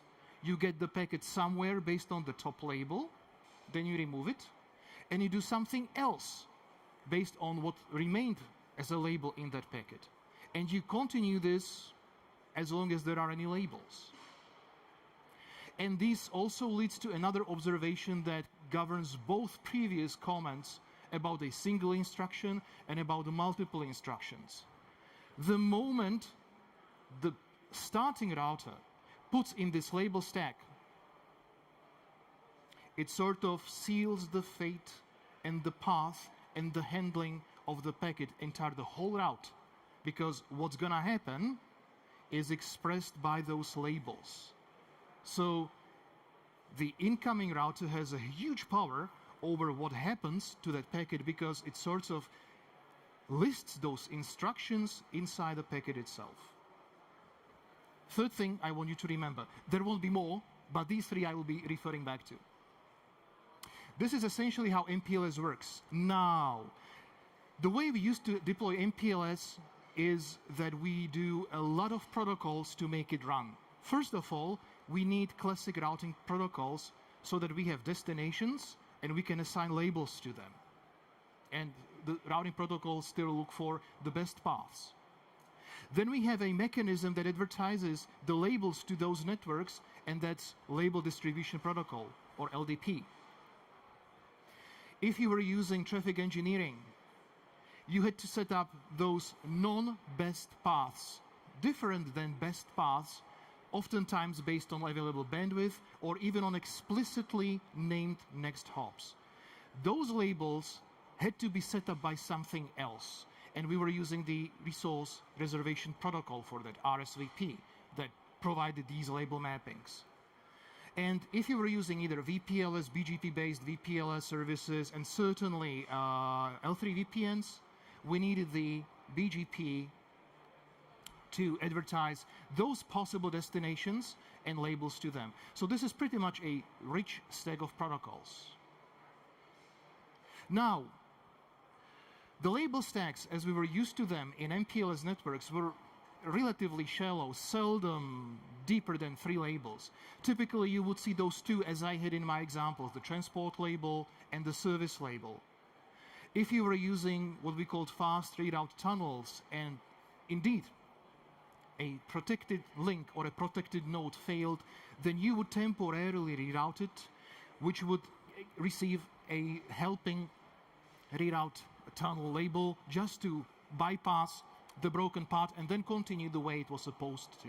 That's where you would see 3 labels. 4 labels was already a curiosity, typically seen if you're using what we called entropy labels to provide better load balancing, but really not too shallow. Sorry, not too deep, mostly shallow.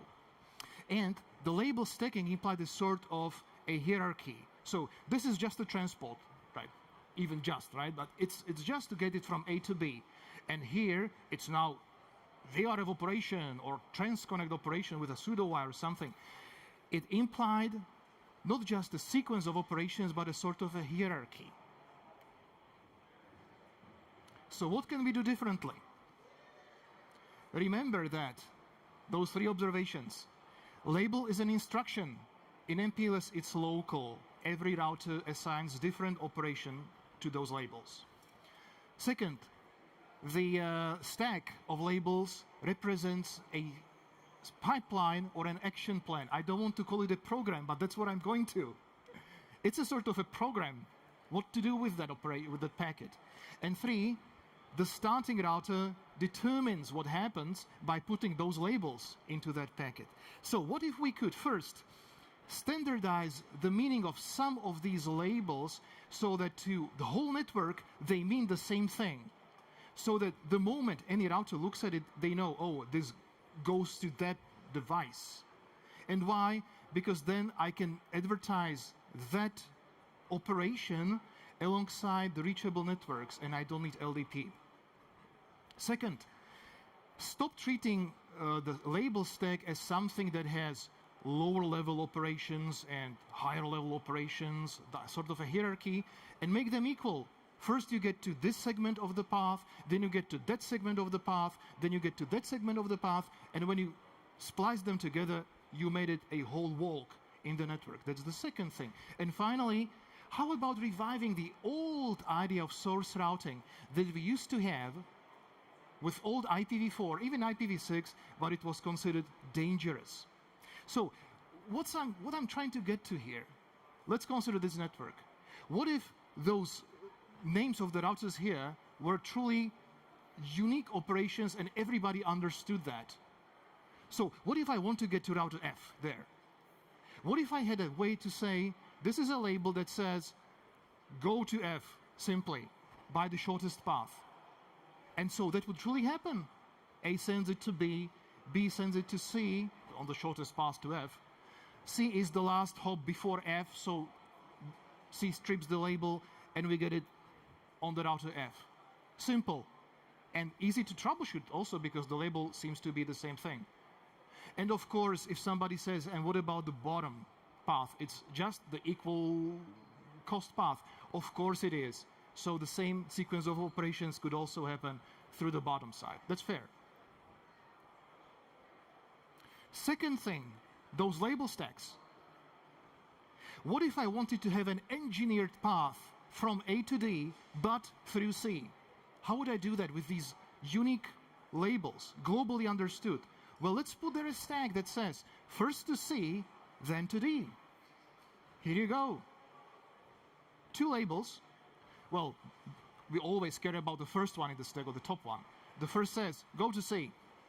So we go to C. Perfect. Now, B strips it before B is the last hop before C. C gets it, and C sees, well, the label says go to D. So I go to D. And G happens to be the last before D, so it strips it. There I have an engineered path. No RSVP, people. Not that it would be evil, but I don't need it here.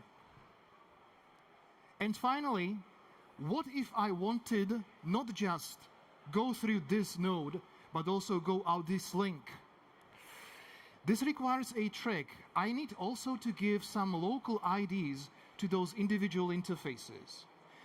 Because they are local, they mean something else to different routers. That's why I am repeating those labels here, those lowercase XYZ, but they would now have only meaning to the given node and to nobody else.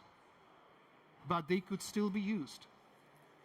And so what if I then could say, let's take it differently. I'm creating a label stack that now contains 4 labels there, and it says C, then Y, then Y, then F. What happens now? Well, first of all, it goes to C because that's what the label says. Of course, B is the next router before C, or the last router before C, so it strips that label. C receives that labeled packet with one label S, but the top label says Y. The Y interface on router C leads to G. Fair, so we do precisely what we should be doing. We forward that packet to G and strip that label because we have just handled that instruction. What does G do here? Well, to G, label Y means go to D. Well, go out that link that happens to go to D. So we do that. We also strip the label because that instruction has been handled and move over. And what does D now do? Well, it says go to F. So we go and we end up with this zigzag path. Notice that I no longer treated those labels as something special. This is a transport and this is a VRF. It's just this segment of the path, that segment of the path, that segment of the path. They become equivalent in terms of importance. But it's just the way I'm looking at them, right? It's not that they would be different in the packet. So, segment routing is precisely about these ideas and principles. Those segments, of course, they are parts of the topological process that needs to happen, but ultimately to a router, they interpret an instruction because to make a step, you need to do something with the packet. So that step is encoded in that instruction. Now, forwarding by the shortest paths as provided by the routing protocol itself will be considered the baseline for which we don't need label stacks. A single label is enough because everybody understands shortest to F, shortest to C, shortest to D. But if I want to go through some more explicit paths, maybe based on some constraints, maybe because I specified precisely how they should look like, that's where I will be using label stacks, indicating the segments of the path. And I won't need extra signaling here. All I need is either OSPF or ISIS with segment routing extensions to be able to advertise these prefixes and segments, and BGP, of course. No LDPs needed, no RSVPs needed, which is a nice thing. Now, regarding those segments, I've already used those 2 types.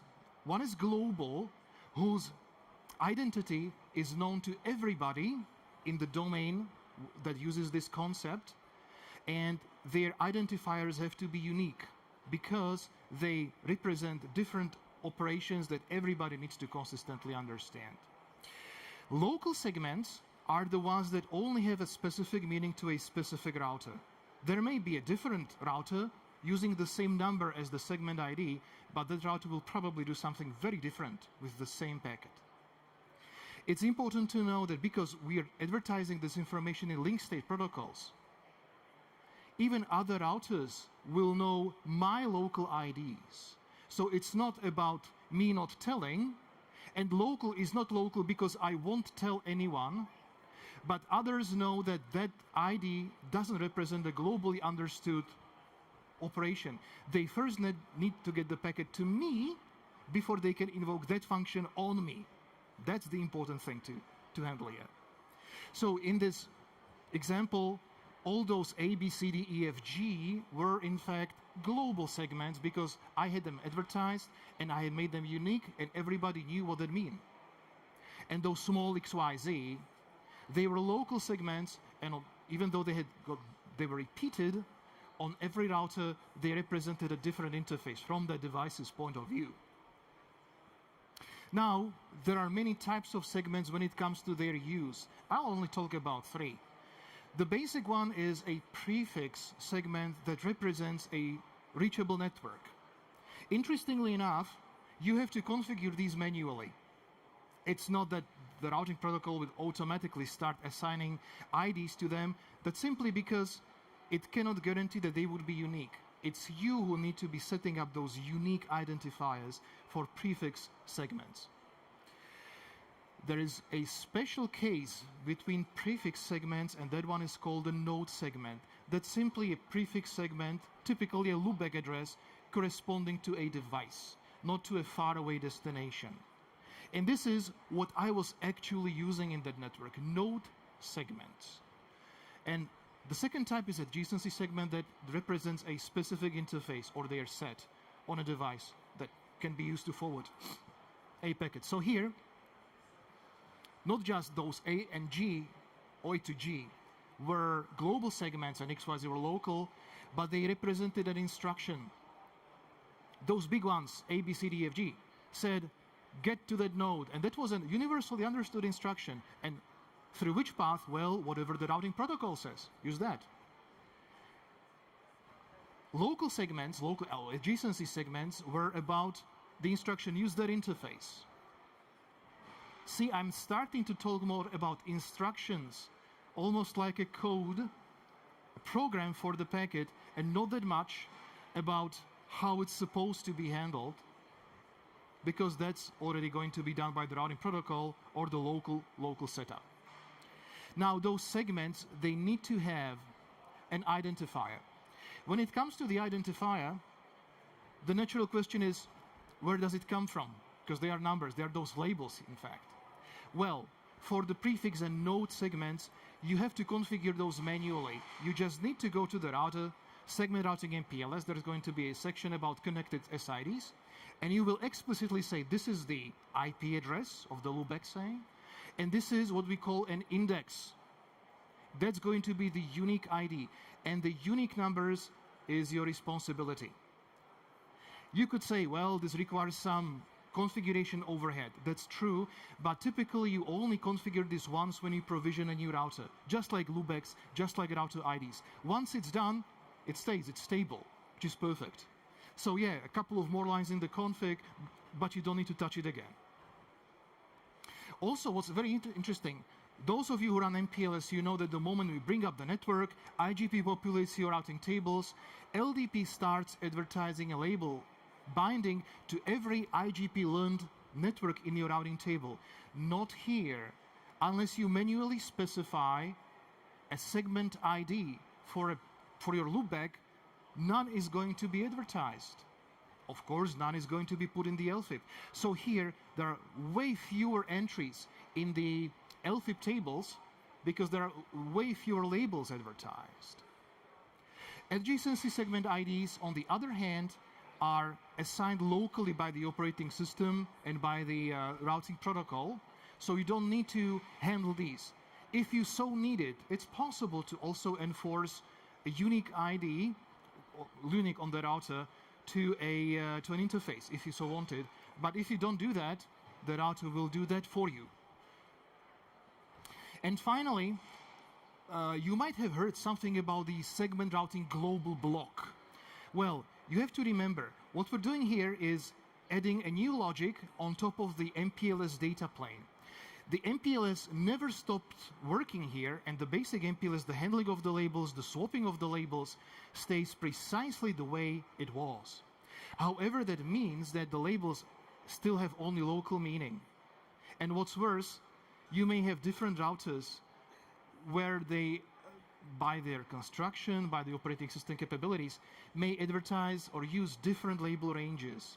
So what happens here is that typically that segment ID is configured as an offset into a certain range that the specific router supports. And so the resulting label number, which only encodes the instruction or the SID, but is not the instruction itself, is local to the router. We always look at how far, what's the offset of it from a defined range. Now, by default, this range is configured to be this one, and it is extremely strongly recommended not to touch it unless you know why you need to change it, because that makes those labels very simple to follow. They don't change over different routers because they have those same IDs, same offsets, so within the same range, yielding the same label values. So far, so good. Okay, now brace yourselves. SRv6 becomes a completely different beast, keeping the same idea, but trying to do the same thing with IPv6 alone. Clearly somebody thought, well, I've got those 16 bytes in the address, I paid for them, I'm gonna use them all. And this is what happens here. I'm coming back to the third idea, that the router determines what happens with the packet as it puts on those labels.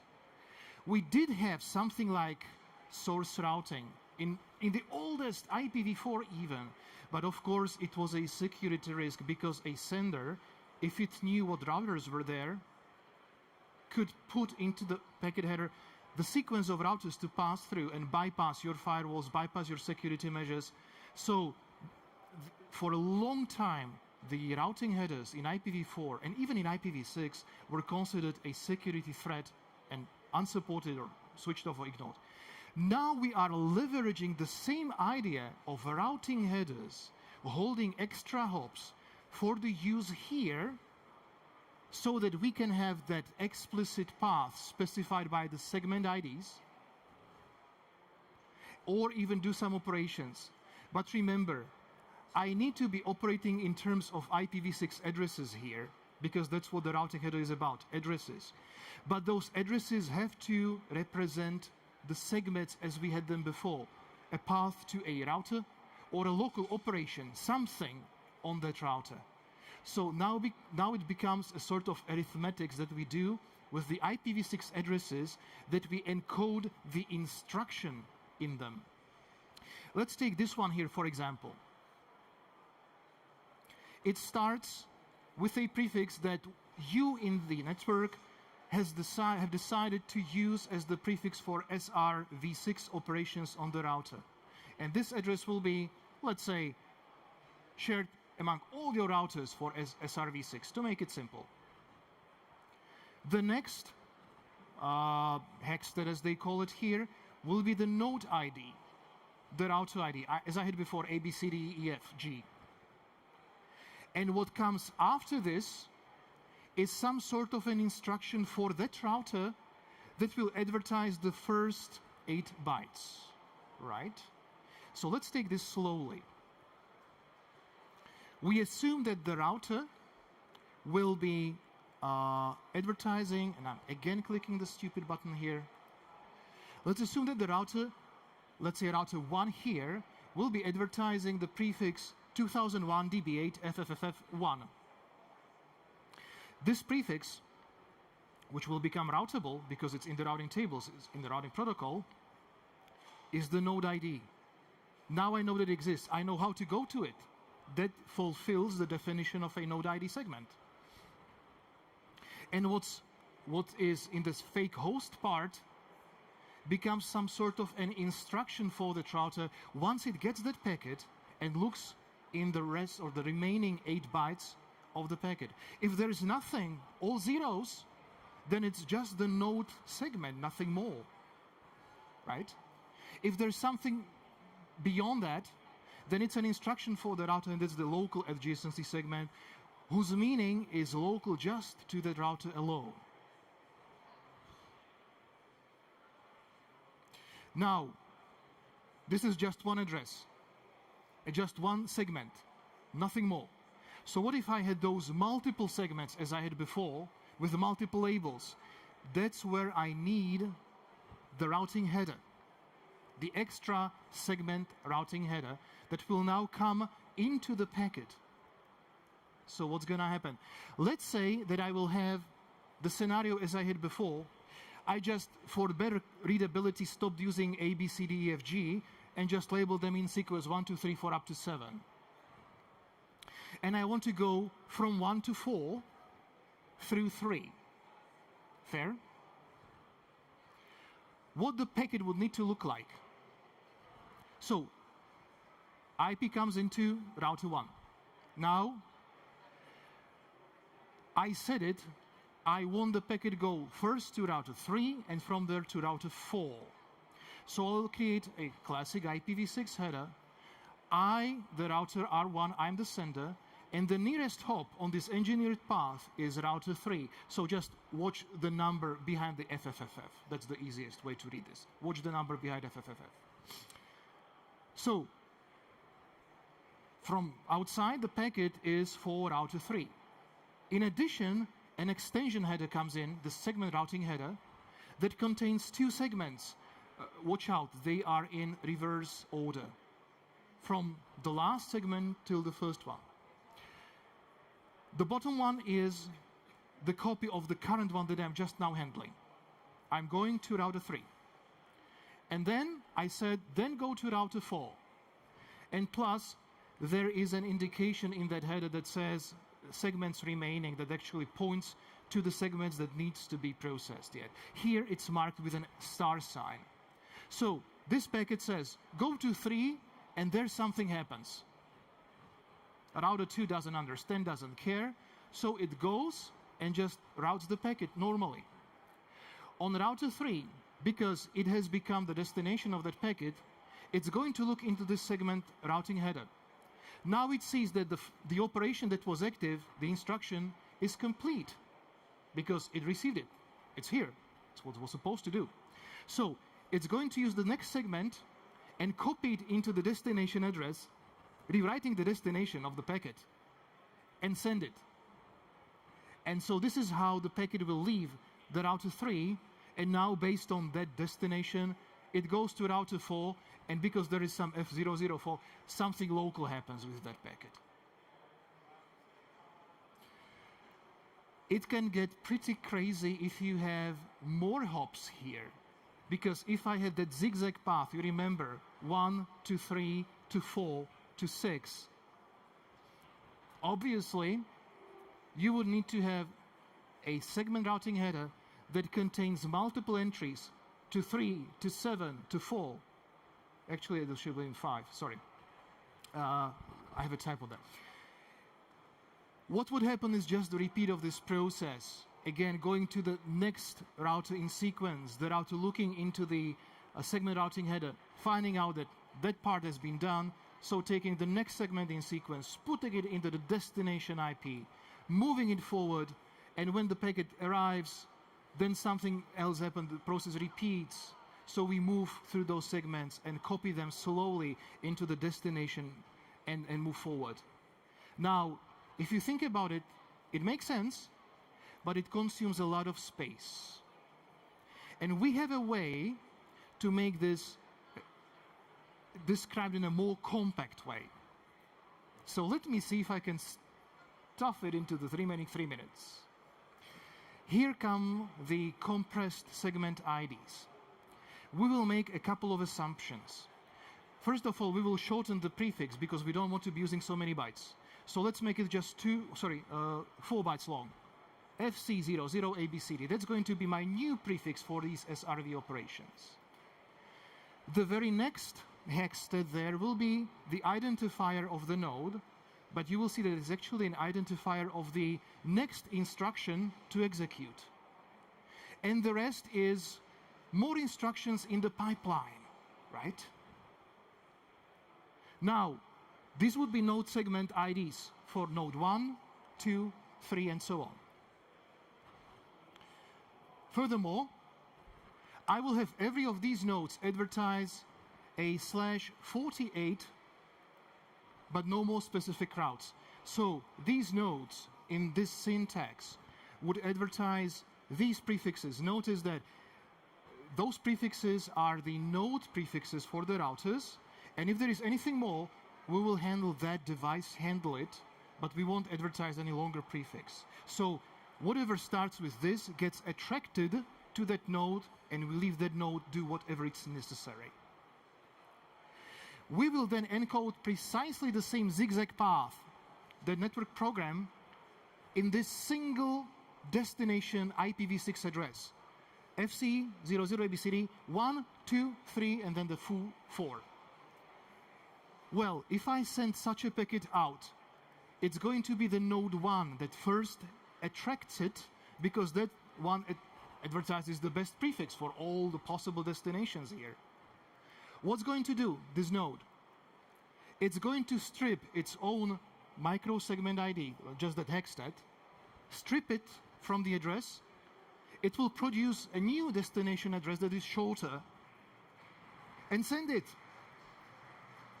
This packet will get attracted by node 2 because now for this new destination, it's the best one that advertises it. We repeat the same operation because the operation says get me to 3, we'll send it to 3. And the 3 will execute whatever was there as the operation. So in that example that I had, the whole thing would get way simplified because this is how the progress would look like just with the shortening of the destination address for now just 5 and so on. Pardon me. We're running a little behind here. Just want to come back to this slide here.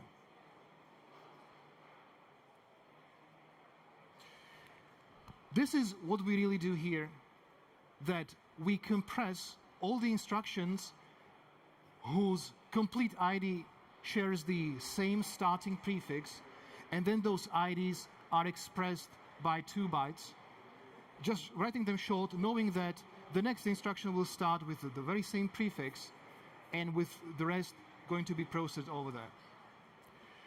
Overall,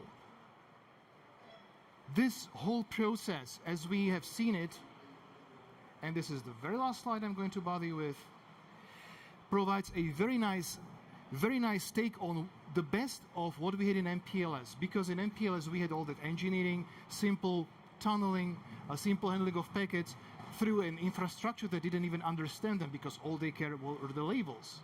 And segment routing MPLS gives me a simple way to leverage my MPLS data plane with less overheading the protocols. And segment routing version 6, it offers a sort of a unified basic data plane because we're coming over to IPv6 only, and so we will be running it anyway. And one thing that is highly praised about SRv6 is that we can do summarization, since those prefixes hide the operation underneath. That was not possible with labels that have no prefixes or anything of the sort. A cool thing to look into. And with this, thank you very much, and also thank you for the patience.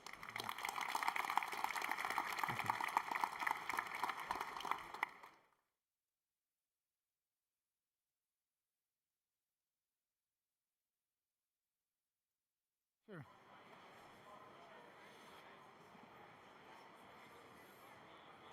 Good. Okay, sound check. You can hear me, right? Awesome. Hello and welcome. My name is Rafael. I'm a Splunk tech evangelist, which means that basically my job is to convert technology into fun for you. I'll do my best. This is going to be more of an interactive session. So by all means, if you have a question, raise your hand. The people over there will come with a microphone. And if not, just scream it to me and I'll repeat that. We're going to talk about MCP, kind of give a high level, and then talk about why Splunk MCP server is going to really revolutionize the way you think about your data. I know I'm using like big words, but I also brought a hands-on demo that you and I are going to go through the experience of handling that. So, here we go. So, by the way, if you have made a bet that you need to drink every time I say AI, I relieve you from that because you will end up in a hospital. There's going to be a lot of AI. I'll try not to bullshit you. If you think I'm, raise your hand. Everybody talks about AI these days. I don't know about you. I wanted to build a computer for my daughter, and now it's skyrocketed. No memory, no GPUs. Forget about that. Few actually do it in a real enterprise data. And it's usually the people that actually has access to the data and has access to the technology. So DevOps developers will actually write better code with Code Cloud. I don't need to teach you, you probably tried that. Vibe coding over the weekend. Even fewer people are actually going to do it in a secure way and in a scalable way. And this is where the business comes in, right? Like we all played with Claude, we all had like, ChatGPT, and it's great, but I bet how many of you actually asked ChatGPT something about your business? Raise your hand. Okay, wow, we have advanced people. Good, that's gonna be fun. And what I mean by secure, so the business data is usually locked for the people that want to access it, and it's siloed. And what I like about that, it's going very, very fast for me. Yet, okay. And the next picture will actually show it better. We have the financial data that sometimes the DevOps would wish they can access that and then can just update about their project of their AWS account, for example, or Google that. We have the HR data that, God forbids, no one wants to see that data, right? Then you get into trouble. And it's silent, so you want to sometimes access it, but you want to make sure that now it's segregated. And you, as the owner of that silo, you want to make sure that people that get access to it are audited, and only the people that can get the relevant data is actually getting that. And that is a problem with AI, because you have that data and you have the AI, but nothing in between kind of helps you segregate that and connect those in a secure way and also reliable way that you can trust the data after you query it. That's very important as well. So you'll tell me, Rafael, we have APIs, right? What's the problem? Like, we'll do that. One, API is really good when you know about APIs and you can program, right? So it's really great, but show me the person in HR that will write a Python script to access the data in order to do that or send you the email, right? A little bit unfair to just say, hey, yeah, I know a REST API, I learned Python, I can just do that.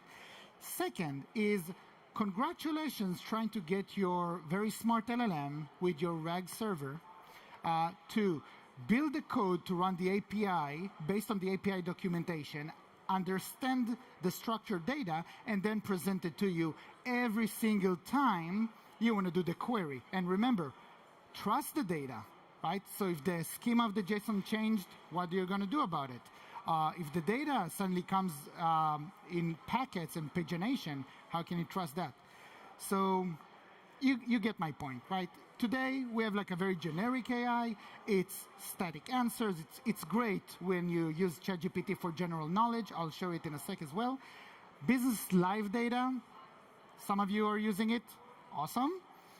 Enterprise context, like, do I need it now? Do I need it for my role? Clueless. If you have access, you have access, and that's it. What we want is business-driven AI. And today I'm going to show you that you don't need to buy a lot of GPUs. You don't need to wait for your next project funding for that.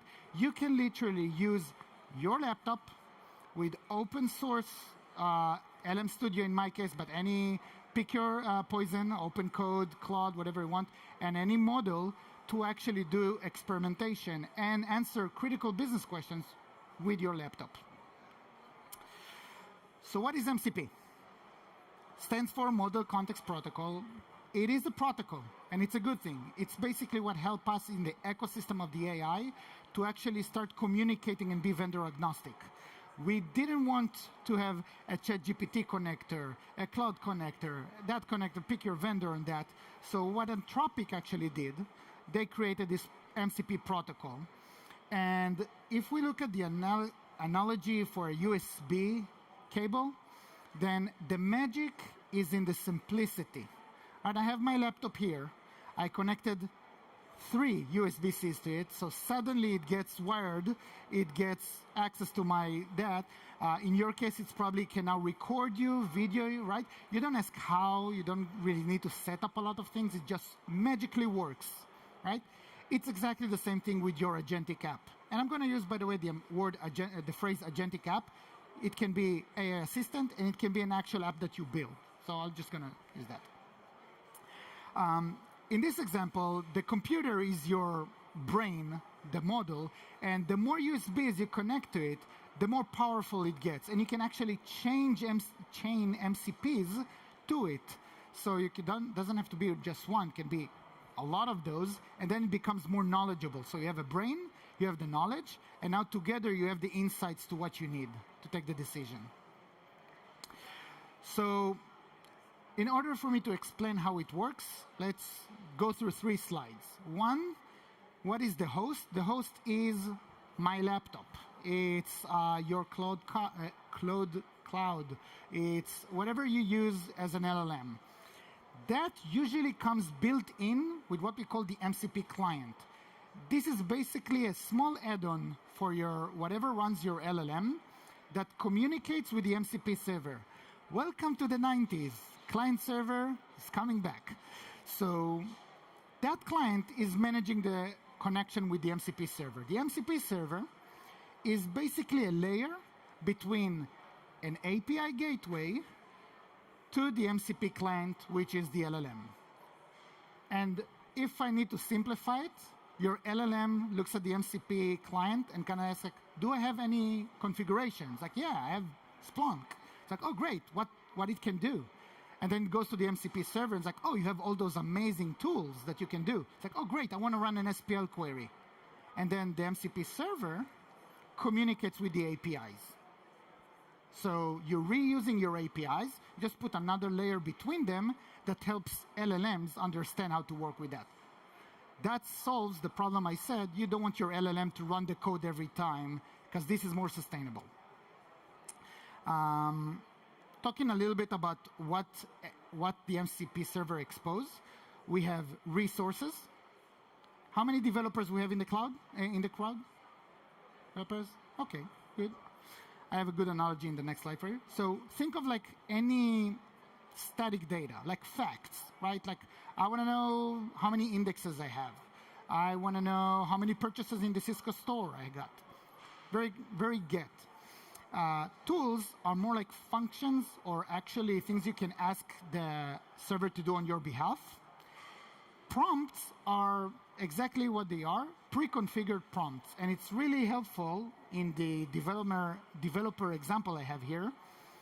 So if I want to have the I need help prompt and I want it to answer in a very specific way, I can configure it through the MCP server. And then if somebody is new and just trying to understand how to use that, instead of going to the documentation, they'll just say, I need help, get the information, good to go. The resources will be a REST GET, usually, and the tools will be equivalent to a POST API. If you're a developer, you probably understood what I said. So, small diagram. Let's follow that. I'm a user. My name is Rafael. And I have my LM Studio here, which has OpenGPT 20 billion. And I want to query the data. What's going to happen is the MCP client is going to go through my load balancer to Splunk and ask what you can do. And it will expose all the tools that I can do.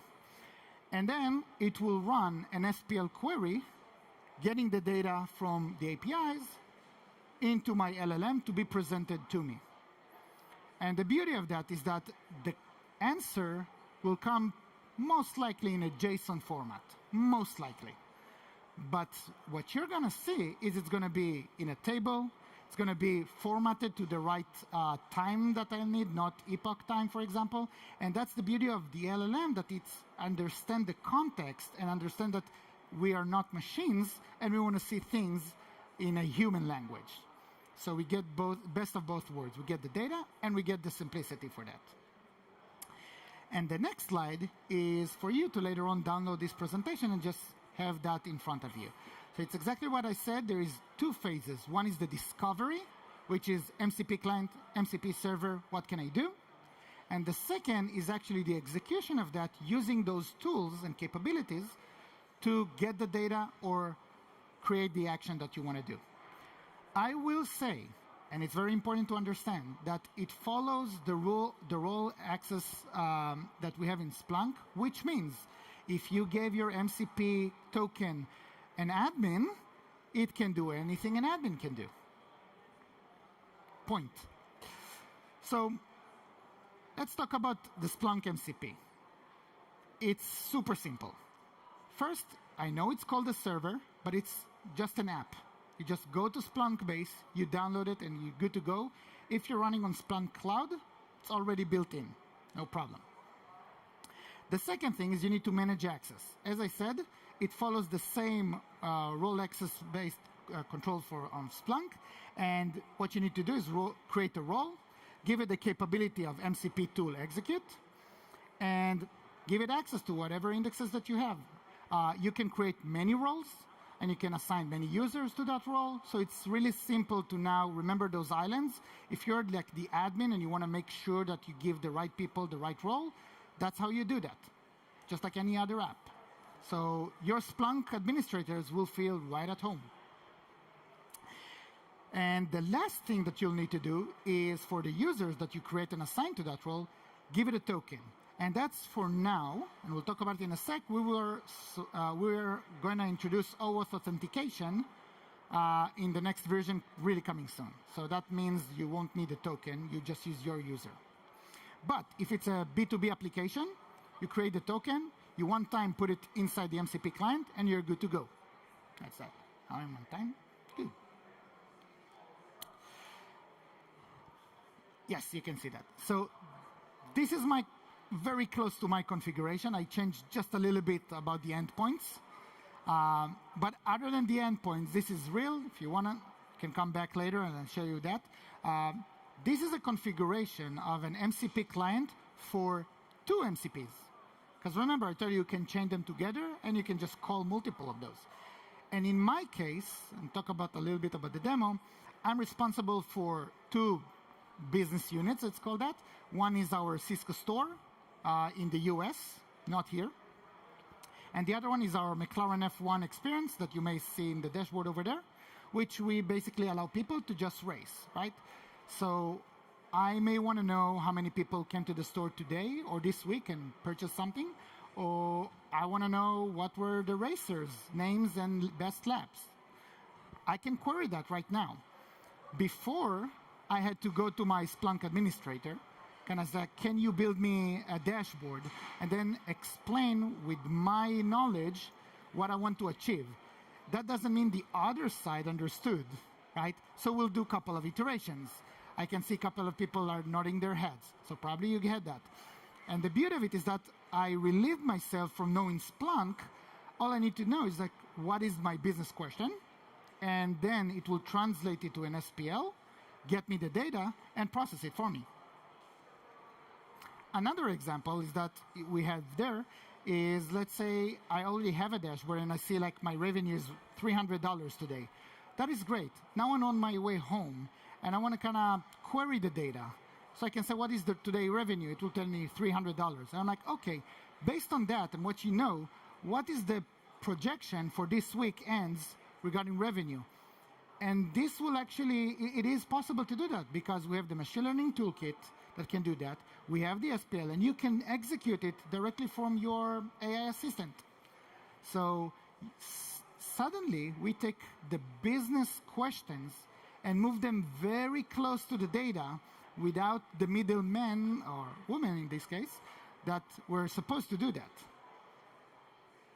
Just think how tomorrow you can do that to the most urgent KPI that you thought about in your business. All right, so we started talking a little bit. So now I'm going to dive in a little bit about why MCP and Splunk is really going to revolutionize that. The example I gave you is just one thing that you can do out of many things. Think of like a DevOps, that they can initiate something through a tool. It can be like, hey, scale up my environment, right? And that will execute a function predefined. And they can do that directly from Slack, they can do it from ChatGPT, or from your own agentic app, which I have a feeling probably 90% of you have heard their organization saying something like, we need to build our agentic app internally for our employees. So you can use that. I can tell you that in Cisco, we built what we call Circuit. All the employees using that all the time, and it's actually connected to my environment. So I can use my agentic app to my environments. I don't need to wait for anyone else. The beauty of it is that Splunk holds all of your business truth, observability, security, revenue, finance, health, HR. Think of whatever you feed into Splunk, or its new name, the Cisco Data Fabric. Whatever you feed into that, you can now query it. And that's the truth. You can trust it. You can query it. You can double check that. I'll show you in the demo that you can actually see the SPL that is being queried. So you can validate that. And it basically turns every Splunk instance that you have into a data lake that is connected. So what if I have a Cisco store here in Europe and I have a Cisco store in the US, and I want to know how many purchases we had today? Where obviously I can't bring all the data into one place, GDPR and the California part. So I can go maybe like try to kind of build 2 dashboards, or I can just have 2 MCPs and 1 agentic app that queries both of them, aggregate the data, and give it to me.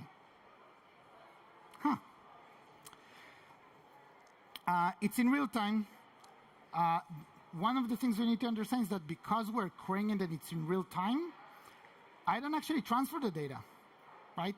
Like, it processed how many purchases I had in Europe, got the number 26, let's say, and then send me 26. I don't need to know about all the purchases. I don't need to know which step. I can query it later on probably, but me sitting in the US, I'm only getting the data that I need. So I don't break GDPR. And security is built into that. So when we built the MCP server, I showed you how to configure that. But not only that, token rotation is built into that from day one. It's now GA, so you can just go and see it for yourself. Admins can control different roles with different tools. So for example, you can have like an MCP general role that only expose the get, for example, and not expose all the Splunk internal indexes. And you can have MCP role for admins, and you can have MCP role only with those type of indexes for HR, for operations, for security, and et cetera, et cetera. So you do that, but you control what you expose. Everything is audited, obviously, because it's Splunk. And as I mentioned, OAuth is coming in the next version really, really soon. I think I covered that. One thing that I didn't cover is both cloud and on-prem. Those 2 environments that you've seen are running Splunk Enterprise. And the only network I need is to actually get to the environment.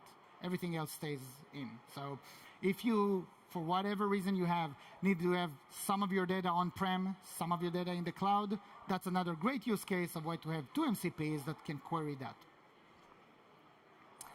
And yes, we're going to show it on my own laptop. All right, I'm doing great with time. We'll have a lot of Q&As. So going into a demo. Just a heads up, it's very hard to demo AI. It's not predicted. So I'm starting with like very low expectations here. What you see here is LM Studio. By the way, can you see it? Everybody in the back can read it? Great. So what you see here, just a bit of the configurations, that I took LM Studio, which is an app that allows me to run models on my laptop. And I downloaded the GPT OSS 20 billion. For those of you that have a Mac, you actually have a lot of models that are configured and adjusted for the Mac system. That means it utilizes the GPUs instead of the CPU. So the reason I can do that is because while I'll question something, it will use my GPUs, not kill my CPUs for that.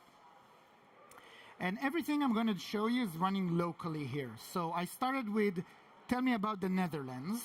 And it's like grabbing somebody from the street, asking them about the Netherlands. They're very knowledgeable. Maybe they are not up to date, but overall, they got the message, right? That we know what the Netherlands is. I could ask about what Cisco telecommunication is or Cisco systems.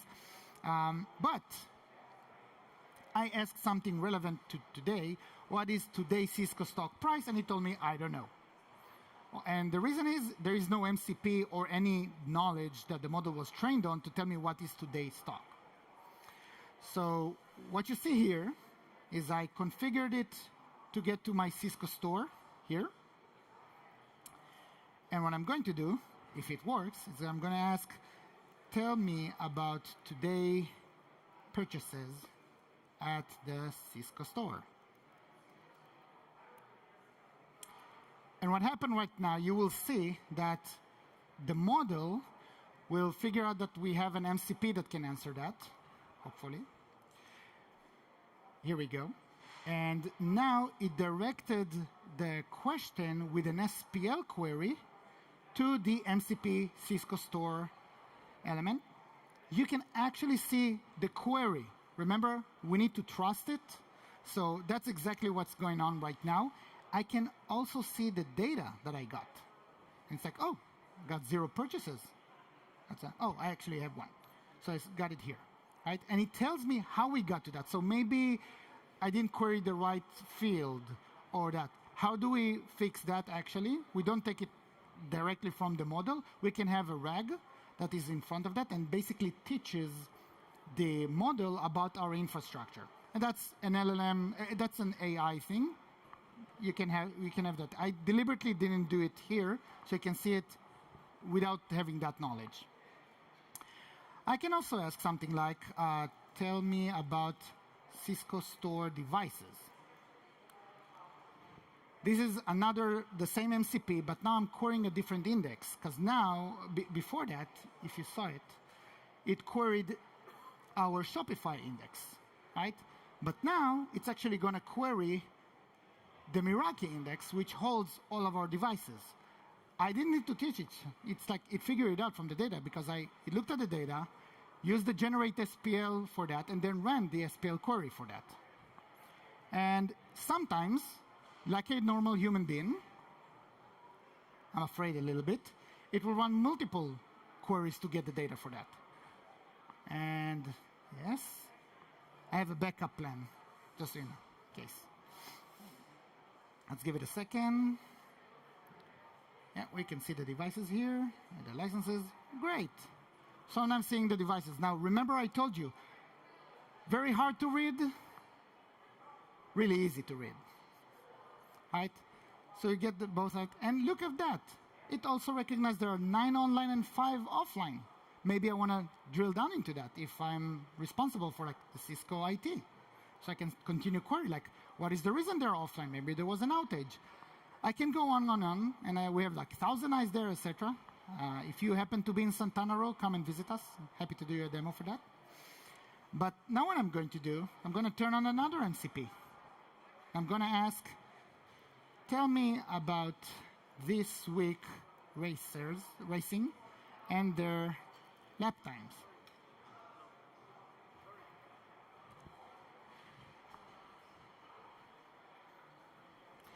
Should I close everything and reopen?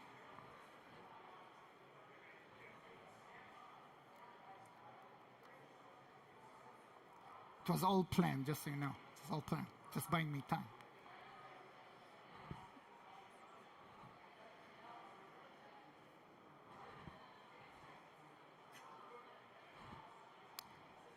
Right on time.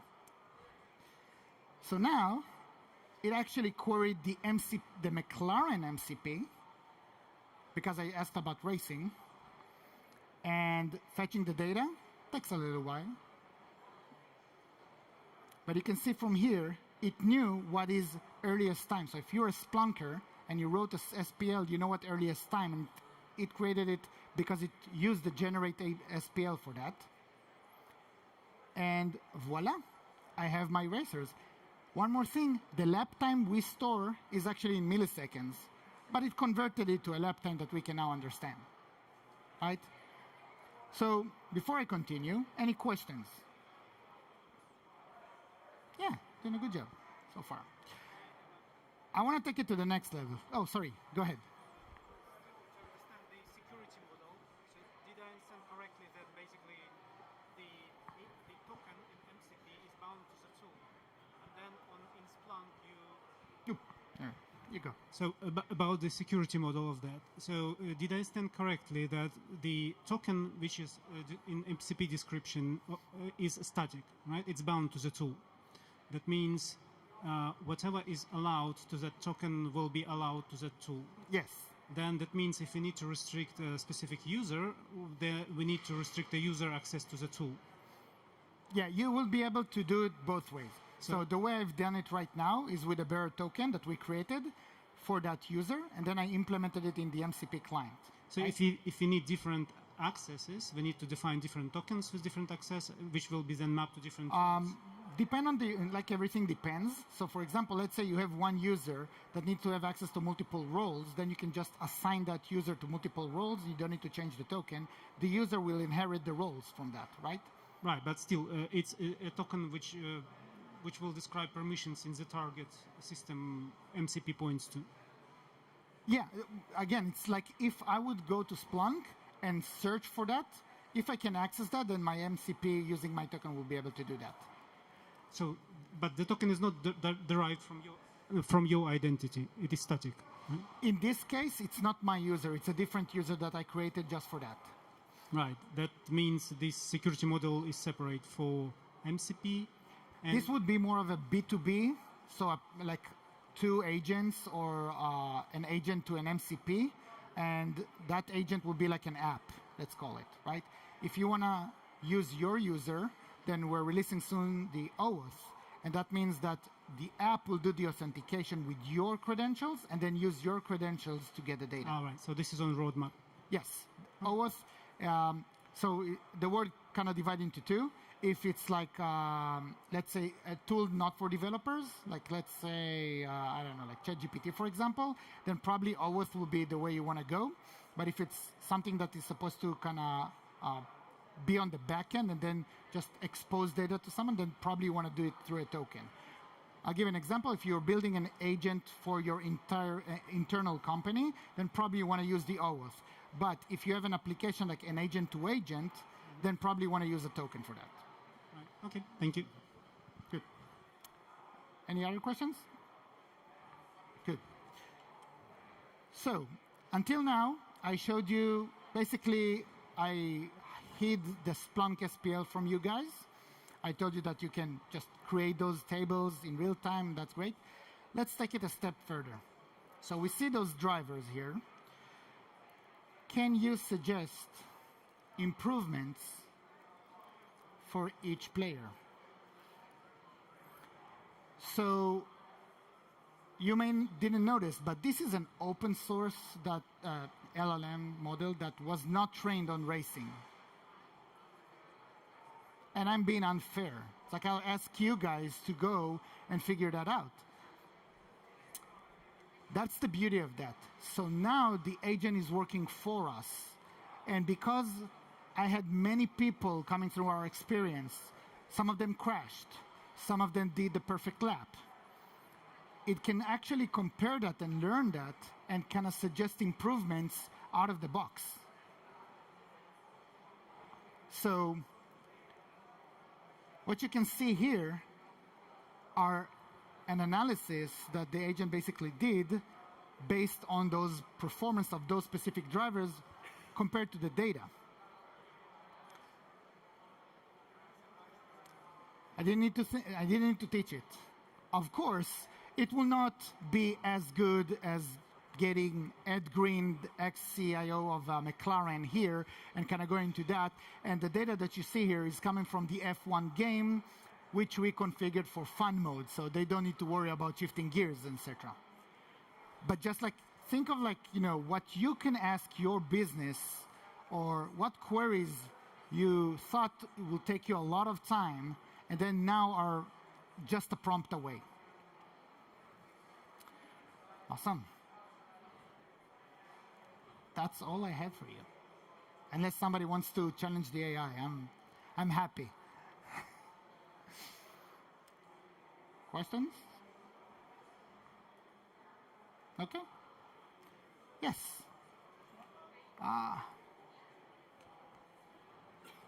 Thanks. So I've been playing around with this tool for quite some time. Since it was released, I've upgraded everything to the last version.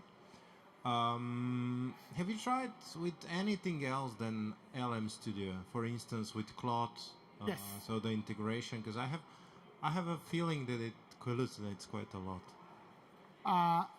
I played a little bit with the Claude. My colleague Jeff, he was Claude first. I decided to go LM first. the reason is pure business. Most of my customers wanted to know that they can do that in their air-gapped on-prem environment. So cloud will not help me there. So what I did is I did that. I'm actually playing with open code as well. Works the same way. It just allows me to have more skills that I can do extra work beyond the data. Oh, thanks. Yep.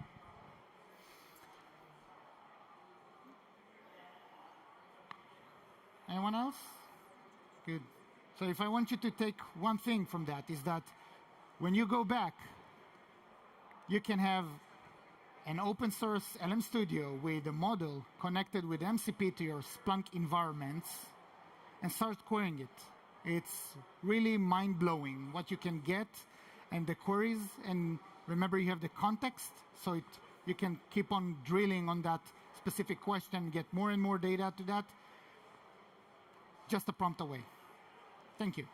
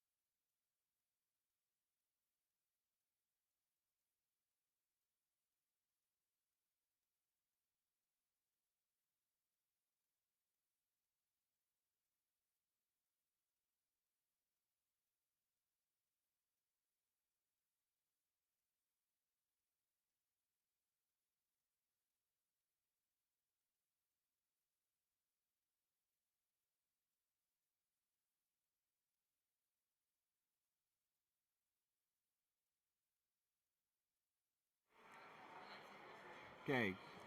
Good evening, everybody. Welcome to No Code Network Automation. Instantly respond to network events with Cisco Agentic Workflows. I'm Ed Novak, a technical marketing engineer from the network platform team. And good news, everybody, for being here today. I'm going to give you 1 CE credit towards renewing your Cisco certifications. You can get those for attending sessions here at Cisco Live, so you're welcome. So I've been with Cisco for 25 years. I've worked on a lot of different new and exciting technologies over that time. Cisco Workflows is the most exciting one I've worked on during that time, so I'm super excited about this. I'm also a certification geek.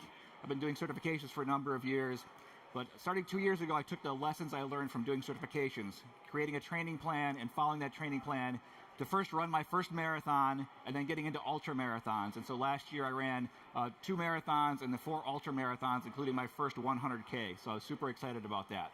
And in doing those events, I got a lot of time to think to myself while I'm out there running.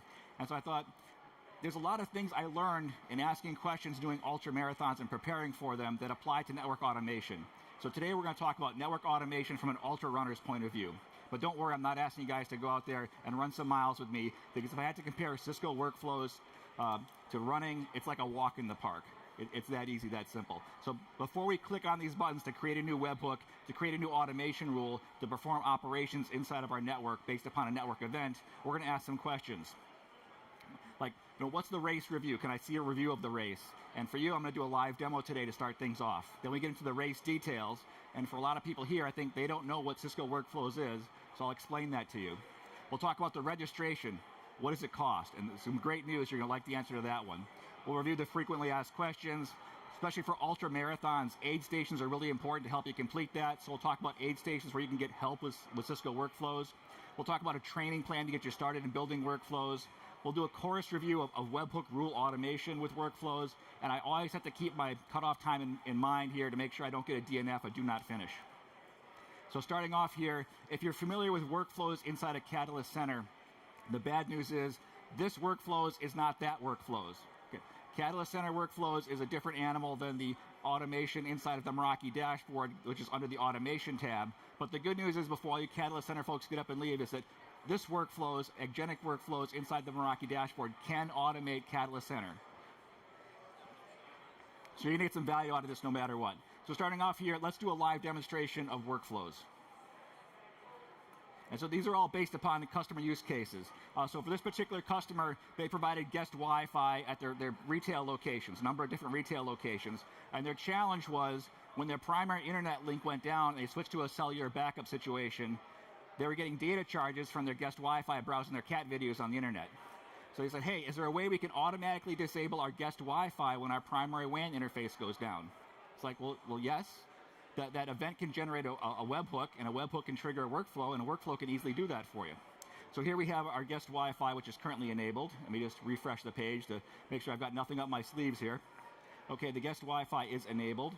And so let me jump into my command right here. So I'm going to use curl to generate a webhook. And I'm going to jump over to the automation tab over here and go into my rules and my history page.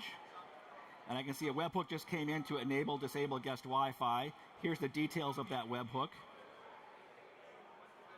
And then jumping into the run history, I see the workflow is currently in progress, and I can view the details of that workflow. And I can see this workflow actually just finished up.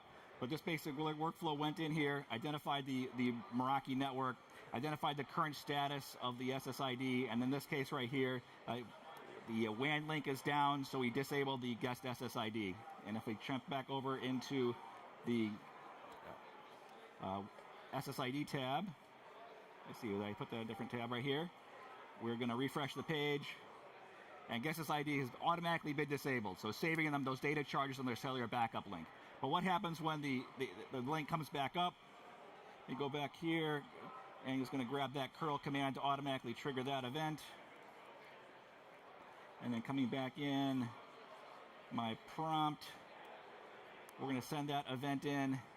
Again, jumping back into our history page, going to refresh. We've had a new event come in here. Clicking on that again, looking down here, we see that the WAN link did come up. We can jump into the details of the run. And then right there, again, that same workflow, but here's the run details. Again, we see the details of the webhook body that came in with that WAN interface up. And again, a visual representation of the logic of that workflow as it ran. And right here, visually, we can see that the WAN interface was up, so we're turning the guest SSID back on. Jumping back over to my Meraki dashboard. Going to refresh the page. Guest SSID is back on. They're all happy. They're browsing their cat videos again. So that's what we're talking about today. Automating network operations based upon your events. Now, I'm using Meraki as an example here, but this can apply to multi-different domains. So with that, let's jump back into the slides, and we'll get started. So what is Agentic Workflows? It's a cloud-hosted network automation tool embedded directly into the Meraki dashboard. But we're not just for automating Meraki. You can automate across all the different Cisco domains, Catalyst Center, Catalyst SD-WAN, ICE, Umbrella, Thousand Eyes. You can also integrate with third-party tools like ServiceNow, Jira, NetBox, really anything with a REST API interface. And we provide a catalog of pre-built workflows. So if you don't want to build your own workflow, browse the Exchange catalog, find a workflow that meets your needs, bring it into your workspace, and use that. If it doesn't quite meet your needs, and a lot of times we see this, hey, that's 80 or 90% of what I needed to do, but it's not 100% of what I needed to do. The good news is you can open that up in our simple drag and drop low no-code editor and customize it. Or you can use that simple editor, build your workflows completely from scratch. So you have the flexibility here. Workflows is all about using APIs simple and easy to help you automate those repetitive manual tasks, eliminate data entry errors, and speed up your operations. If you've been a Meraki customer for a while, you would have noticed last year in June, there was a major change to the Meraki user experience. It changed from green to blue. So a lot of longtime Meraki people were very sad about that. But the good news is that that's actually showing as part of the common user experience coming together. So now that Meraki dashboard has a very similar look and feel to the Catalyst Center dashboard. And Meraki and Catalyst Center are both part of the network platform team inside of Cisco now. So we're starting to bring those two platforms together. So that's our common user experience journey. We have other teams in Cisco working on things like common API and common policy. I'm from the workflows team. We're part of the common automation strategy across Cisco. And what that means is there's a common automation software base being utilized, and there are different engineering teams working on that base. But that's going to allow us to accelerate our feature velocity because we're all contributing the same common code base. But we're maintaining our individual domain focuses. So if you're familiar on the security side with XDR Automate, that we're partnered with them. They do network automation on security side, and they're focusing in on incident response and security automation. But we're from the workflows team. We're focusing on network automation and network orchestration. But we're sharing that same common platform to allow us to accelerate features to you. So on the security side, they've been around for several years. They have that Exchange catalog with almost 2,000 different workflows in it, so a large, robust catalog right there. Workflows just went general availability back in October of last year, so we have a small catalog of workflows in our Exchange, but we're growing those every single day. So what can you automate with Cisco workflows? Well, here's the current list of targets available. Right at the top, you see HTTP endpoint. So anything with a REST interface. Right below that, you see Ansible. Down towards the bottom, you see Terraform. If you already have those network automation platforms in your environment, good news, that's not throwaway work. You can trigger those from using Cisco workflows. But we also have the other Cisco domains here. So you see Catalyst Center, Catalyst SD-WAN, ICE, Meraki. In addition to that, you see third-party integrations here as well. You have NetBox, you have Jira, you have ServiceNow. But again, anything with a REST interface or anything you can SSH to, because we have a terminal option down there at the bottom too. You can add those into your workflow.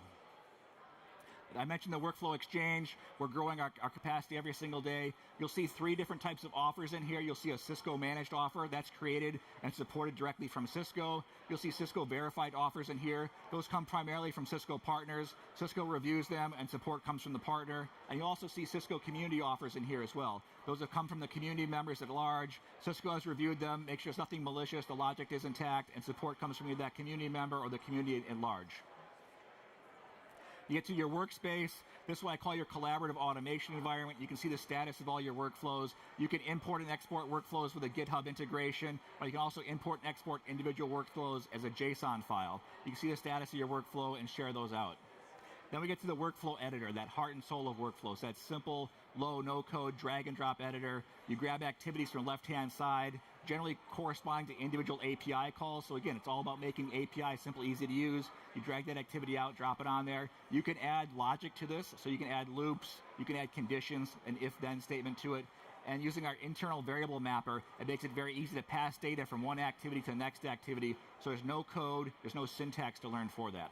But if you want to get into custom data transformations, we do have a Python activity inside of there. You can drag that, drop into your workflow, put custom Python activities in there, or actually you can actually add a AI LLM activity in there. So if you pull some data in and you want to send it out to AI to analyze, we've been using this lately for generating reports at the end of a configuration activity. You can pass that information to an AI to get the data analyzed for you. Lots of flexibility there. But today we're really talking about the automation rules. So these are 2 or 3 different ways you can actually trigger a workflow. You can have a schedule rule in there, which is like a cron job. So every Monday at 9 a.m., every Saturday at 2 a.m., run this particular workflow.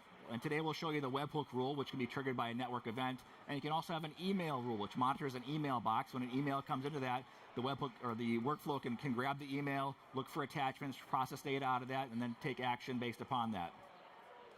Another way you can run workflow is use the AI assistant. So the great thing about this, instead of asking the AI assistant for help to do something, you can ask the AI assistant for an outcome. And the AI assistant has knowledge of the workflows inside your workspace. It can then recommend a workflow for you and provide you assistance in getting the data that's required as inputs to run that particular workflow. And the great thing about that is the workflow itself is deterministic.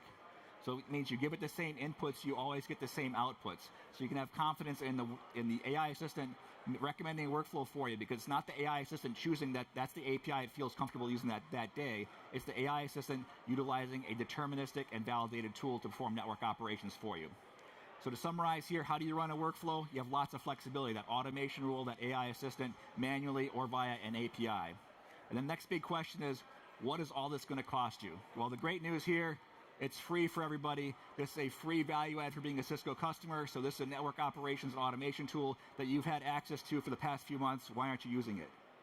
Well, let's get you started using it. Frequently asked questions. So is workflows only for Meraki? Hopefully everybody now can help me answer that question and say no. It's hosted inside the Meraki dashboard, but it can automate multiple Cisco domains as well as third-party resources.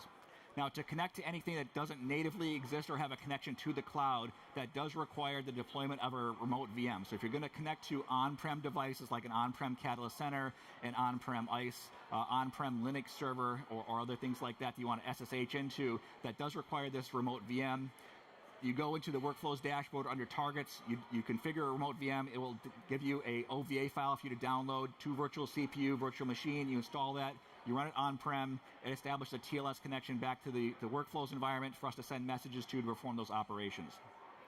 Does workflows count against your Meraki APIs? If you are making Meraki API calls, currently it does, but we're working on that because we're hosted inside the same data center as the Meraki dashboard itself. So if you're having challenges with Meraki API limits in your current Python scripts, this is going to help you solve that. And then currently, to automate with workflows, you have to be a full Meraki organizational administrator. So that's not good for people to say, I don't want to give the keys to the kingdom by giving everybody organizational admin privileges to my network operations folks. We're working on a network operation persona, and a lot more granular role-based access control is coming to Meraki, and so you'll be able to have conditions and permissions on individual workflows very shortly. So where can you get help with workflows? I look for those aid stations to help me complete my ultra marathons. Great news is you're in the right place. You're here at Cisco Live. So right over here in the world of solutions, we have a demo booth. We can show you all about Cisco workflows and do a deep dive into the AI assistant triggering workflows. There's also a wealth of sessions here available to you. Some of these did take place yesterday, but some of them are still coming up later on this week.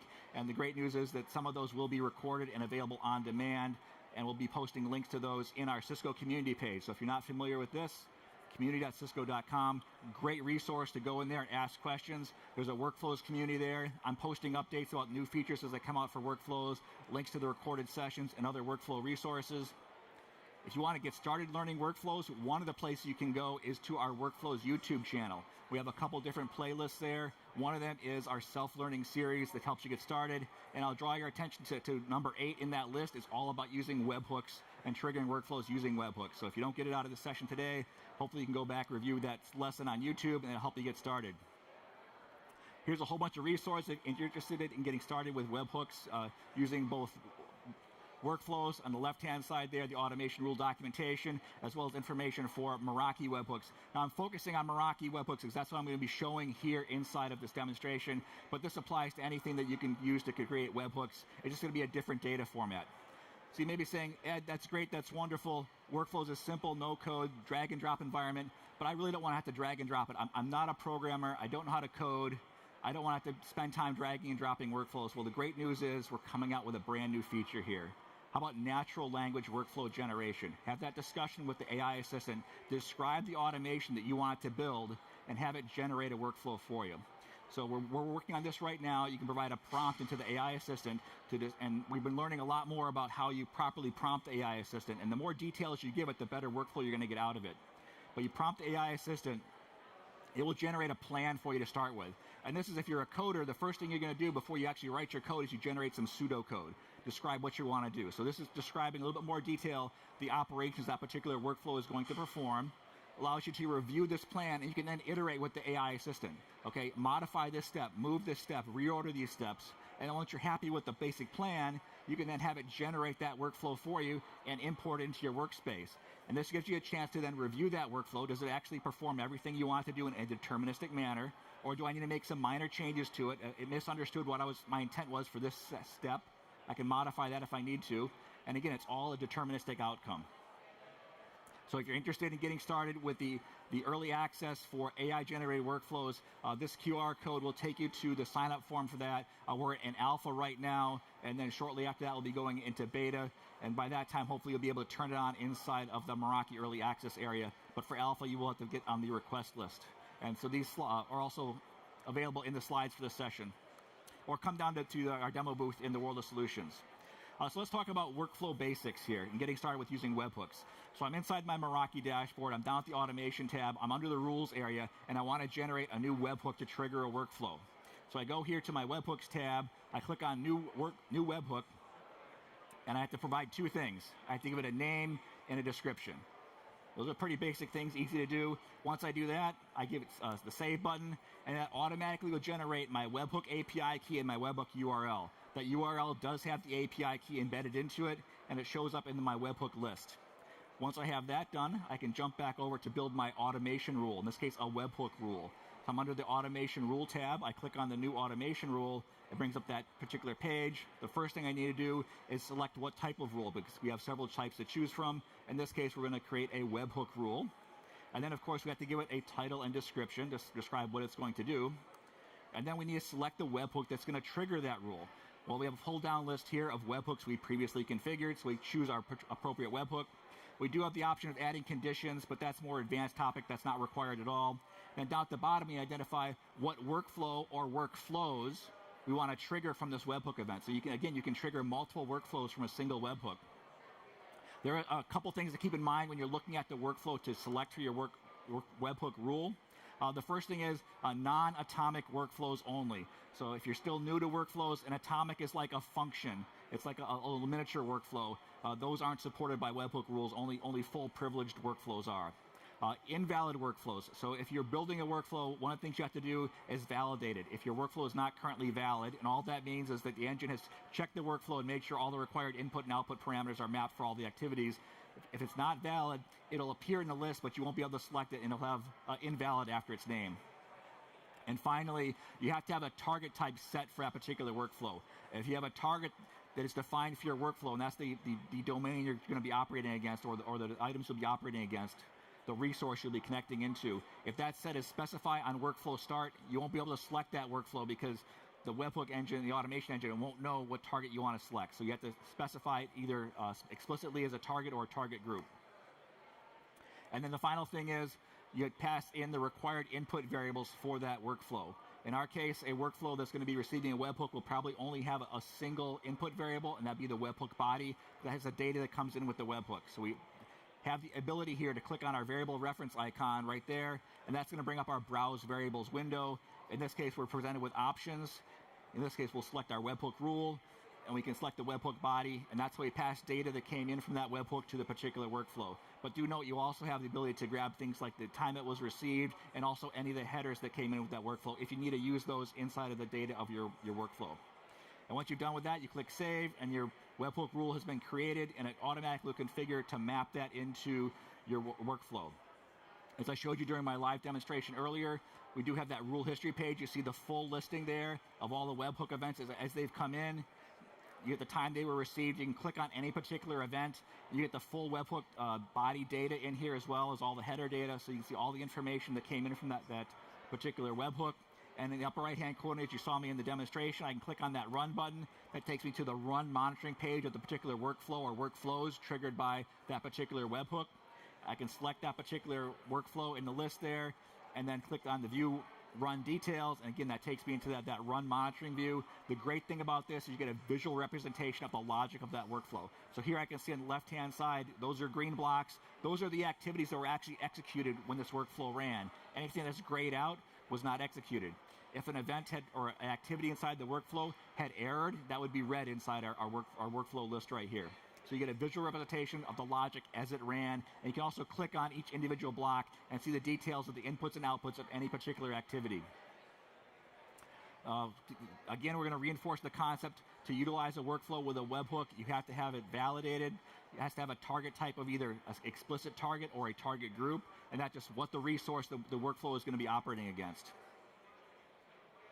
And then, of course, if you're going to have a workflow triggered by a webhook, you probably want to have data coming in from that event alert, and that's going to be a webhook body. So you would create a workflow variable for the webhook body to receive, and then make it an input variable and make it required to run.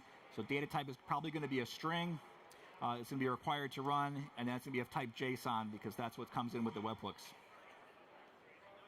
So when you're building your workflow, you're going to have all this event data coming in that webhook request body. How do you extract that out so you can pass the information to the activities inside your workflow? Well, you can use a JSON path query activity that's available inside that activity panel left-hand side of your workflow editor. You click, you drag that out onto your canvas, and when you do that, you're presented with the properties panel on the right-hand side. And in here, you can identify the source JSON to query. And again, you'll see that we've got the little variable mapping icon up there, so I can select variable just to map it into that. And that blue bubble represents that input request JSON body coming in. And thinking back to what would look like when we, on the run monitoring page or the history page, we saw that JSON body for the webhook event coming in, extracting that out a little bit cleaner view. If you can dump it into like an AI tool, ask it to pretty print it for you. You start seeing, okay, here are the different key value pairs that came in with that particular webhook event. You can utilize a JSON path query activity to say, okay, grab the version number and make it available here. I grab the shared secret key, and again, step by step for each item that came in your particular webhook. Using a JSON path query activity can extract all that data out, and then using that variable mapping activity in your following activities inside your workflow, you can then map each one of those without doing any coding. But what if that's too complex for you? Well, the great news is if you're a Meraki customer, we just released at the end of last week a brand new activity into workflows. Again, we're always adding new things. The Meraki parse webhook request body activity has been pre-built that has all that JSON path query information provided for you automatically. So now you just drag that onto your canvas, drop it out there. You click that variable reference icon to pass in your webhook request body, and then it will make that available to the following activities. So you'll see you have that activity inside of your workflow. Following activities, you click on that variable reference icon, you select activities, you select the Meraki parse webhook request, and then all the individual output fields from a standard Meraki webhook event will be available to you to select. So you don't have to configure that JSON path query anymore on your own. So how do we configure this webhook inside of Meraki so we can have a Meraki event generate a webhook to perform a workflow operation?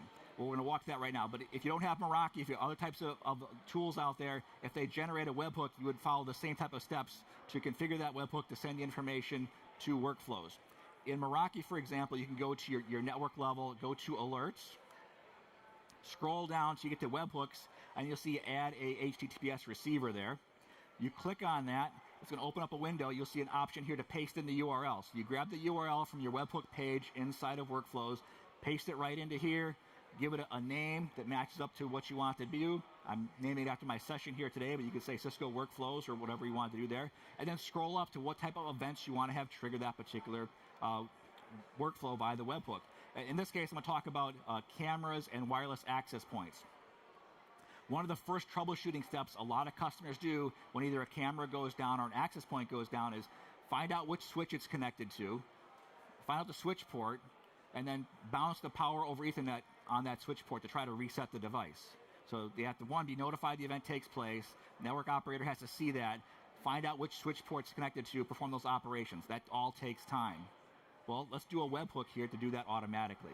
So here we're going to, in this case, configure a webhook for when access point goes down or a camera goes down, have that webhook trigger a workflow to do that for us automatically. So once we've saved that particular webhook, we're then presented back with our full review of our particular workflow, which gives me a great opportunity now to jump into another live demonstration. So with that, I am going to pull up, my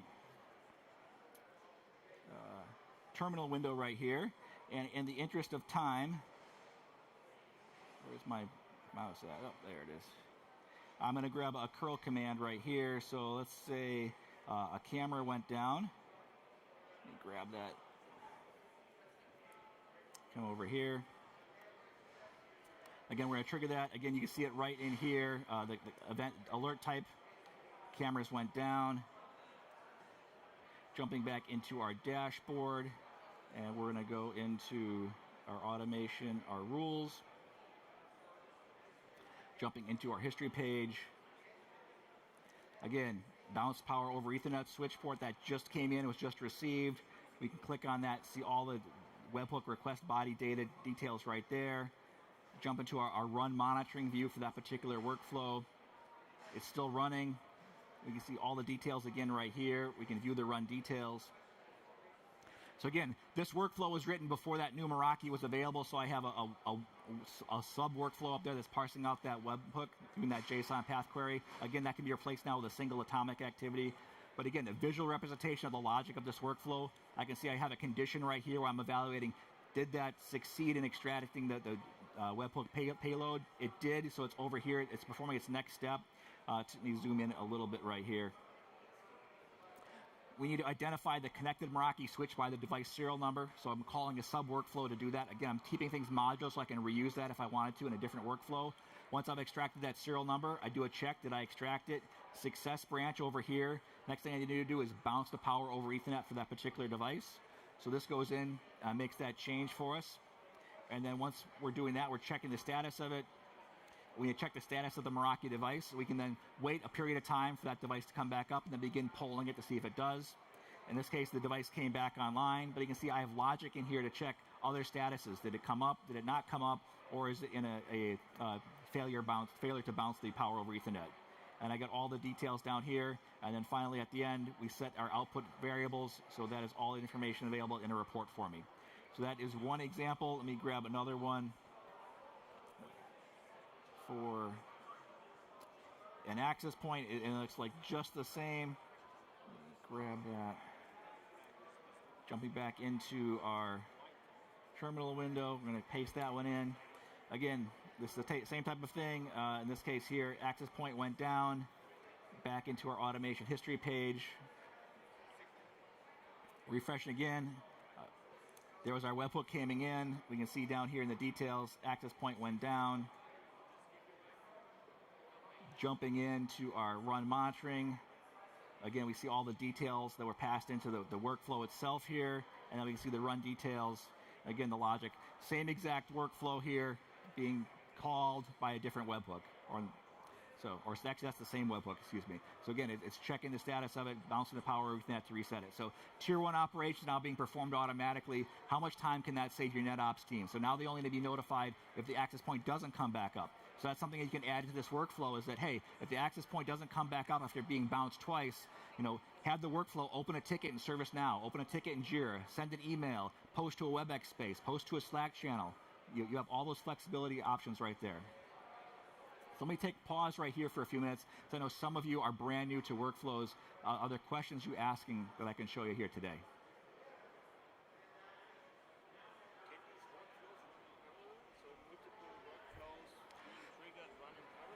So a question here was, can workflows run in parallel? And the answer to that is yes. As you saw on the webhook rule page, you can have multiple workflows triggered by a single webhook event, and you can pass the same webhook request body into multiple workflows.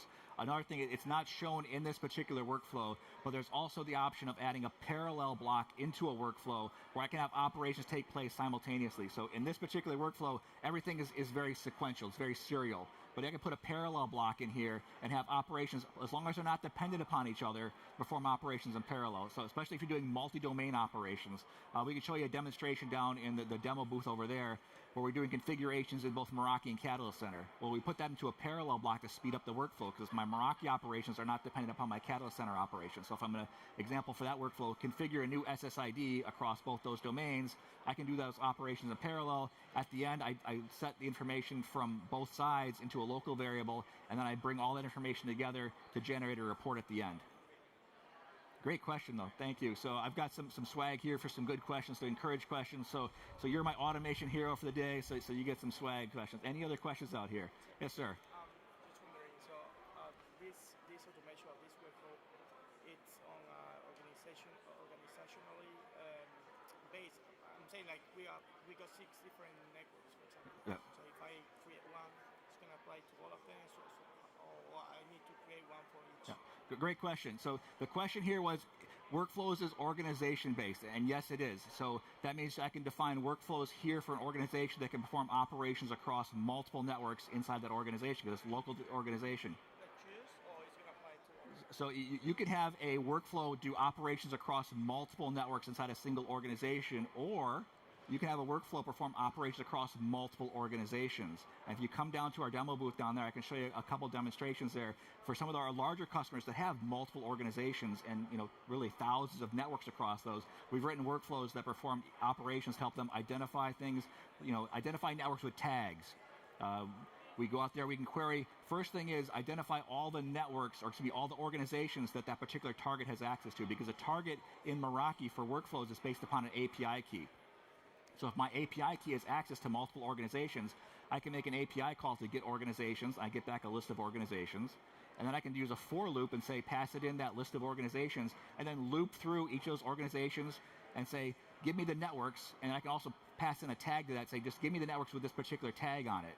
And then I now have a list of tagged networks from all my different organizations, and I can perform things like schedule firmware upgrades for networks with this tag for this day and time. I can demonstrate that workflow for you, or perform other operations like audit operations. So check the SSID settings, check the VLAN settings. We have some audit workflows that do that type of thing across multiple organizations, across multiple networks, and across multiple domains, because you can do things like tie into ICE, tie into Thousand Eyes, ties into Catalyst Center.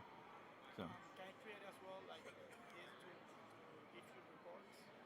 Pardon me?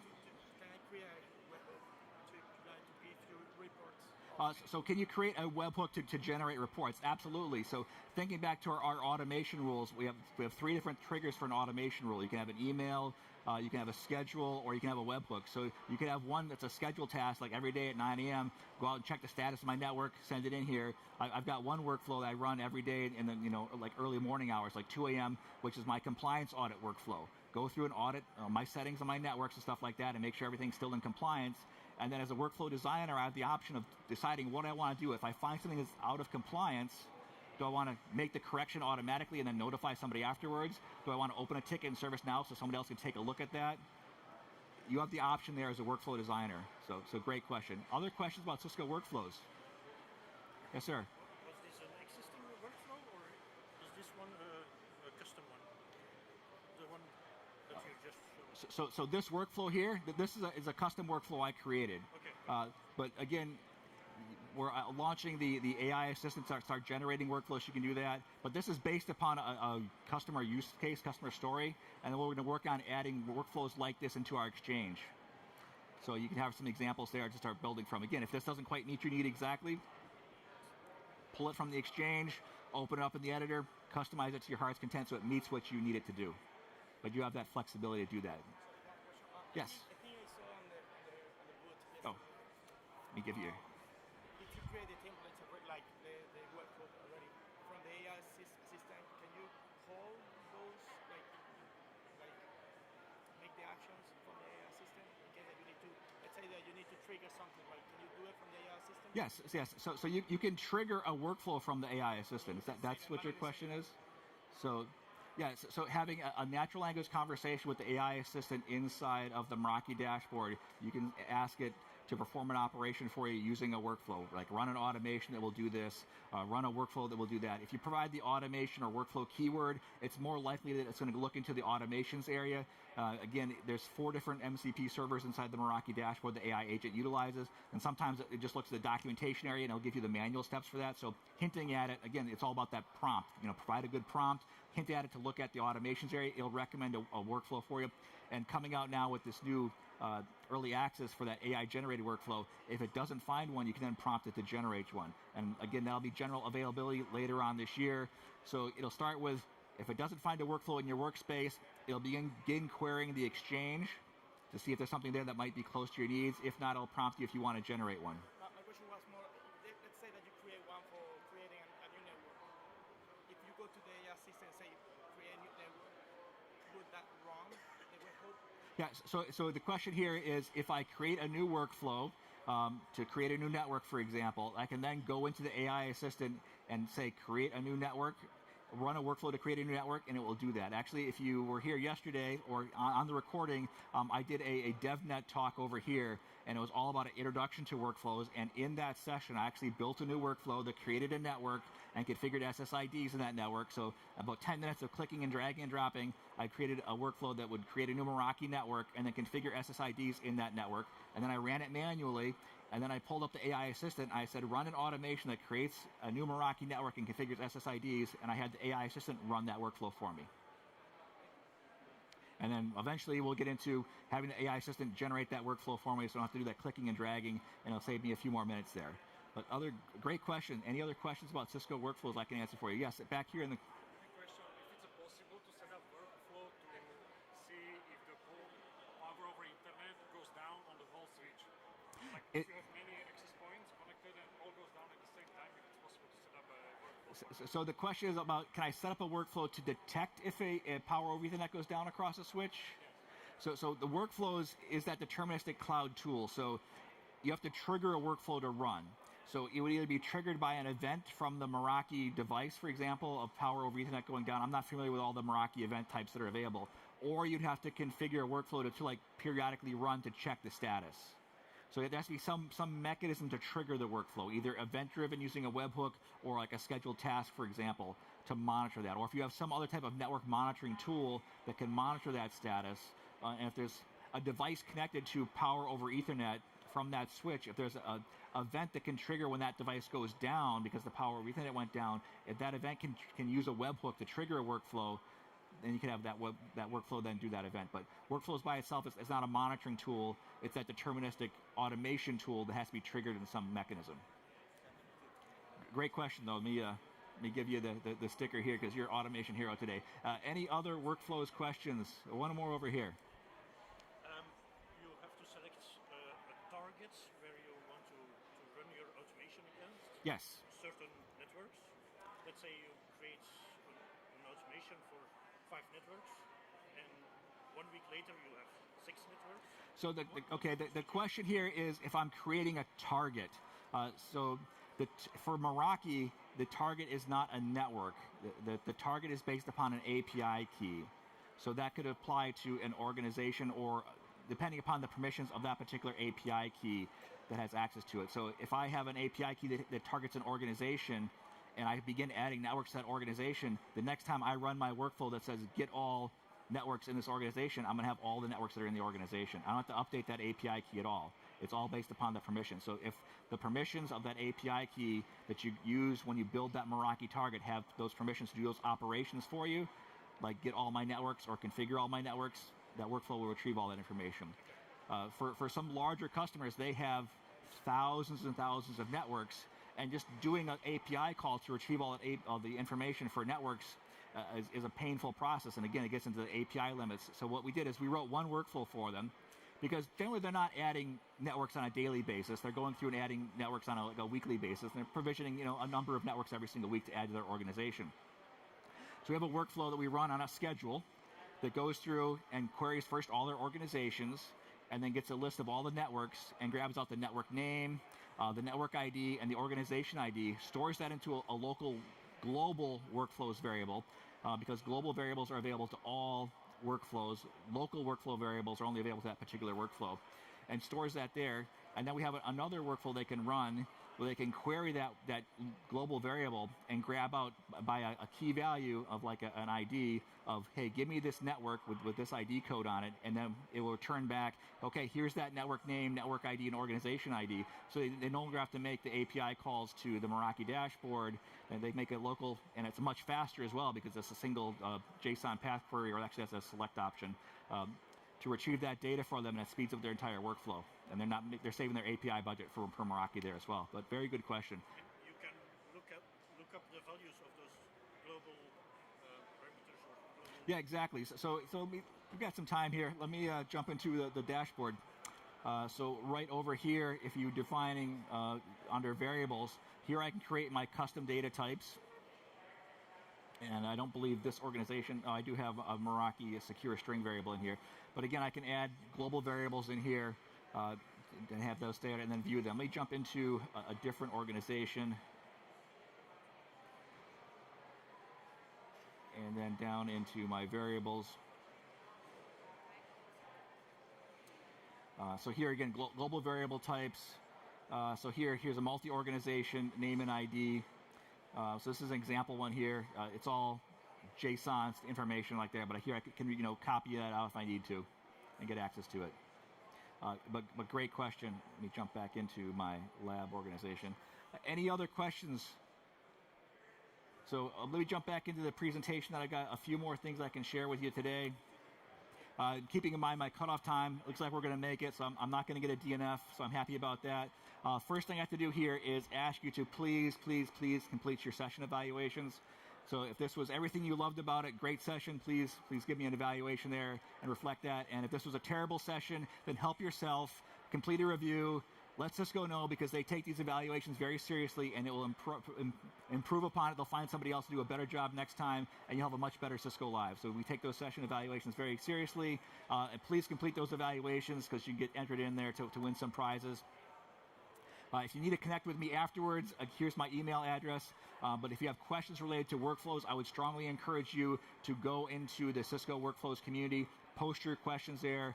Once this event wraps up by February 27th, all the recordings from all the sessions here will be available. I'll make a community post with that, or actually I'll update the Cisco Live post I already have going for this with links to all those recorded sessions.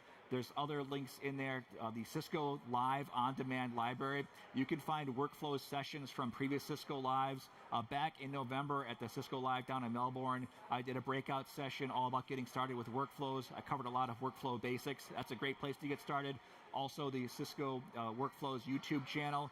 Use that self-learning playlist in there. Get started there with your network automation journey. And with that, I just want to say thank you, everyone, for taking your time today. I really appreciate it. And please complete your session evaluations. Enjoy Cisco Live. We're going to be in the World of Solutions over here at the demo booth. It is in the Future-Proof Workplaces, number 17. I'll be over there running some demonstrations. Join me for the reception that starts in 15 minutes. So thank you very much for your time today.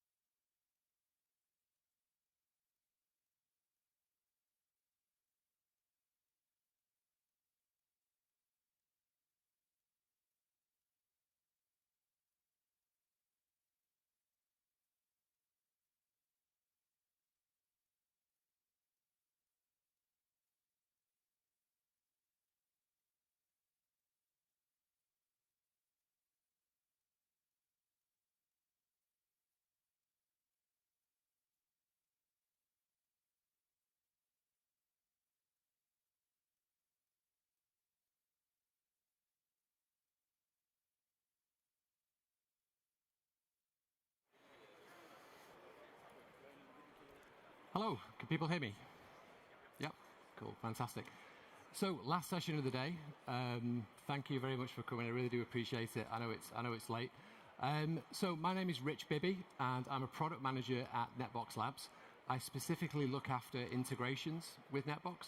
So we've been busy building out a whole range of integrations with NetBox, and I'm specifically talking about some of the Cisco integrations that we've got today. So we're going to be looking at the Cisco Catalyst Center and Meraki integrations that we've built. Obviously, you can use the WebEx app. I believe there is a space for this session as well, so we'll probably try and share the slides in there afterwards, and you can ask questions and so on. There we go. Okay, so the agenda then is, oh, actually, before I carry on, I mustn't forget, I've got plenty of colleagues here from NetBox Labs here as well. Got three lovely gentlemen down here, Matt, Lachlan, and Chris. And I think Chris is at the back as well. So if you have any questions at the end of this and you want to talk more about NetBox Labs, and the commercial offerings that we have, please just grab us at the end. We'd be delighted to talk to you. For those of you that aren't familiar with NetBox and NetBox Labs, I'll give you a quick intro. We'll just talk about what NetBox does. We'll look specifically at those integrations for Cisco. And then that's because those integrations actually bring data into NetBox. And then what I'll show you is some ways that we can send data back to the Cisco systems as well, based on changes that we make in NetBox. and that'll be all part of the demo, and then we'll have hopefully some time for Q&A at the end of it as well.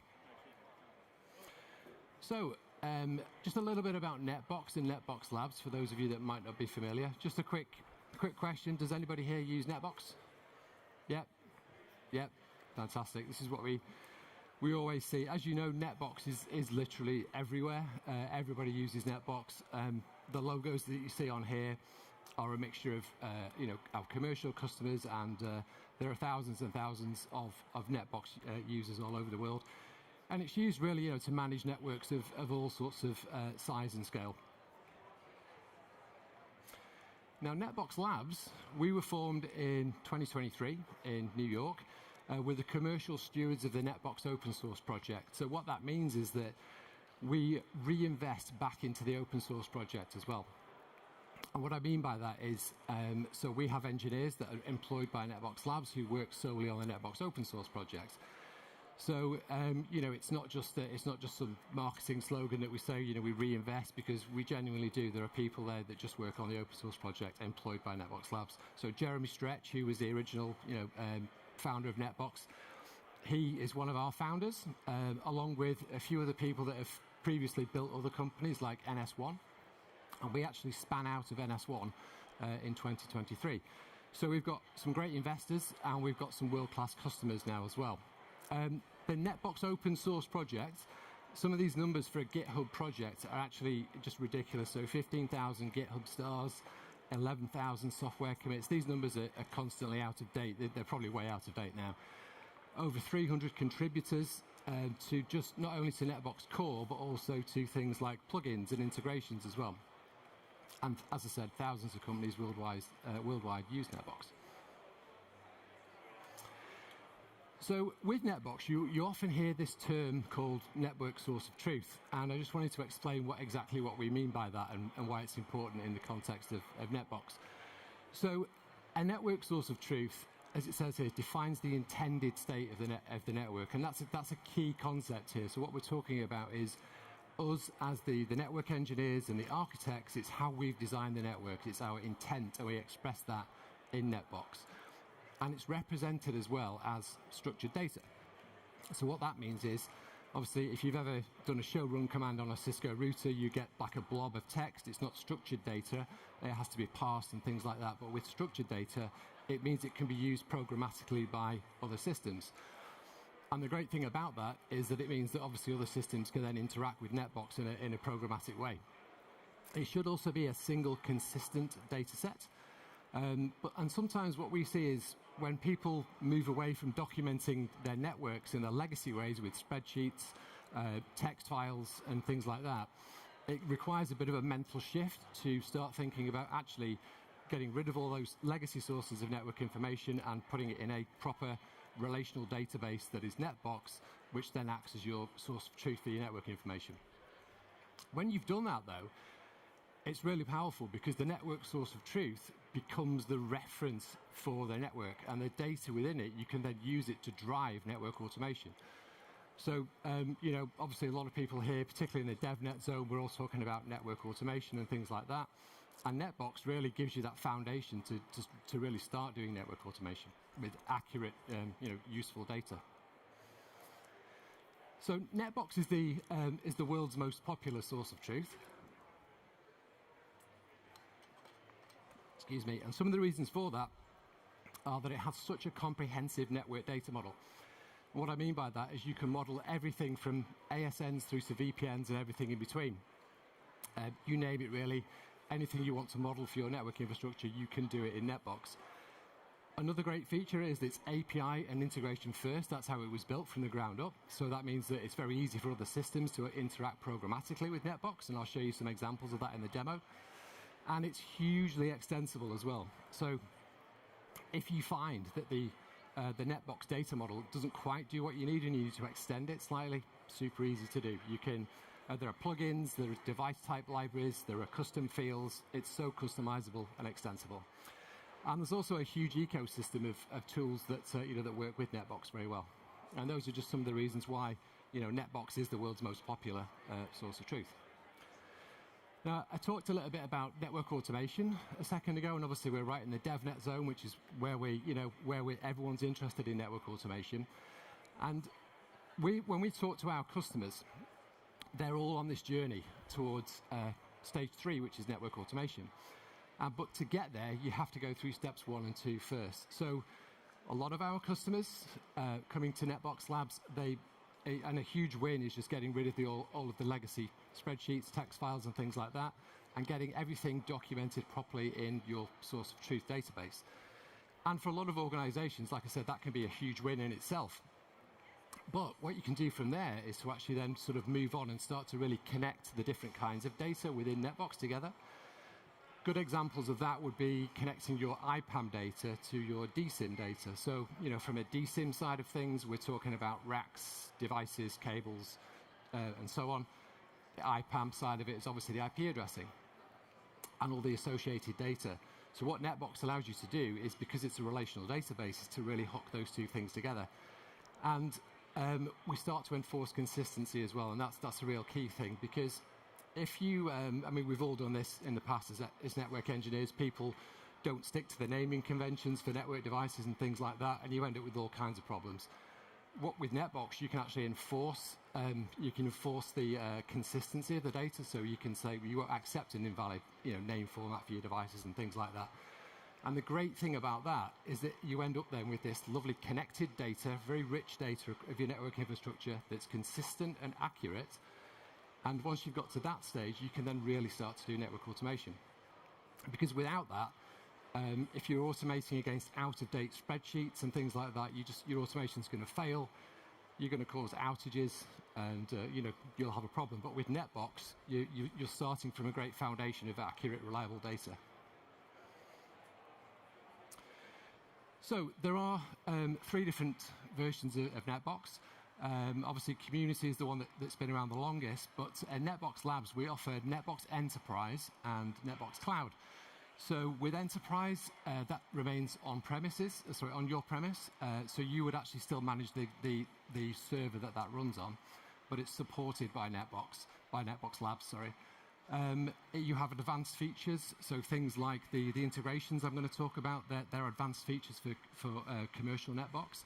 I'm going to show you some stuff that you can do with Community NetBox as well, as part of the demo. But you get also your 24/7 support. You get things like best practice assistance and extended version support. That's really important as well, because if you've built some of your own integrations with NetBox, and perhaps you're running at a particular version of NetBox, you don't want breaking changes to be introduced, so you can stay on particular versions of NetBox to suit your requirements. And then NetBox Cloud, so that's the cloud-managed offering of NetBox, and it runs in our own cloud, basically. So you just consume it as a service.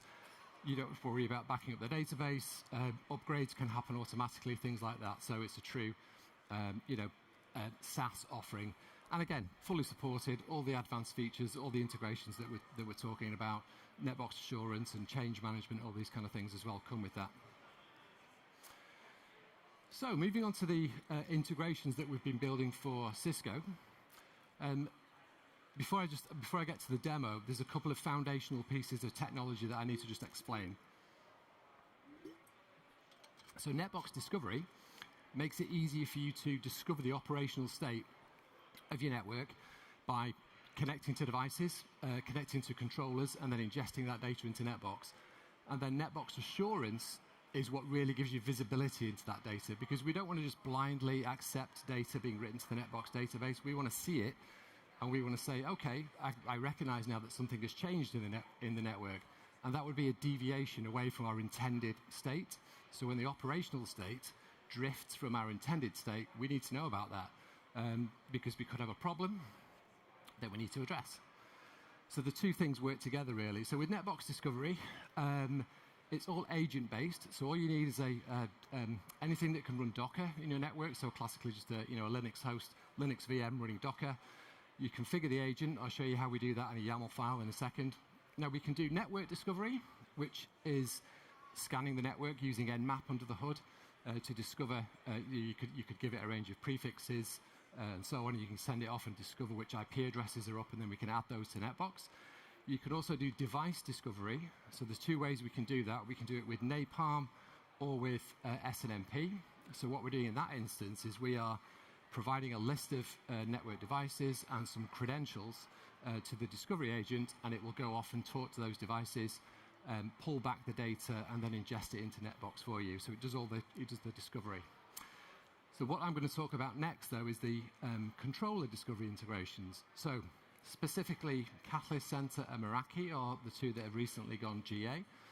And what they do is they talk to the controller. So it's either talking to the Meraki dashboard or it's talking to Cisco Catalyst Center as the controller. So we discover the data that these controllers know about. So we ingest the device data and the operational state from the controllers. With NetBox Discovery, you can have agents deployed in different parts of your network. So if you have segmented networks, you could drop an agent in various different places within your network, and they could be doing different things. So you could have one agent talking to your Catalyst Center, one agent talking to the Meraki dashboard, one talking to vCenter, whichever controller integrations you're dealing with. But ultimately, they all send their data back to NetBox via something called Diode that you can see there. Now, Diode is a data ingestion service for NetBox, which means that we can send data to NetBox, and then Diode actually handles the ordering of the operations when things are written to the NetBox database. If you've ever tried to write your own scripts to put data into NetBox, a lot of times you'll realize that you have to do things in a certain order. Otherwise, you hit issues. But Diode actually takes care of all that. We just send the data to Diode, and it takes care of it for us. And then at the top right corner there, what we're talking about is, we're detecting the operational drift, and we're reconciling that data as well. So what we're looking for is for these agents to send back what they're seeing into NetBox, and then we're comparing it to what we already had there, and that's basically operational drift if there's something different from what was already in NetBox. So what that gives us is the scenario where the top right corner, obviously we've got the network, that could be the devices themselves or the controllers. We're using NetBox Discovery to discover that data, bring it into NetBox, and then what NetBox Assurance does is it extracts the intended state from NetBox, so what did we already know about, and compares it to the new data that's come in. And then if we have deviations between those two states, we have visibility of that within NetBox. What that gives us then, though, is two possible scenarios. So it could be that NetBox is correct, and what we've seen as a deviation is actually something we need to fix. It could be an interface status has changed, or the MTU size on an interface is different. Someone's misconfigured it. In that case, what we might want to do then is run our automation pipeline to reapply the interface configurations correctly to fix it. Or it could be that the network is correct. So by that, we mean that, okay, yes, we meant to deploy that new, that new switch, that new access point, that new SSID. So what we want to do then is update NetBox because, we're happy with that data and we want to add it to our source of truth. But it gives you that, there's two different scenarios. Now with NetBox Assurance in the UI, you can see we're looking at it's a plugin basically for NetBox. That's how we access it. Excuse me. And what the Assurance UI gives us is visibility into what kinds of changes we're seeing on the network. So, what kinds of deviations are we seeing, and you get this nice high-level view. And I think, for network operators, it's really important to see where are the deviations, what kinds of deviations are we seeing, and then that helps you to kind of drill down into those particular issues. But you get a nice high-level view of what's going on in your network, what's changing. And then if we drill down to an individual deviation, so again, this is something that wasn't in NetBox previously, or it's different to what was in NetBox, you can see the kind of data that we're pulling in. So this has been pulled in from the Meraki integration. You can see on the right-hand side here, we've got all kinds of information that we've pulled in from the Meraki dashboard. In this case, about a new MX105 device that we've discovered out in one of our branches. So we can review this data, and then if we want to, we could decide to update NetBox with this new data.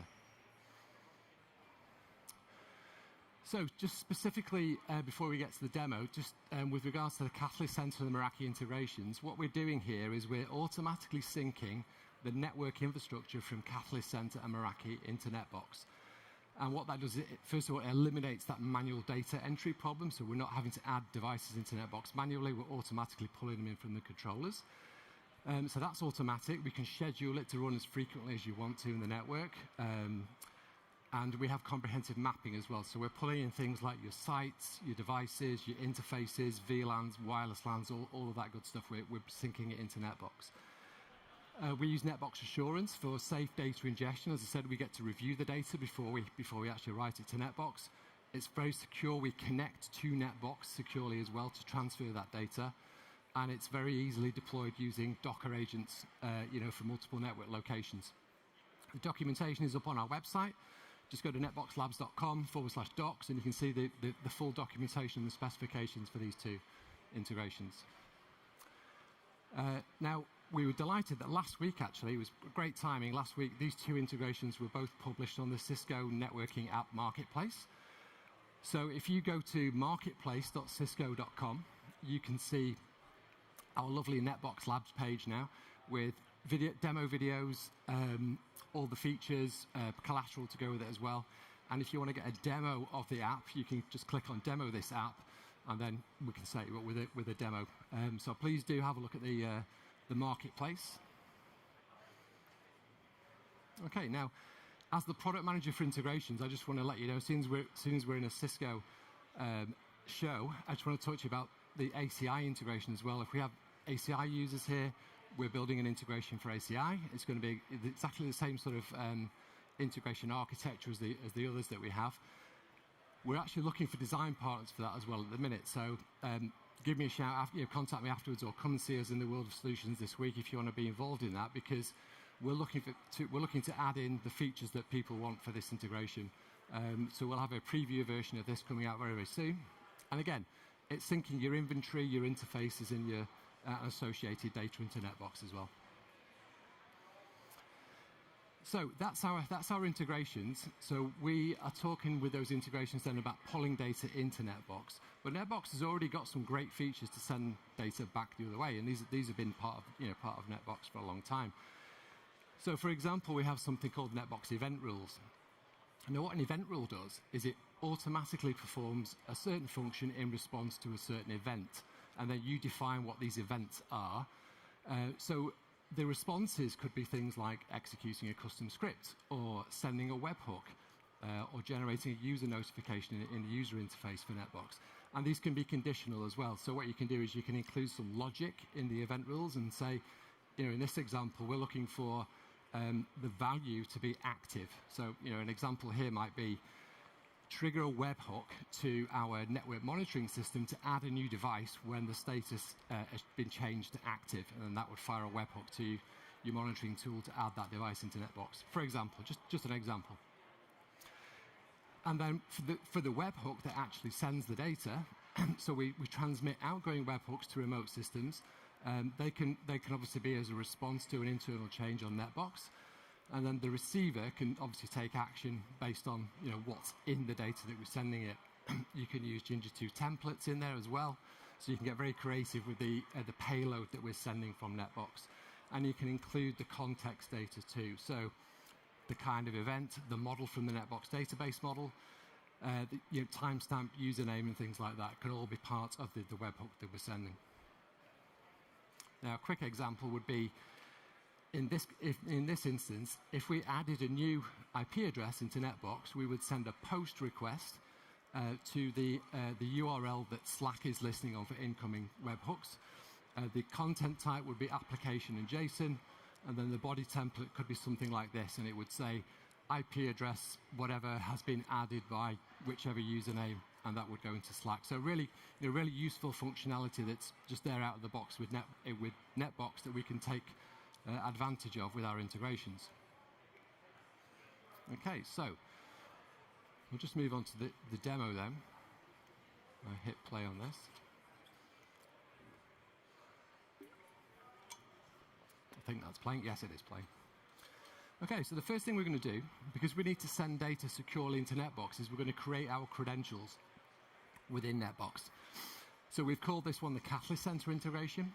And then we grab the secret and the client ID, because we're going to use those in our configuration file for the integration. And you can see we've now got the Catalyst Center credentials configured within Diode in NetBox, and this is the target that the integration is going to send the data to. Now, this is my configuration file for the Catalyst Center integration. A couple of things to note. So we have our target, and then we have our client ID and the client secret that we just configured in NetBox, and we're going to use those to connect securely to NetBox to send the data back.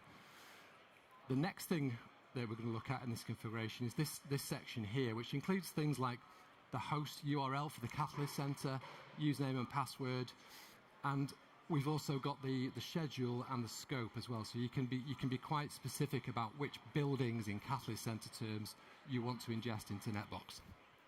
The first time we run one of our integrations, we always set Bootstrap to true as well.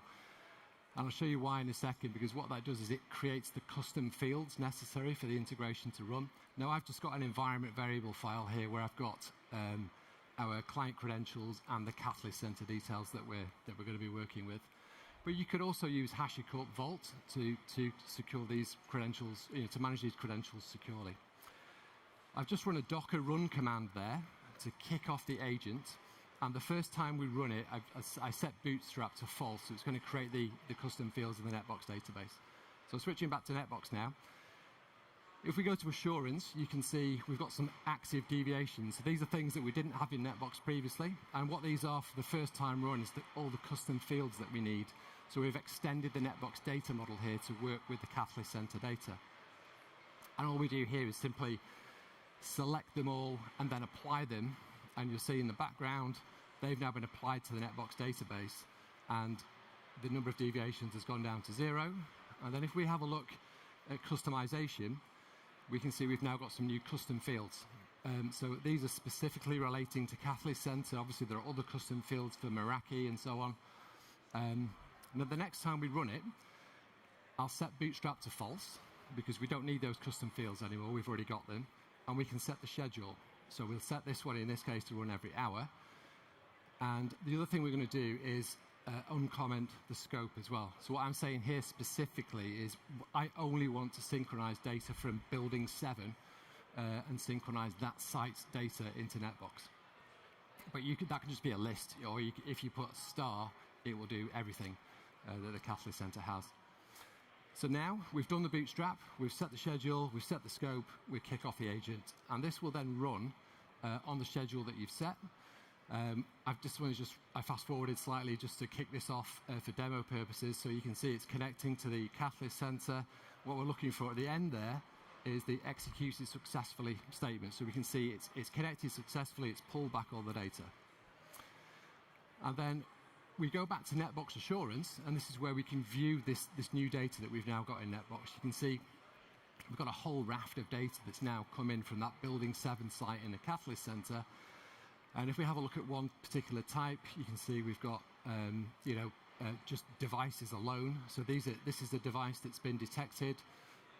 This is all the data we have for this particular device, and this is the data that we're now going to update NetBox with by writing it to the NetBox database.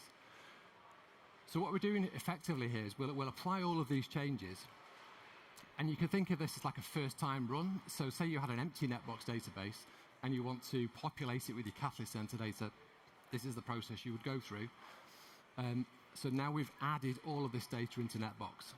So if we start to explore this data, what we'll do is we'll actually have a look at a site, and it's a different site. So the site I'm going to show you is, San Francisco. So this is actually a Meraki site.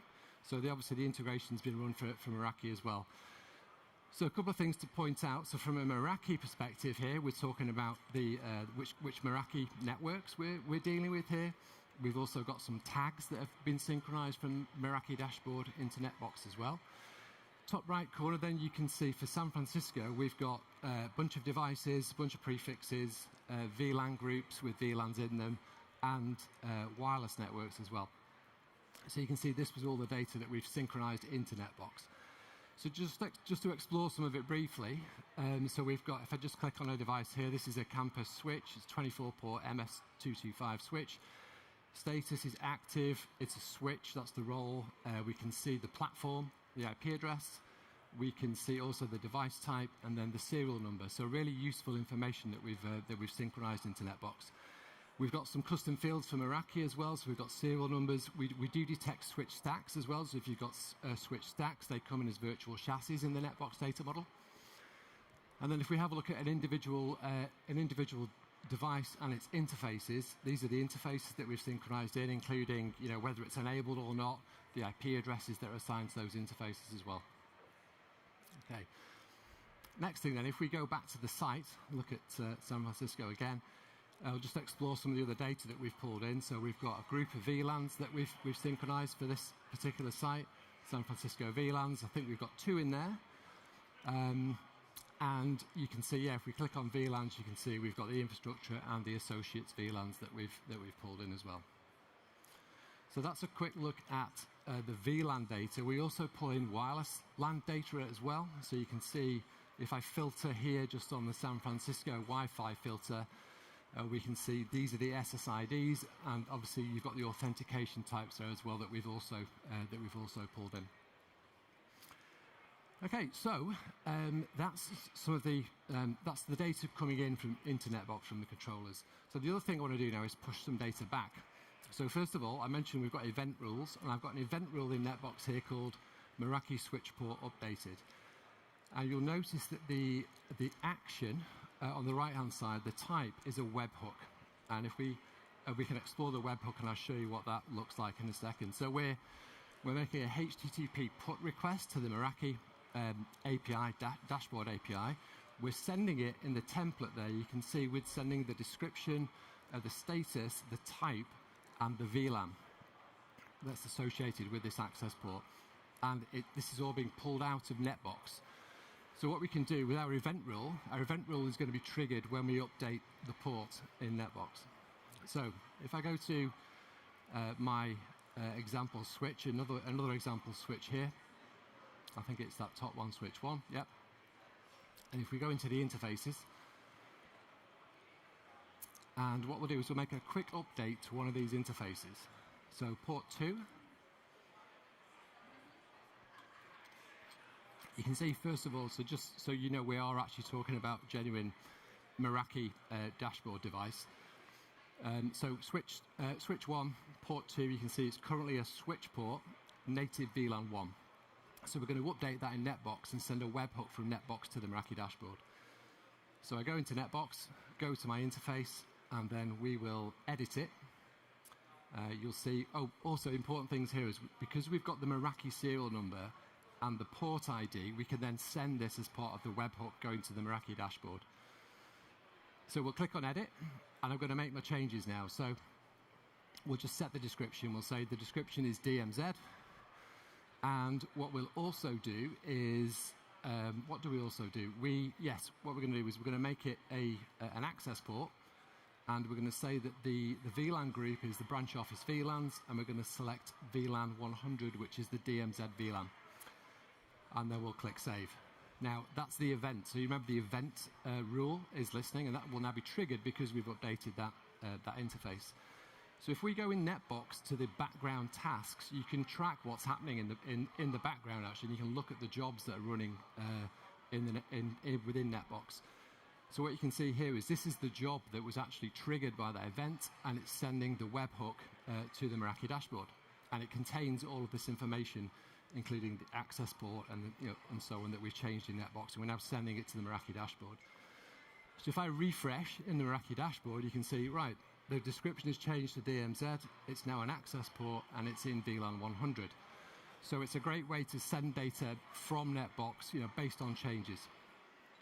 Now, just to show you this working in the same sort of way with Catalyst Center. So here's my Catalyst Center. I've got a switch here, this 9300, and we have interface Gigabit Ethernet 101. So what we'll do here is in the Catalyst Center controller, we'll change the description. So we'll say configured by Cat Center. So we've made the update in the Catalyst Center. We'll click OK to confirm that. So you can see the description was updated. It's been saved. So configured by Cat Center. So the next time our integration runs and talks to the Catalyst Center, which I'm just going to kick off manually now, that's going to detect that deviation, because think back to what we were talking about at the start. We're looking for deviations from our intended state. So somebody's configured that interface description in the Catalyst Center, but it doesn't match what our intended state in NetBox. So we want to see that in NetBox as a deviation from our intended state. So we'll go into active deviations, and you can see we have a couple of deviations here, for example. So we know that this interface has now been modified. And if we look at the changes, you can see it's as now configured by Cat Center, because that's the data that we've synced across from the Catalyst Center. So we can inspect that and go, okay, well, let's update NetBox with that new. Let's say, okay, we had a word with Dave, who made that change, and we've agreed that yeah, we're going to change that interface description. So what we'll do is we'll apply that to the NetBox database. So now, within NetBox, if I go to find that device and check through our interfaces, you can see the description has now been changed to configured by Cat Center. So that's been synchronized in as a deviation.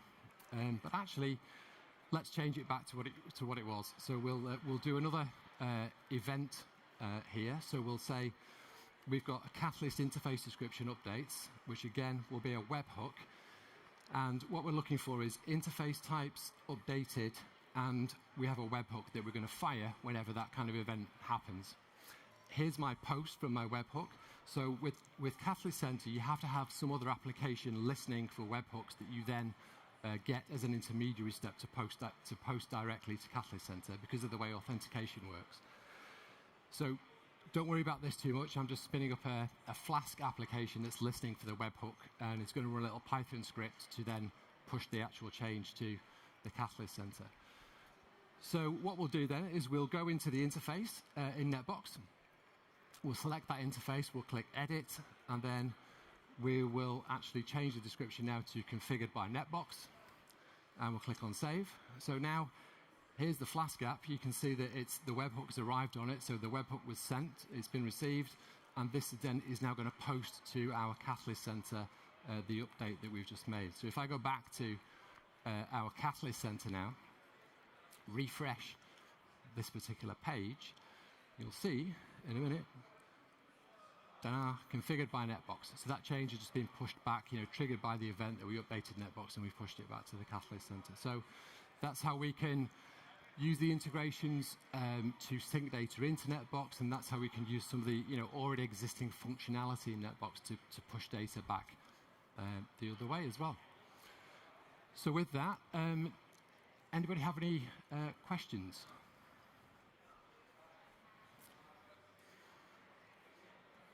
Nope. Fantastic. The only thing I'd say to wrap up then is, if you're interested in finding out more, you can get started with NetBox Cloud for free. There's a free plan, which is perfect for small networks. It's perfect for lab environments, targeted use cases. So what you can do now is sign up for the NetBox Cloud free plan.